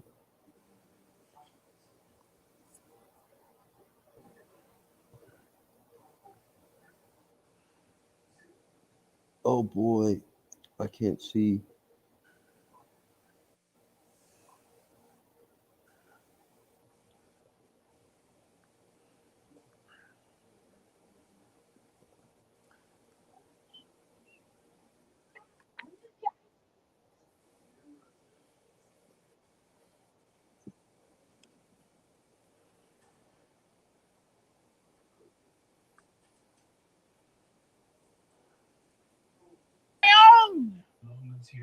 Yeah, and I'm also worried about my Suicide Girls account. I don't look at Suicide Girls, Matt. I don't. Okay, this is one that I don't need it. It's a Fire tablet. I swear to God, man, it's a free OnlyFans. It's free. Only free accounts. Okay, this is just as good as an iPad. But it's not an iPad. It's because I'm schizophrenic. I don't have to worry about my counts. 'Cause I would think like I'm not saying you would do it, but I'm worried about the messages. I'm worried about my activity on my accounts. This is just as good, okay? This is really unfair. Oh my god. So you can say like that's your designated one that you're officially borrowing. Remember to look at the vulnerability of Matt as I'm doing it on purpose. Indefinitely I'm borrowing I'm that trying fire to make tablet. him look Okay? schizophrenic.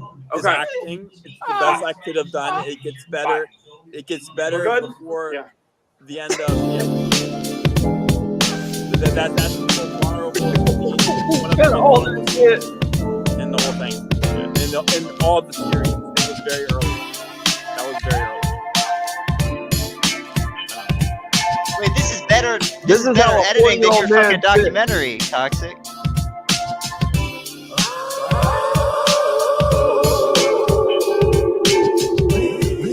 I could have used my app. That makes Hey sense. Alexa, what time is it? Time? What time is it? It's 5:26 p.m. 5:26 p.m. Gotcha, Alexa. This is the time that Matthew wakes up. Hey Alexa, why is Matt really dumb? Sorry, I don't have an answer for that. You're not gonna talk about Matt. Tell me the truth. Alexa. Alexa. Tell me the truth about Matt. Here's something Yo, I found Goblin. on the web. Yo, According Goblin. to fandom.com, Okay. Matt is a fictional character and one of the main protagonists of the Drug Dealer, a spin-off for the Path Trilogy franchise created by Anthony Pellico. That's a lie. I never fucking saw him doing drugs. What are you doing just standing there watching me? I'm getting accustomed to my new tablet, Matt. It's really a cool tablet. It's a fire tablet.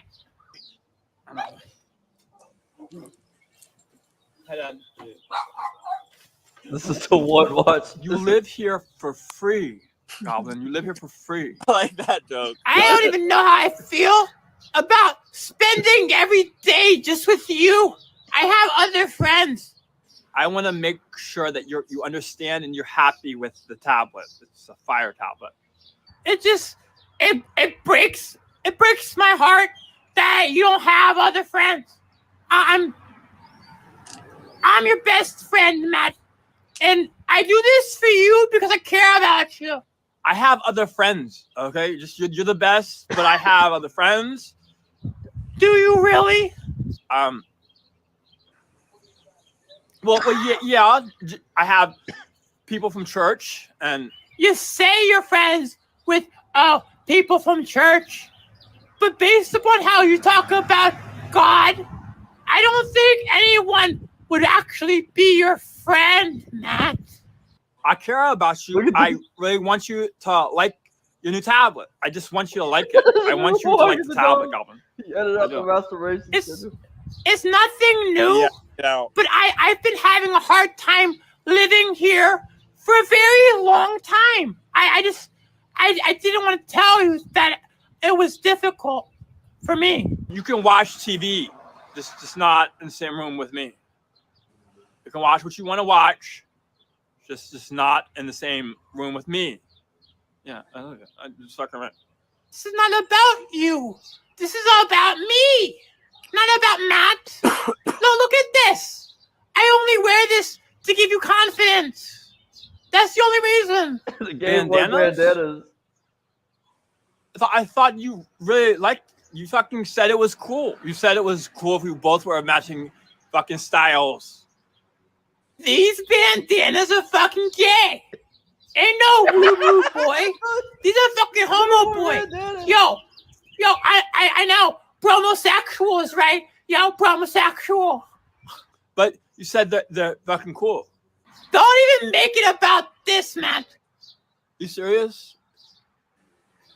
There's a lot of reasons to fucking be disgruntled. Okay?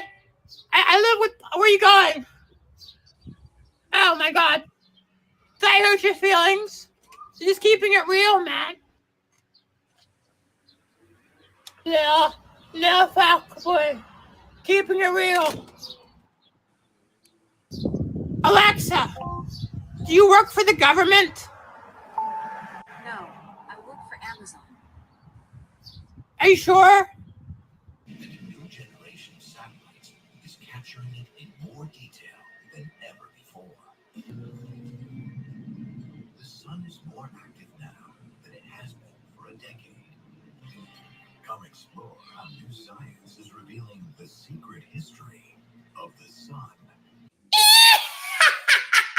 I'm an ancient.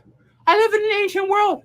Okay? Your entire world is built around the products that you buy, the capitalism, the consumerism, the things that you buy and put in your fucking house. You own so many things. You have what? Okay, I'm sorry that I have this room.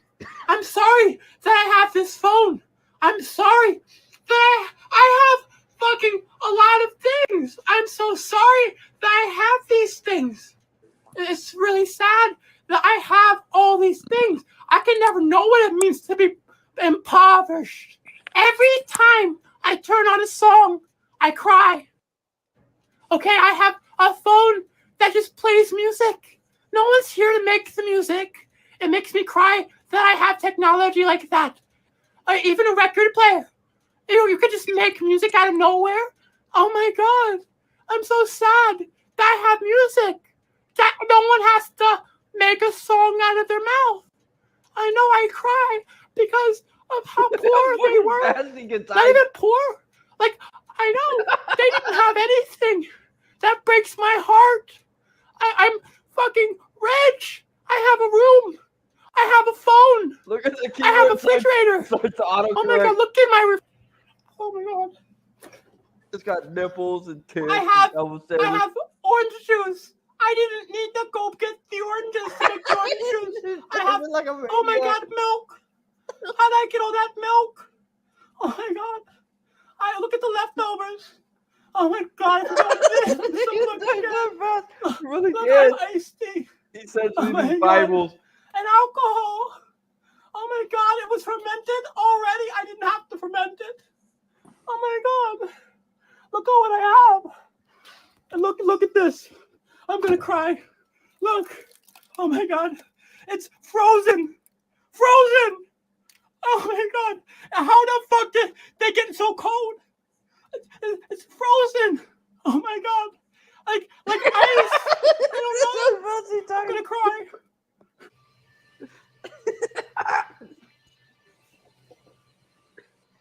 He's a chair. You need a chair. You're 40 years old. Yeah, I love you. Oh my God. After Trump endorsed him, Hey, Matt. And his comments on Ukraine. So You gay boy wearing gay bandanas? Huh? We already know where it came from. Are gay boys still wearing gay bandanas?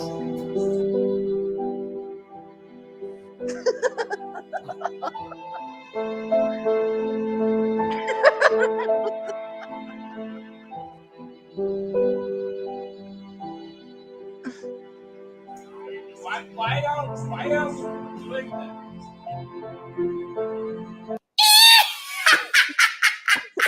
Damn it, Matt. So let's tackle us again. Love you. Who's correct? Oh my God, Saturday.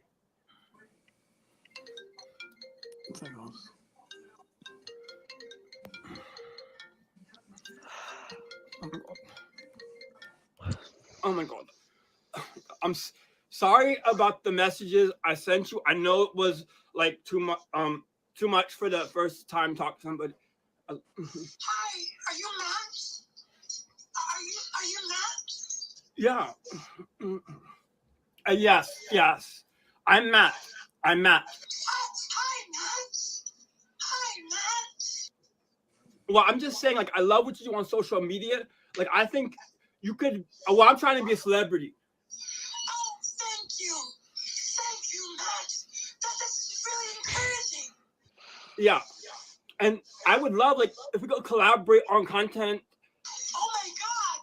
You wanna be celebrities? Oh, quiet, Bird. Quiet. Shut up. You wanna be celebrities? Oh, I love you. You're really amazing. You're really cool. Like you, smartest guy with I know. Oh my God. Oh, Max. Yeah, ever been at my church? I know. I remember you from when you came to church or my church. I really appreciate it.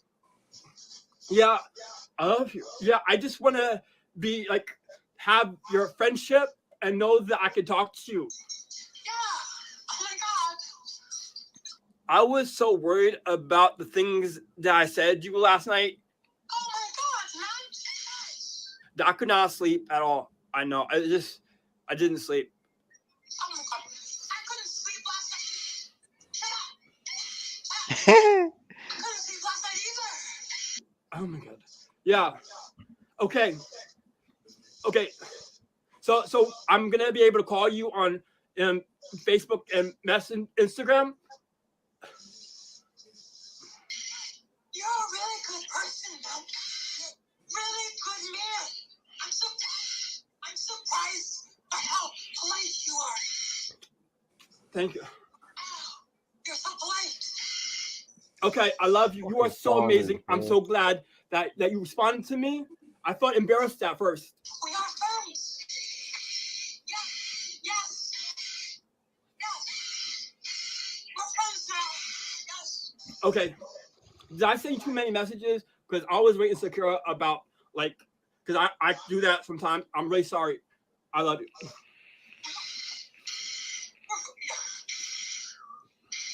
You're my.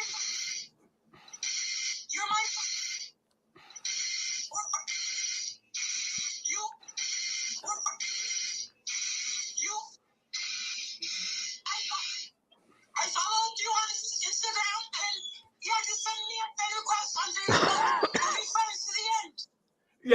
Yeah, friends. Yeah, thank you. We're friends, man. We are friends. Okay, have a good day. I love you. I love you so much. I love This is anyone else. You are beautiful, man. You are so beautiful. I love you. Yeah, okay. Thank you. Okay, love you. Okay, good night.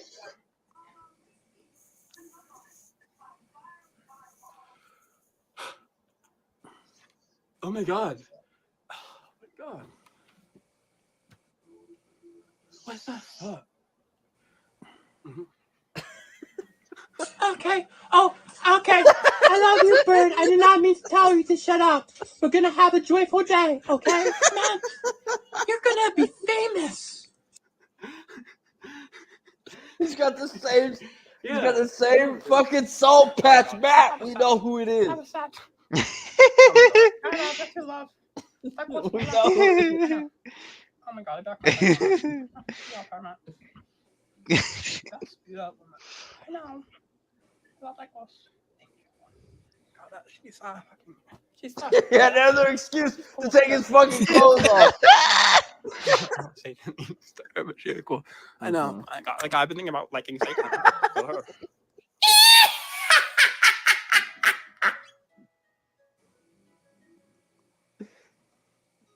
This is what you try to do the pull up that I told you to do. I'm playing the game.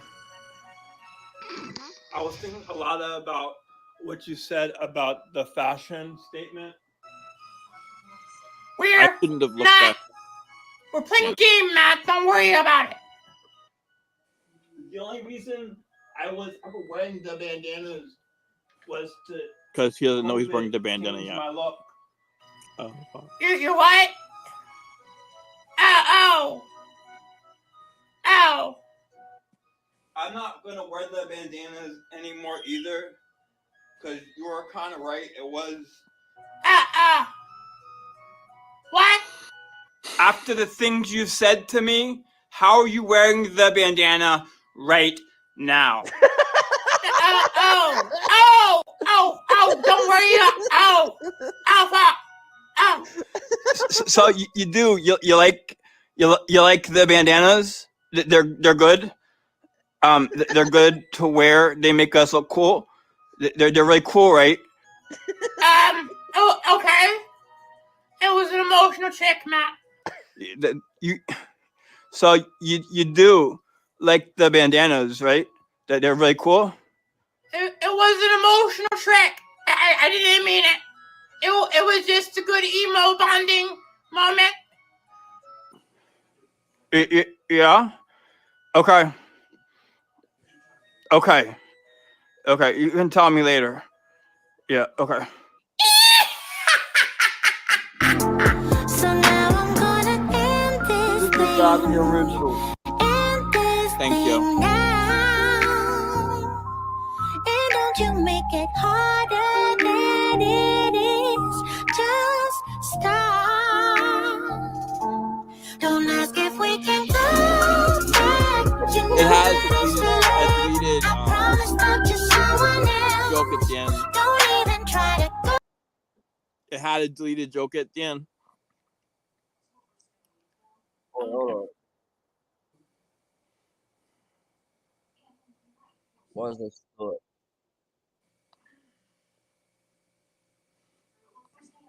Matt, what happened to the original version of that? Just every joke I could have said instead of picking what jokes I don't say. I did just had more jokes in it that are just back and forth, and a lot of them are repeating things that I already said.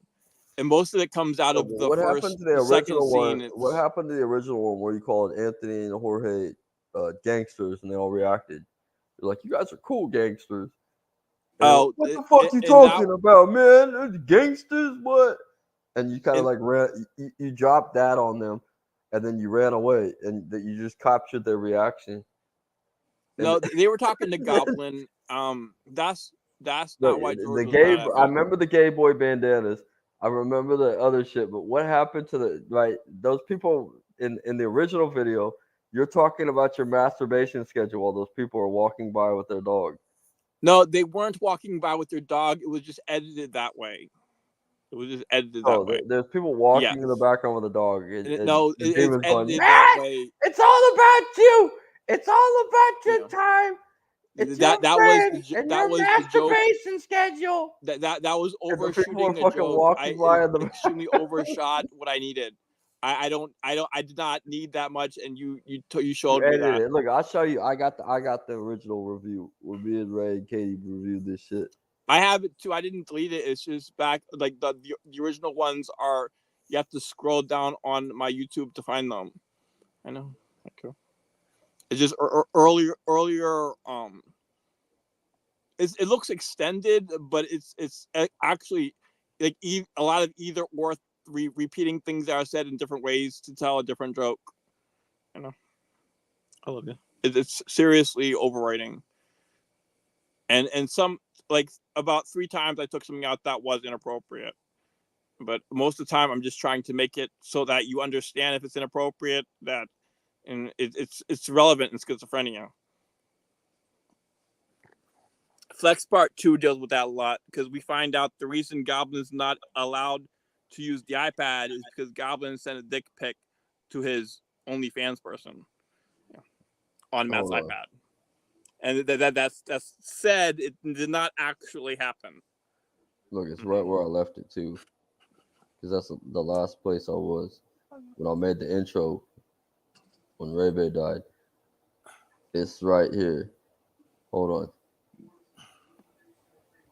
It's this one. Look, this is you in the original video. Fucking saw him doing drugs. You see the goatee on that? Ow. That's the green thing.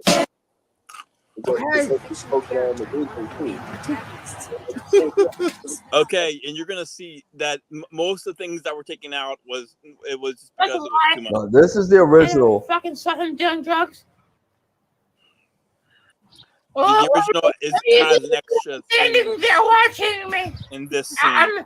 I'm getting accustomed to my new tablet, man. I think so. It's really a cool tablet. It's a fire tablet.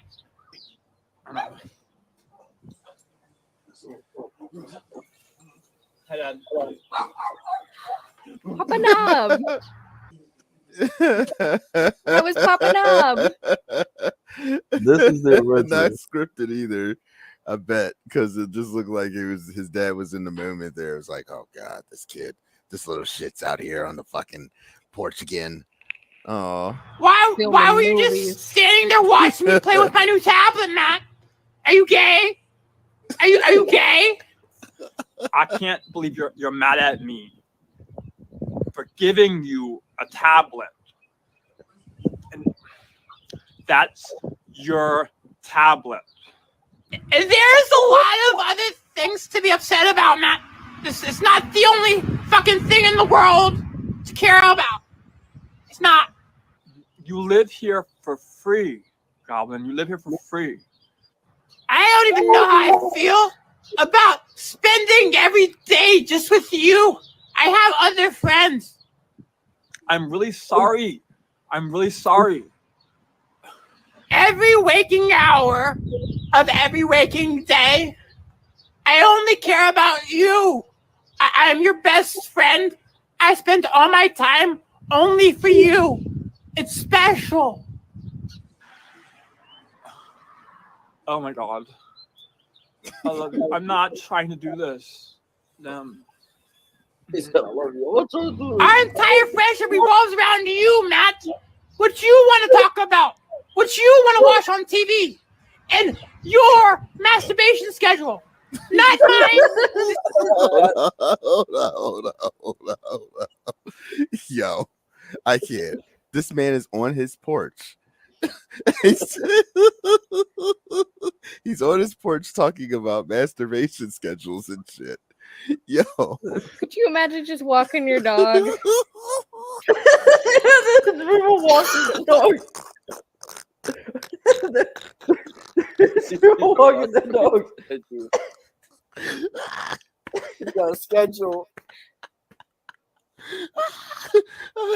If I could laugh louder, I would. This is too crazy. What the fuck, yo? Oh my god! You're just walking by, you just hear this guy talking in this little high pitched voice and shit. It's you now. It's you guys. Your masturbation schedule, like you said, and you just look over and you just see this guy looking to his tablet.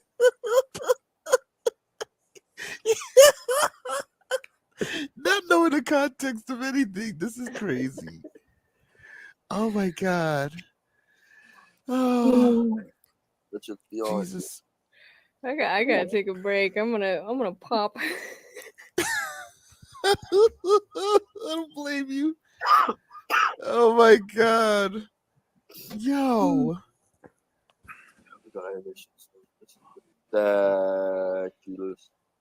Yeah. I'm gonna let's watch a little more, and then I gotta get ready and get some rest before work and shit. You know, I don't wanna go. I even know it's gonna be a light day tomorrow. I don't want to go in with like 2 hours of sleep. Oh my goodness. Oh shit, I won't even make it in there on time anyway. The buses are on a Sunday schedule. Shit. Well, I'll see what time the bus gets down there. I think like at 4 something anyway. So I'll probably have to get up early. It is what it is. Let's roll. This was about, Matt. It's you. I care about you. I really want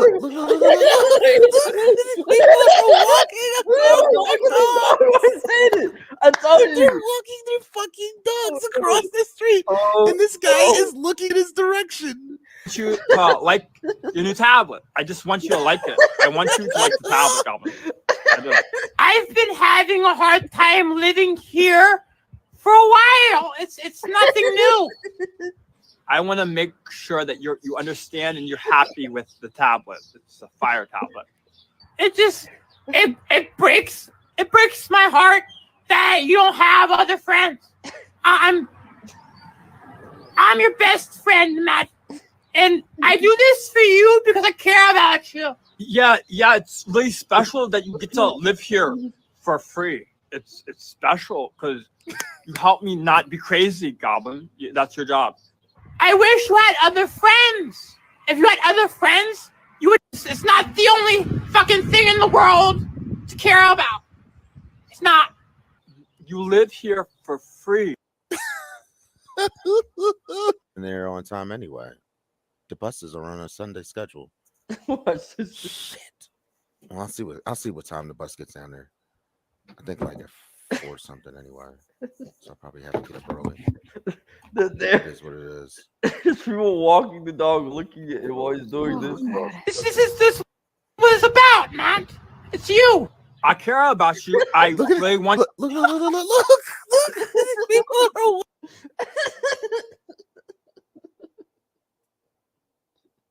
Walking across the dogs.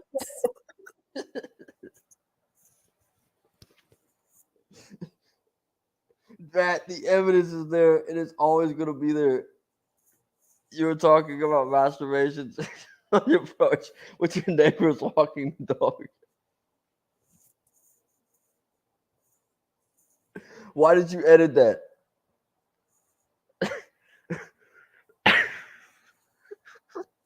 Why did you edit that out of the video? You're muted, you little faggot.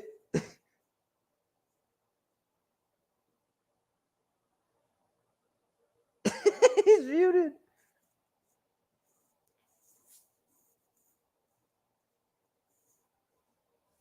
Matt, your fucking microphone's off. Oh, that joke is in reference to Goblin being only allowed to be Why alone in did you Matt's edit that? bedroom. Why from did you 10 edit that? a.m. That, to 2 that was p.m. like the best cinema ever. Matt had an agreement. Matt needed to be awake in case he needed to do something.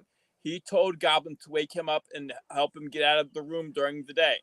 Goblin's allowed to be in here in exchange for that if he can just wake Matt up every day. It was a deal in a different episode that we don't. I didn't make that story. I didn't make that story. I tried to do it, and it's not in the finished. I know. Why did you edit the port scene out? I made an episode about the masturbation schedule. It was called Present Fan because you made such a big deal out of it. In the beginning of that, we learned that Goblin is allowed to be alone in Matt's bedroom from 10 a.m. to 2 p.m. I don't know. If you wanted to. You talked about no one's gonna ask masturbation many because it was questions on your porch. I know. Mm-hmm. Goblin can't do. Yeah. Goblin doesn't have rice in his house. Goblin doesn't have rice in his house. I know. He didn't. That's why he had to move out. He wanted to leave. Goblin lives with Elfie now. He lives with who? The Elfie character. They live together. That was like the best part. Like I watched your stupidity for 2 hours, and then that was like the funniest part when the gay boy bandana. He told you that you wear gay boy bandanas, which you're still wearing the gay boy bandana. Mm-hmm. You're still wearing the big clothes that don't fit you, and then your demon's telling you not to do it, but you do it anyway. You don't give a fuck about the demon. The demon gets mad and yells at you about masturbation schedules on the porch. And the people walking the dog are looking at you like, what the fuck is wrong with you?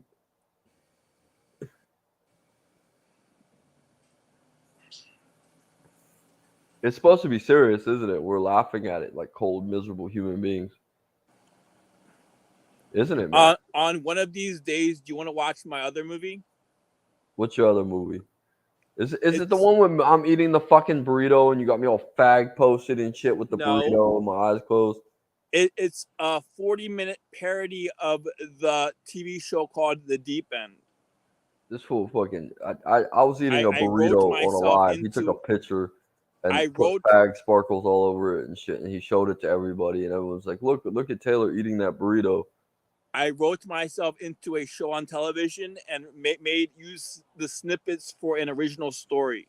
It's an original story of a show on television where I am the main character and it revolves around me. I don't know.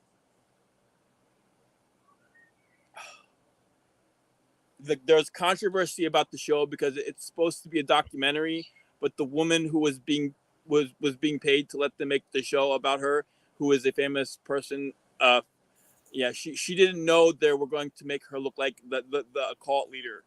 Like they're going to make it a real scary show about her life. She didn't know they were going to make it a scary show, and there's legal complications about. I know. About Yes, I would love to see that. who owns the right to the footage. She wants to release all the footage so that we know that they were friends while they're making it, and now they're not friends. She wants people to know that they used to be friends and now they're not friends because of what they did. But because obviously we know they got paid and everything. But Teal Swan, she wanted all the footage to be released to show that these people were supposed to be their friends. Hashtag me too. And they for used to be real their friends, they're QAnon. not anymore. I forgot. What's QAnon again? Is that like an alt right thing? Yeah, so it's like there's this guy who supposedly is like an insider in the deep state, and like he leaks shit periodically on 4chan about like what's going on in the government and like how there's like pedophiles who are like controlling the government and like shit like a bunch of conspiracy theory shit. Matt blurted that out in some live me and Ray did, and that shit got taken down. I just had a brain fart. What I was trying to say was that this is a wild conspiracy theory, and the people who claim to believe to support this should be really thinking about real sexual trauma in people's lives. That they could be in your life, real sexual trauma. You should care about. You cap this. Remember, this is really important. This is really important. Dude, Zuckerberg does not Don't give care a about fuck if you're fantasy mentally ill or not. fantasy enemy. That shit, yeah. When we watched it again, that shit was fucking hilarious. I didn't know what the fuck y'all were talking about, but it was potent enough to get us banned. So like, it was pretty good. It must have been good. Like I used to have Dude, brain for farts real. about what things mean and what they should be compared Do to. you know what a that- brain fart is, and Matt? things like you that. know what you know how impossible it is for a schizo to have a brain fart? I know, but I try really hard to make sure they don't come out all mumbo jumbled anymore. If Brain I farting made a is the parallel, antithesis of a I would schizo. be sensitive about it.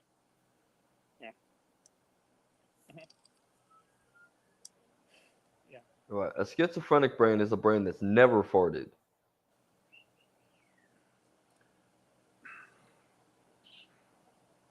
It's got a buildup of estrogen.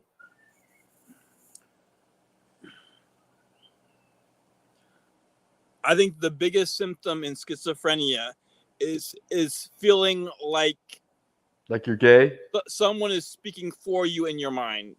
It's like you're having an argument, but your side of the argument is stop making things up that I'm not saying. Is saying The that I'm biggest saying symptom is fucking big clothes and bandanas and excuses to take off all your clothes. And I was learning how to take off all his develop clothes except for the confidence. fucking gay bandana. I believed I was going to be embarrassed. I was always embarrassed very easily. No pants, so I had no to shirt, embrace gay being bandana. The only embarrassing. thing he leaves on his neck. I knew it. I knew it was going to help me overcome my fear of embarrassment. What the fucking gay bandana? I need to be at my weakest. I need to be the weakest that I could ever be, and then I'll overcome my fear, and I'll learn how to be social. I'll develop social skills, but from the weakest place, and not trying to front and You be go into someone that I'm not. Walmart with nothing but your fucking was MC at my Hammer weak- it was pants my and your weakest- gay boy bandana. You saw me be vulnerable because I needed to not be afraid of this. I know. Why, And- now, why do you and think that? I- Why do I you like could not Saunders? be Why did you cool. say that Saunders would steal all the girls from you? I don't know. I don't know the context of that. I'm saying that I think I was jealous of his body. Yeah, I know. I think so. Why are you jealous of his body? He has a very muscular body. My body does not look good.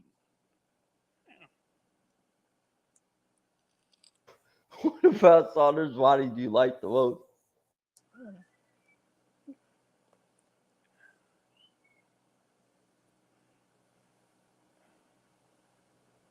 I feel like I'm saving the show. We're all gonna sleep good tonight. No, but what makes you jealous of Saunders' body? Like, what part of Saunders' body? It's just that he has muscles. He okay. I can look at other men and judge them from the vantage point of women that I respect. Yeah. Well, I can tell you this: not all women like muscular physiques like Saunders. Like my best friend actually prefers guys who have a little bit of fat on their tummy, like kind of a dad bod physique. You Yeah. know? Thank you. I have that. And my mom likes my mom used to like guys who were like really skinny, and that's what my dad looked like when they got married. He was like really skinny. You Okay, know? thank you. Yeah. Thank you. You're welcome. I don't know.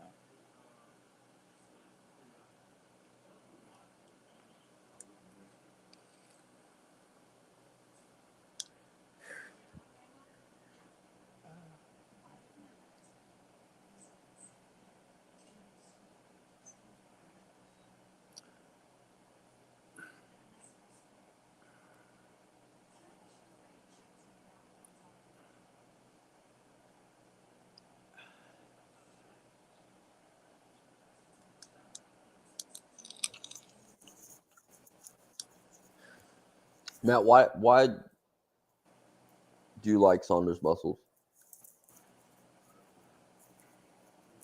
I'm not gay. So why Dude, did you who guys- doesn't? I mean, that guy is shredded, man. That is some goals right there. Well, that's not what Matt said to me in the interview. We had like a 5-part interview, and he said how Saunders was obviously like the alpha. Yeah, he's a Giga Chad, man. You know, he's almost a little bit too shredded. It's almost like kind of scary. You know? Like he's got no body fat.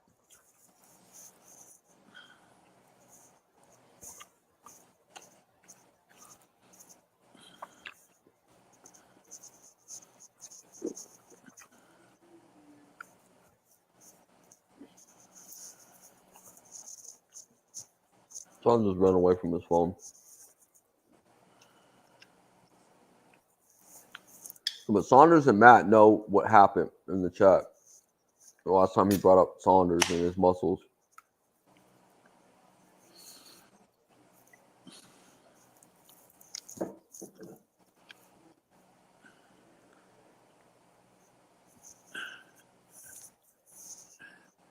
Hey, what the fuck happened to my background? Why is my green screen fucking up?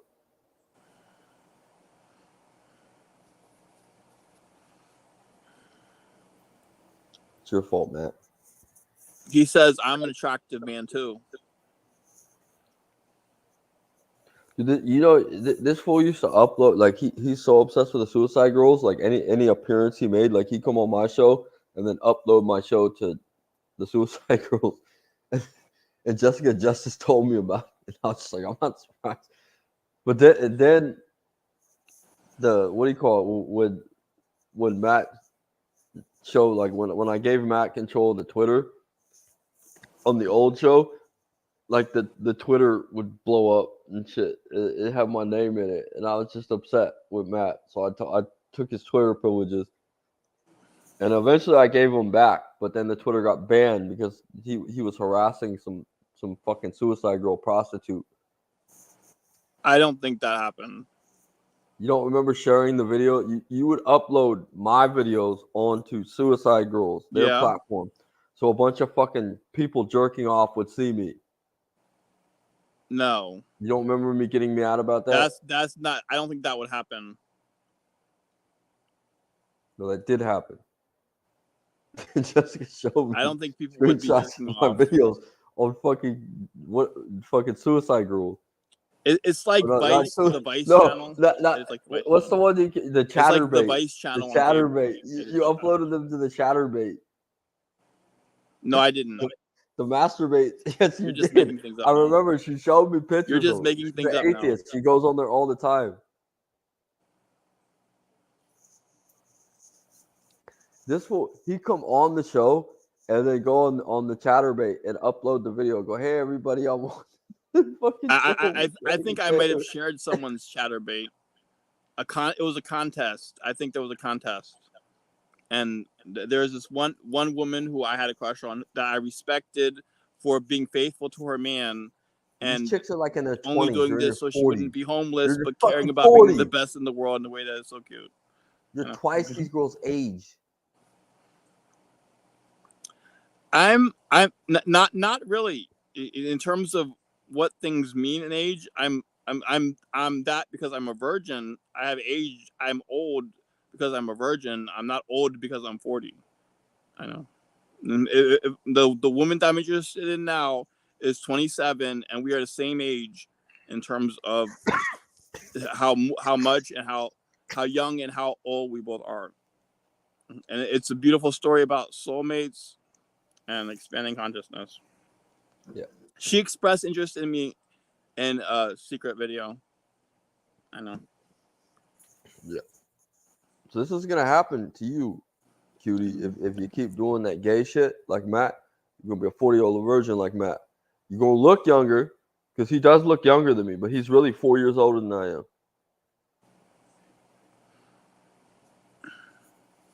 It's better than And mine. I'm gonna This dude look is older younger than I than am. you when I'm 50 because You were I'm born 4 years before I was born when you were 4 years old. You could already Yeah. speak and talk, and you remember that shit. but I'm beautifully old and young. I'm young and old. I'm old and young. It's the miracle of the Pleiades. You know. Pleiades is some real star seed shit. I'm kind of like a star seed, but I still find it extremely funny.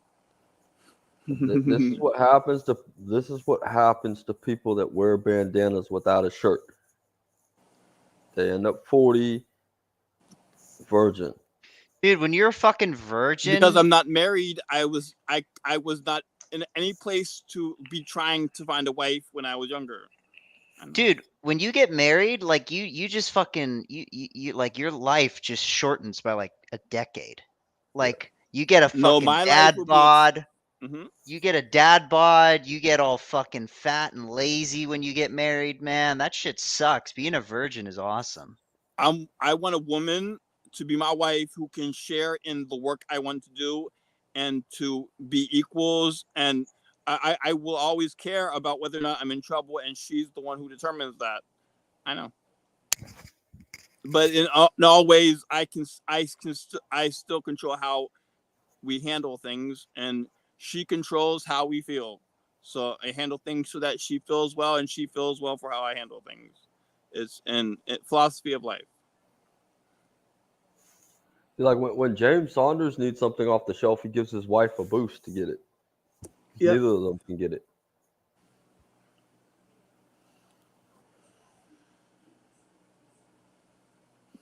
Matt can't even hold a cup of water. It looked like he's a.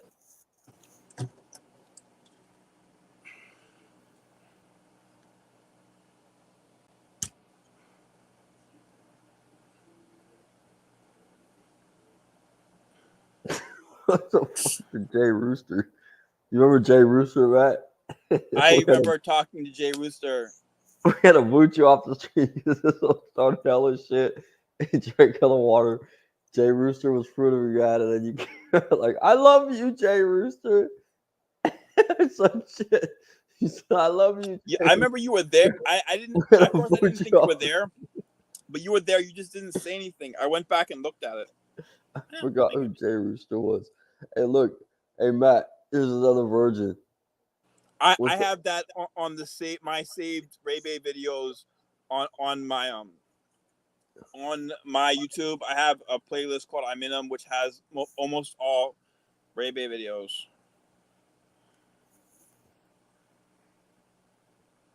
Hey, P Mars. Yeah, P Mars.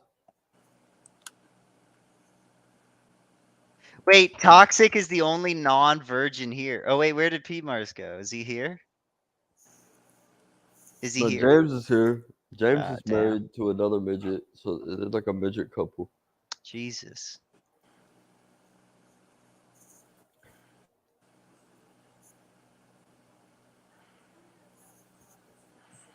Oh, he's back. I hear Yo, something. Heretic, we're in the same time zone, brother. Like, hook me up with a fucking girl who knows how to fight. Like, who could beat the shit out of me. Saunders is in like Nova Scotia or something. Yeah, he's in like Nova Scotia. What's up, P Mars? Oh, when I joined, my sound wasn't working, so I refreshed. Now it is. Hooray! Dude, the virgins outnumber the Chads in this little room we got here. Sweet. I don't like the word virgin because it sounds triggering. Yeah, It there's a sounds lot of triggering. stigma attached to it. I know. Kind of a weird concept, you know.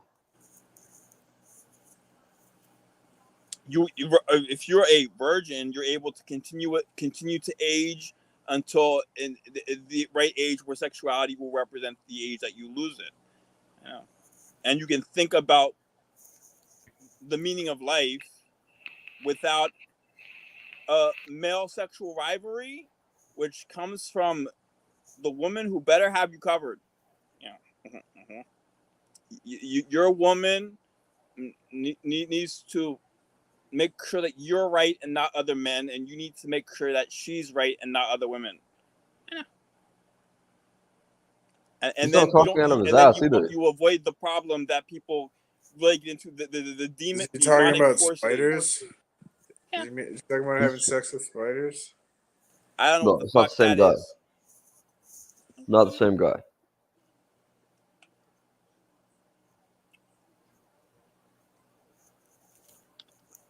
He's not talking out of his ass. He's really like catching whatever his brain throws as much as he can.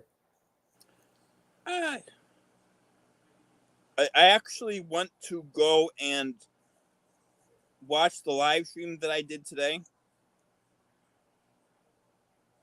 It's the don't fuck with me. Yeah. Or when you thought you had a copyright on schizophrenia and the other guy told you didn't. What? You remember that? I don't remember that. Remember when somebody said that you don't have copyrights on schizophrenia and you got real pissed off and then did this whole stream about it? Like, don't fuck with me. Because I was trying real hard to accomplish my dreams. I don't remember that. And I was caring about I've seen you snap on two different people. There's the guy that told you didn't have copyrights on schizophrenia, and then there was Uncle Biff when he didn't heal you. I probably felt demoralized, and with Biff, I don't think I freaked out. I probably felt like he wasn't respecting his own experience. I know, like he's making extraordinary claims, but being real douchous about it, and that I don't know anything about that. The Biff story. Yeah, And I don't want to know. Biff's got a fucking Biff's under investigation right now for a sex crime. I don't have enough to make an Uncle Biff got movie. bothered by that. He's not allowed on the channel until he gets that cleared that up. I'm not bringing him on. I'm not having him talk to nobody. He messaged me a while back. I didn't respond. There's too many sex perverts on the fucking internet, man. I'm getting sick of them.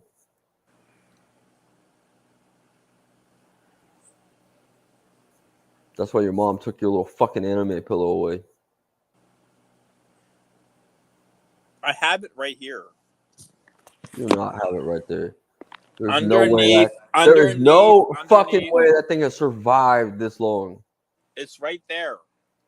Where is it at? Right there. Where's the anime pillow? Pull it out. Let me see it. Right here. Let me see it. That's not. What the fuck happened? Pull it out. Let me see the No. condition. I want to see that fucking anime pillow is safe and sound in that room. I don't want to deal with your demons.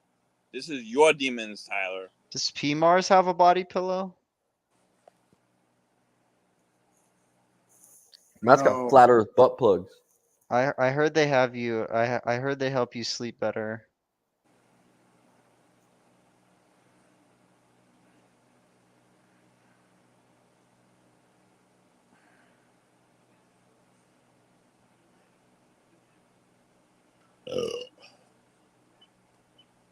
That was fucking disgusting, Matthew. You should be ashamed of yourself. I didn't do anything. You're disgusting.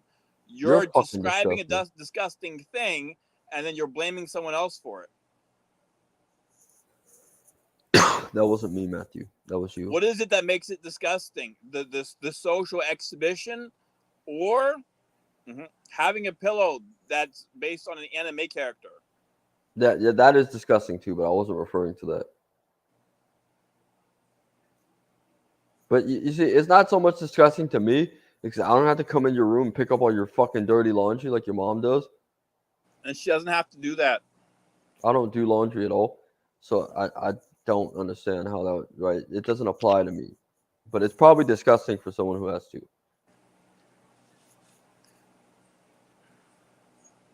I masturbate less than you probably. Yeah, you do. So why are you mad at me? Probably.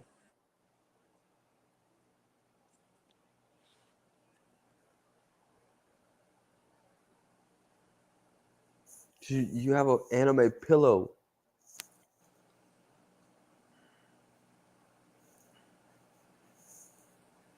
Your wife is a pillow. Are you being mean? No. I want to see that pillow safe. What have you done to that pillow? I don't sexualize the pillow the way that you do. Free the Wanna pillow. buy one of those? I don't have. You I want to use buy my one of pillow. those for I your put my bedroom? head on the pillow to sleep. I don't have You more have than one fantasies pillow. about my pillow? I don't want my man juice where I put my fucking head so I can go sleep. It's gonna smell like man juice. No. You're thinking about it wrong. The head pillow is the one that you don't fuck. That's Okay. the only pillow I have. What? I Bro, only have one pillow. yeah, that's because you were in the fucking military, dude. You don't know what it's like to have a bunch of pillows. That's what my ex used to have a bunch of pillows. She had like the little one and then the big one and then the fuck roll those. one. Those- and shit. those are Yeah, that's useless. what I'm saying. You I don't can't like that. I only have one pillow. get two pillows that are firm, sandwich them together, put your dick between them, and just fuck the shit out of it, dude. Feels great. Yeah, Joe, they call that a thief.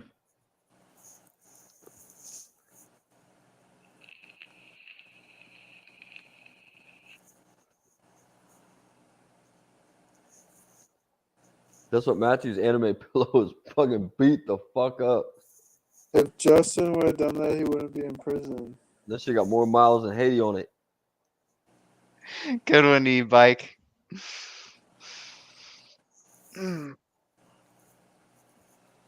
Yeah, Saunders is out for the count. Saunders fell asleep. He did too many drugs, passed out. I'm about to go to bed too, He motherfucker. passed out.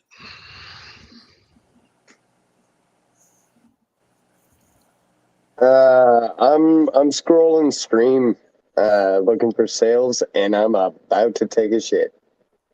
You're passed out. Matt, Saunders is back. You want to tell him how he looks with his muscles? Hey, Sonder, Tyler is being mean to me for saying that I can recognize what would be attractive to a woman in you. And you're like a handsome little Johnny Depp. Thank you. I didn't even have to tell him. I didn't even have to ask for that. He just told me. See, I told you, Tyler. I told No, you. in our interview, you specifically said that you were jealous of Saunders when he came around. 'Cause you thought he was gonna steal all the girls, and you were supposed to be the cute boy. But Saunders came because he was a cuter boy. And you In said a bunch of- my shy, servile voice, I'm sure that sounded different than I would say it now.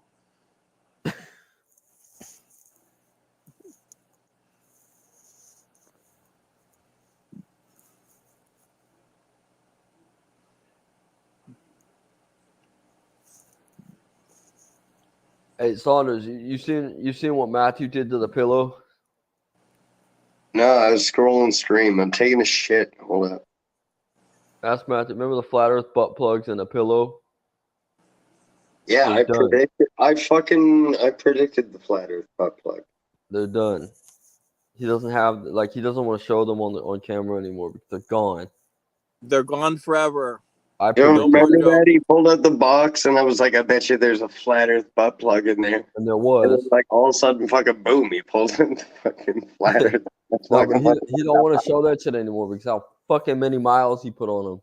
My old perverted ways will be a legend in infamy. I need a green screen. It's a legend. A legend. It's a myth of a me that never was.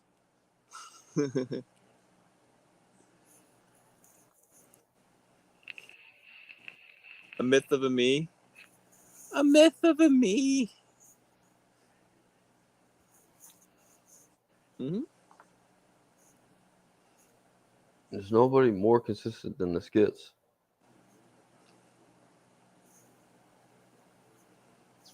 I was overcoming things. I know, allowing myself to be Jackass embarrassing Hold on. because as long as I get rid of everything that's embarrassing, working through it and having it to look back upon, I would not be embarrassed going forward. And I feel pretty confident that it's really hard to embarrass me. I know, because I've been there and I've done that.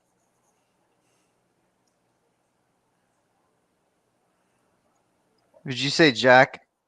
Were you talking about Jack Asscrack? I said I've been there and I've done that. No. Jack Asscrack is all live right now. Jack Asscrack checking his messages right now. What do you want? Are you on speaking terms with him? Not really, but we're friends on Facebook.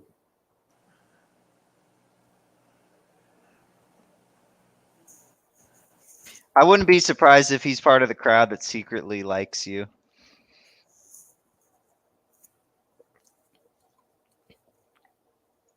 Like he's binge watching all your shit on an alt account. Jack Asscrack? Yeah, he watches all your videos and shit. He's your I number don't think one he's all fan. that smart, but he's really like under Darth. Darth does not like him at all. I think Yeah, so, well, too. didn't he like follow him into like every fucking server and every fucking platform for like 12 years? I'd be pissed off too if I was Darth. It's annoying as fuck, dude. Every time I ask him to come on my show, he doesn't want to come on. He only likes Darth. But I just sent him a link here. If Jack Asscrack shows up here, I'm going to introduce him to Matthew and see if he can beat Matthew. Matthew annihilate any atheist. He'll chew their brain up and swallow it. He's a cerebral assassin. Jack's autism versus Matt's schizophrenia. Who will win? No, schizophrenia wins every time. Remember the fucking Australian dude that tried to go bad on Matt and he grabbed the support. Everyone's like supported Matt. Oh yeah, Brett. That guy was great, dude. That guy was great. Oh, Bert. It was Bert. Yeah. He was so out of it, dude. Schizophrenia will win. Oh my This god. has Yeah, both. Matt's undefeated. Dude, Matt defeated Darth Dawkins. Matt defeated Darth. He defeated like pretty much everybody he's gone toe to toe with. They just can't handle it. They just get overwhelmed. I had to warn Darth about Mac. He was about to boot him off the stage. And I'm like, nope, that's a skits. And yeah, Darth just like, okay, I don't think schizophrenic should be on the internet, and I'm gonna excuse myself.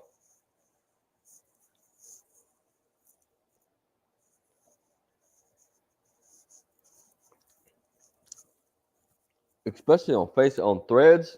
If any atheist, there's no atheist that will talk to Matt on Facebook. I think there's like 2 or 3 people that tried, and he pulled some shit like that. Like dude, I wish I could find where's the don't fuck with me, Matt. You gotta find the guy that told you can't put a copyright on schizophrenia. Did he mean my show? You don't remember the guy that told you don't have copyrights on schizophrenia? Does he mean my Oh, show? that's like the second time I've seen you mad. Out of the 2 times. That's like the other time you've been mad. Oh.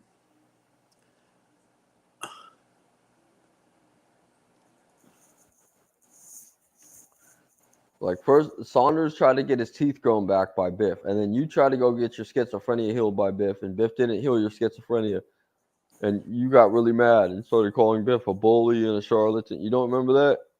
I don't remember these conversations really. I'm sure what it looked like to you is like I could think of if I really tried to remember, I could think of something about where my mind was at. I know. You try to get your I know. schizophrenia healed, and Biff went into the house with that dude that's about to die and shit. Remember, he like pseudo healed him. I know what would you went sound bad like on to him. me, You went, you're not a fucking faith healer. You're a fucking fraud. I can say what sounds like me to me, like why I think I would have. I got upset. I know. Those are the only 2 times you got upset. Because I can understand why I would be or look that way. I know. I know you got upset with Uncle Biff.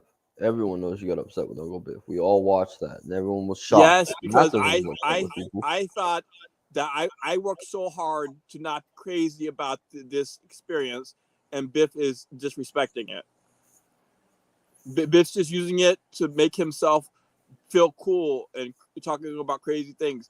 And I always work very hard to respect my see that? experience and don't say things that are crazy.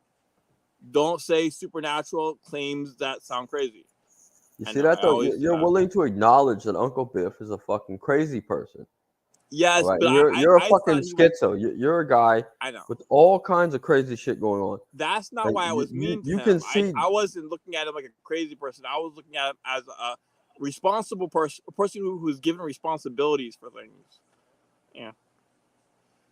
No, but, like through your He's given schizophrenic responsibility for goggles, being a you can faith see healer. the craziness, in Uncle Biff. He's trying Right? to take Everyone was responsibility for just being as a faith shocked healer. as I was when you got upset with Uncle Biff. No, there's another guy you got upset with You too. you don't remember when he said he wasn't going to heal that woman because she wouldn't give Yeah, I him remember that. her $2 million plot of land, Yes, I remember that. so he refused to heal her. I Damn remember that. Jesus! Damn Jesus! What the fuck? You No, need but that he- land. You even need Matt's that land. crazy ass can Yeah, see I that know. Uncle Biff's crazy. Oh my god.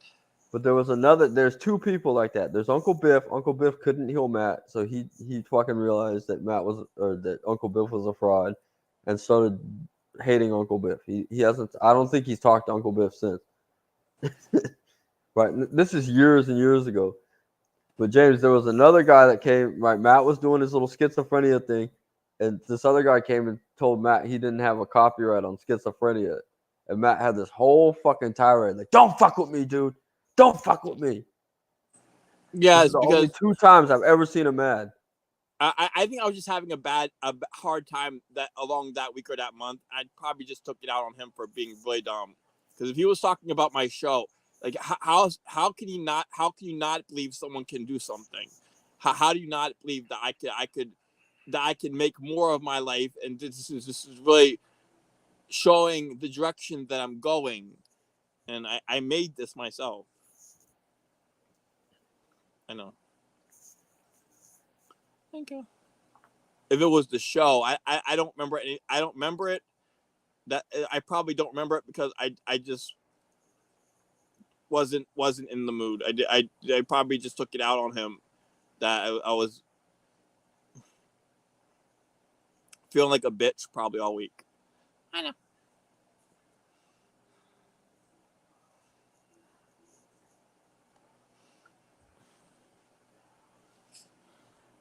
You took it out on Uncle Biff. Not Uncle Biff. I tried to be Uncle Biff or Biff's friend, but he was extremely resistant to respecting these feelings that he says that he's good with, or whatever. Faith healer. I know he was making extraordinary claims and not being responsible about them, but he was trying to trying to say he's responsible.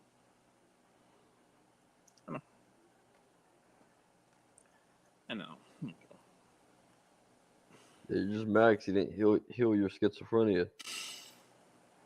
I was mad because if I wanted to, I could have been like him.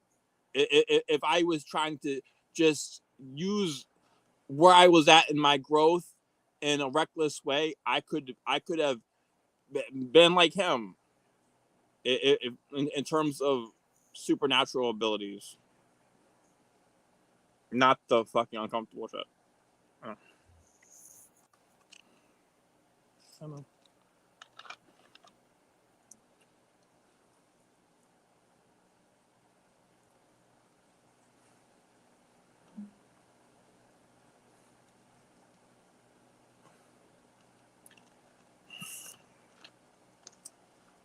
I remember the argument with Biff. What was about?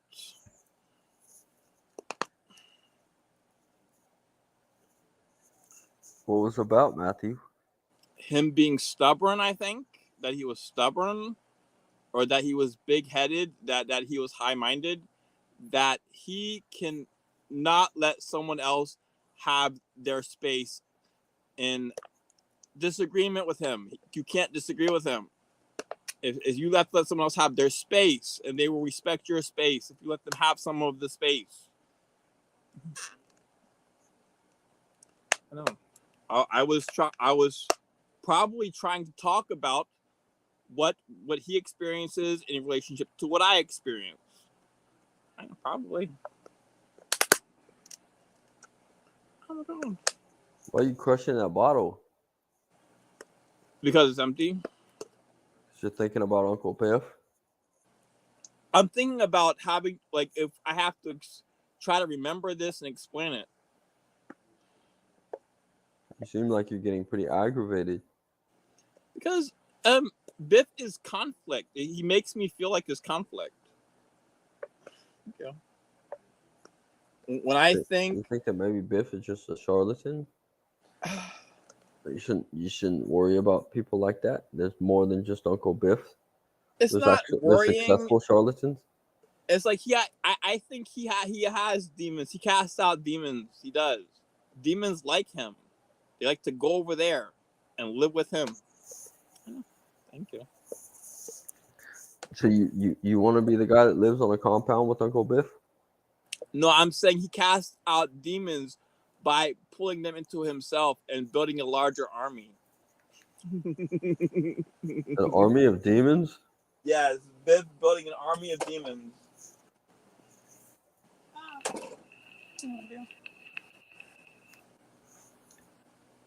He's a demon lord.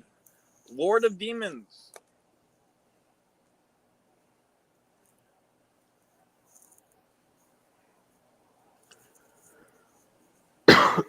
You can't even hit a vape pen. That's because I'm having a problem with nicotine this week. Why can't you vape without, like, heterosexually?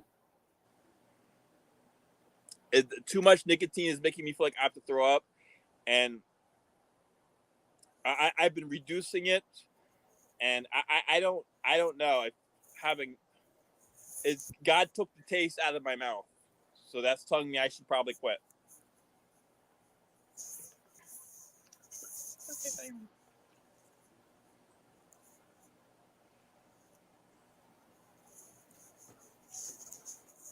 I need to get a new coil because this one's making me cough. I'm out of coils. And smoking cigarettes, I can't do it anymore. Time, it's not even that late. I'm already tired. It's probably because how much fucking hours I put in that fucking movie. It's done. Everyone came and watched it. They're raging about it on Clubhouse right now. But the music's too loud.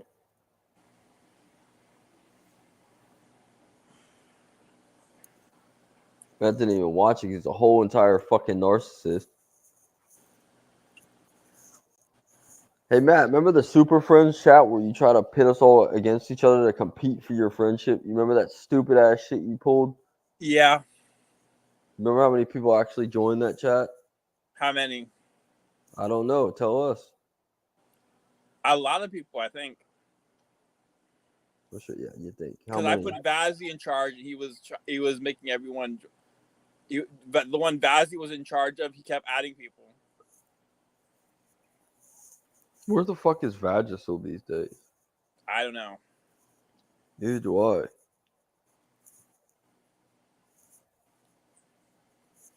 You know what? I think it's funny because like the little Ukraine war, right, in Russia, and all of a sudden he can't use the internet. I don't think he was forthcoming from where he was from.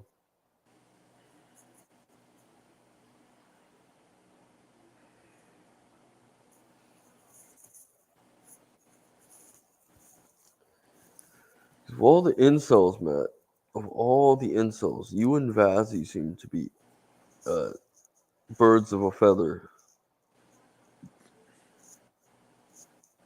I'm not an incel. I'm a lover of myself. I haven't seen Vazzy since the Ukraine war broke out. And that's probably because his internet access has been taken away.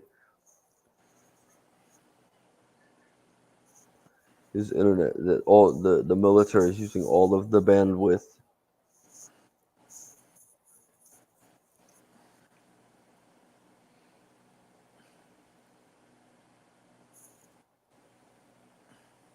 Yeah, so how's Television going on Clubhouse? I didn't add anyone.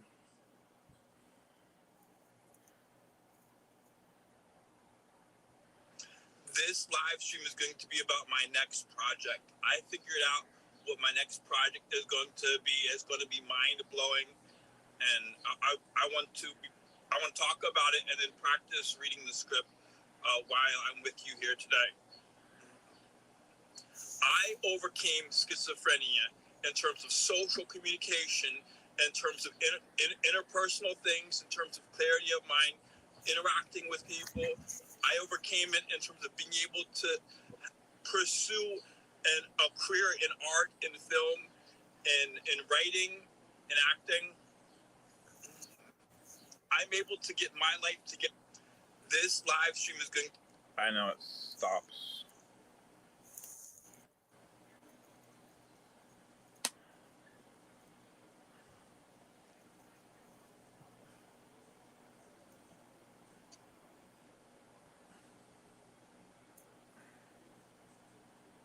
Oh boy, Hams is live. Oh, let's see if he got it. No link. Damn it.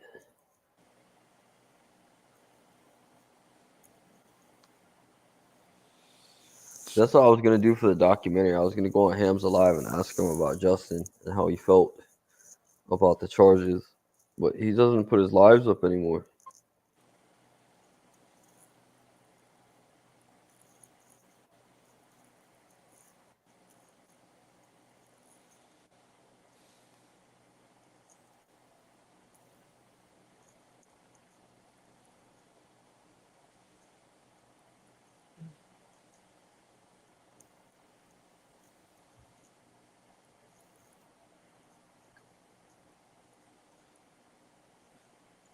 All right, bitches, I'm out.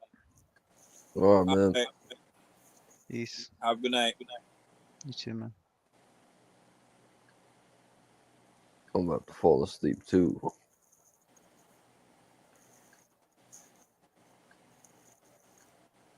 All right, boys. I'm outie as well.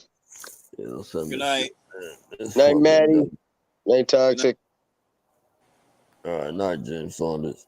Let's go to sleep, man.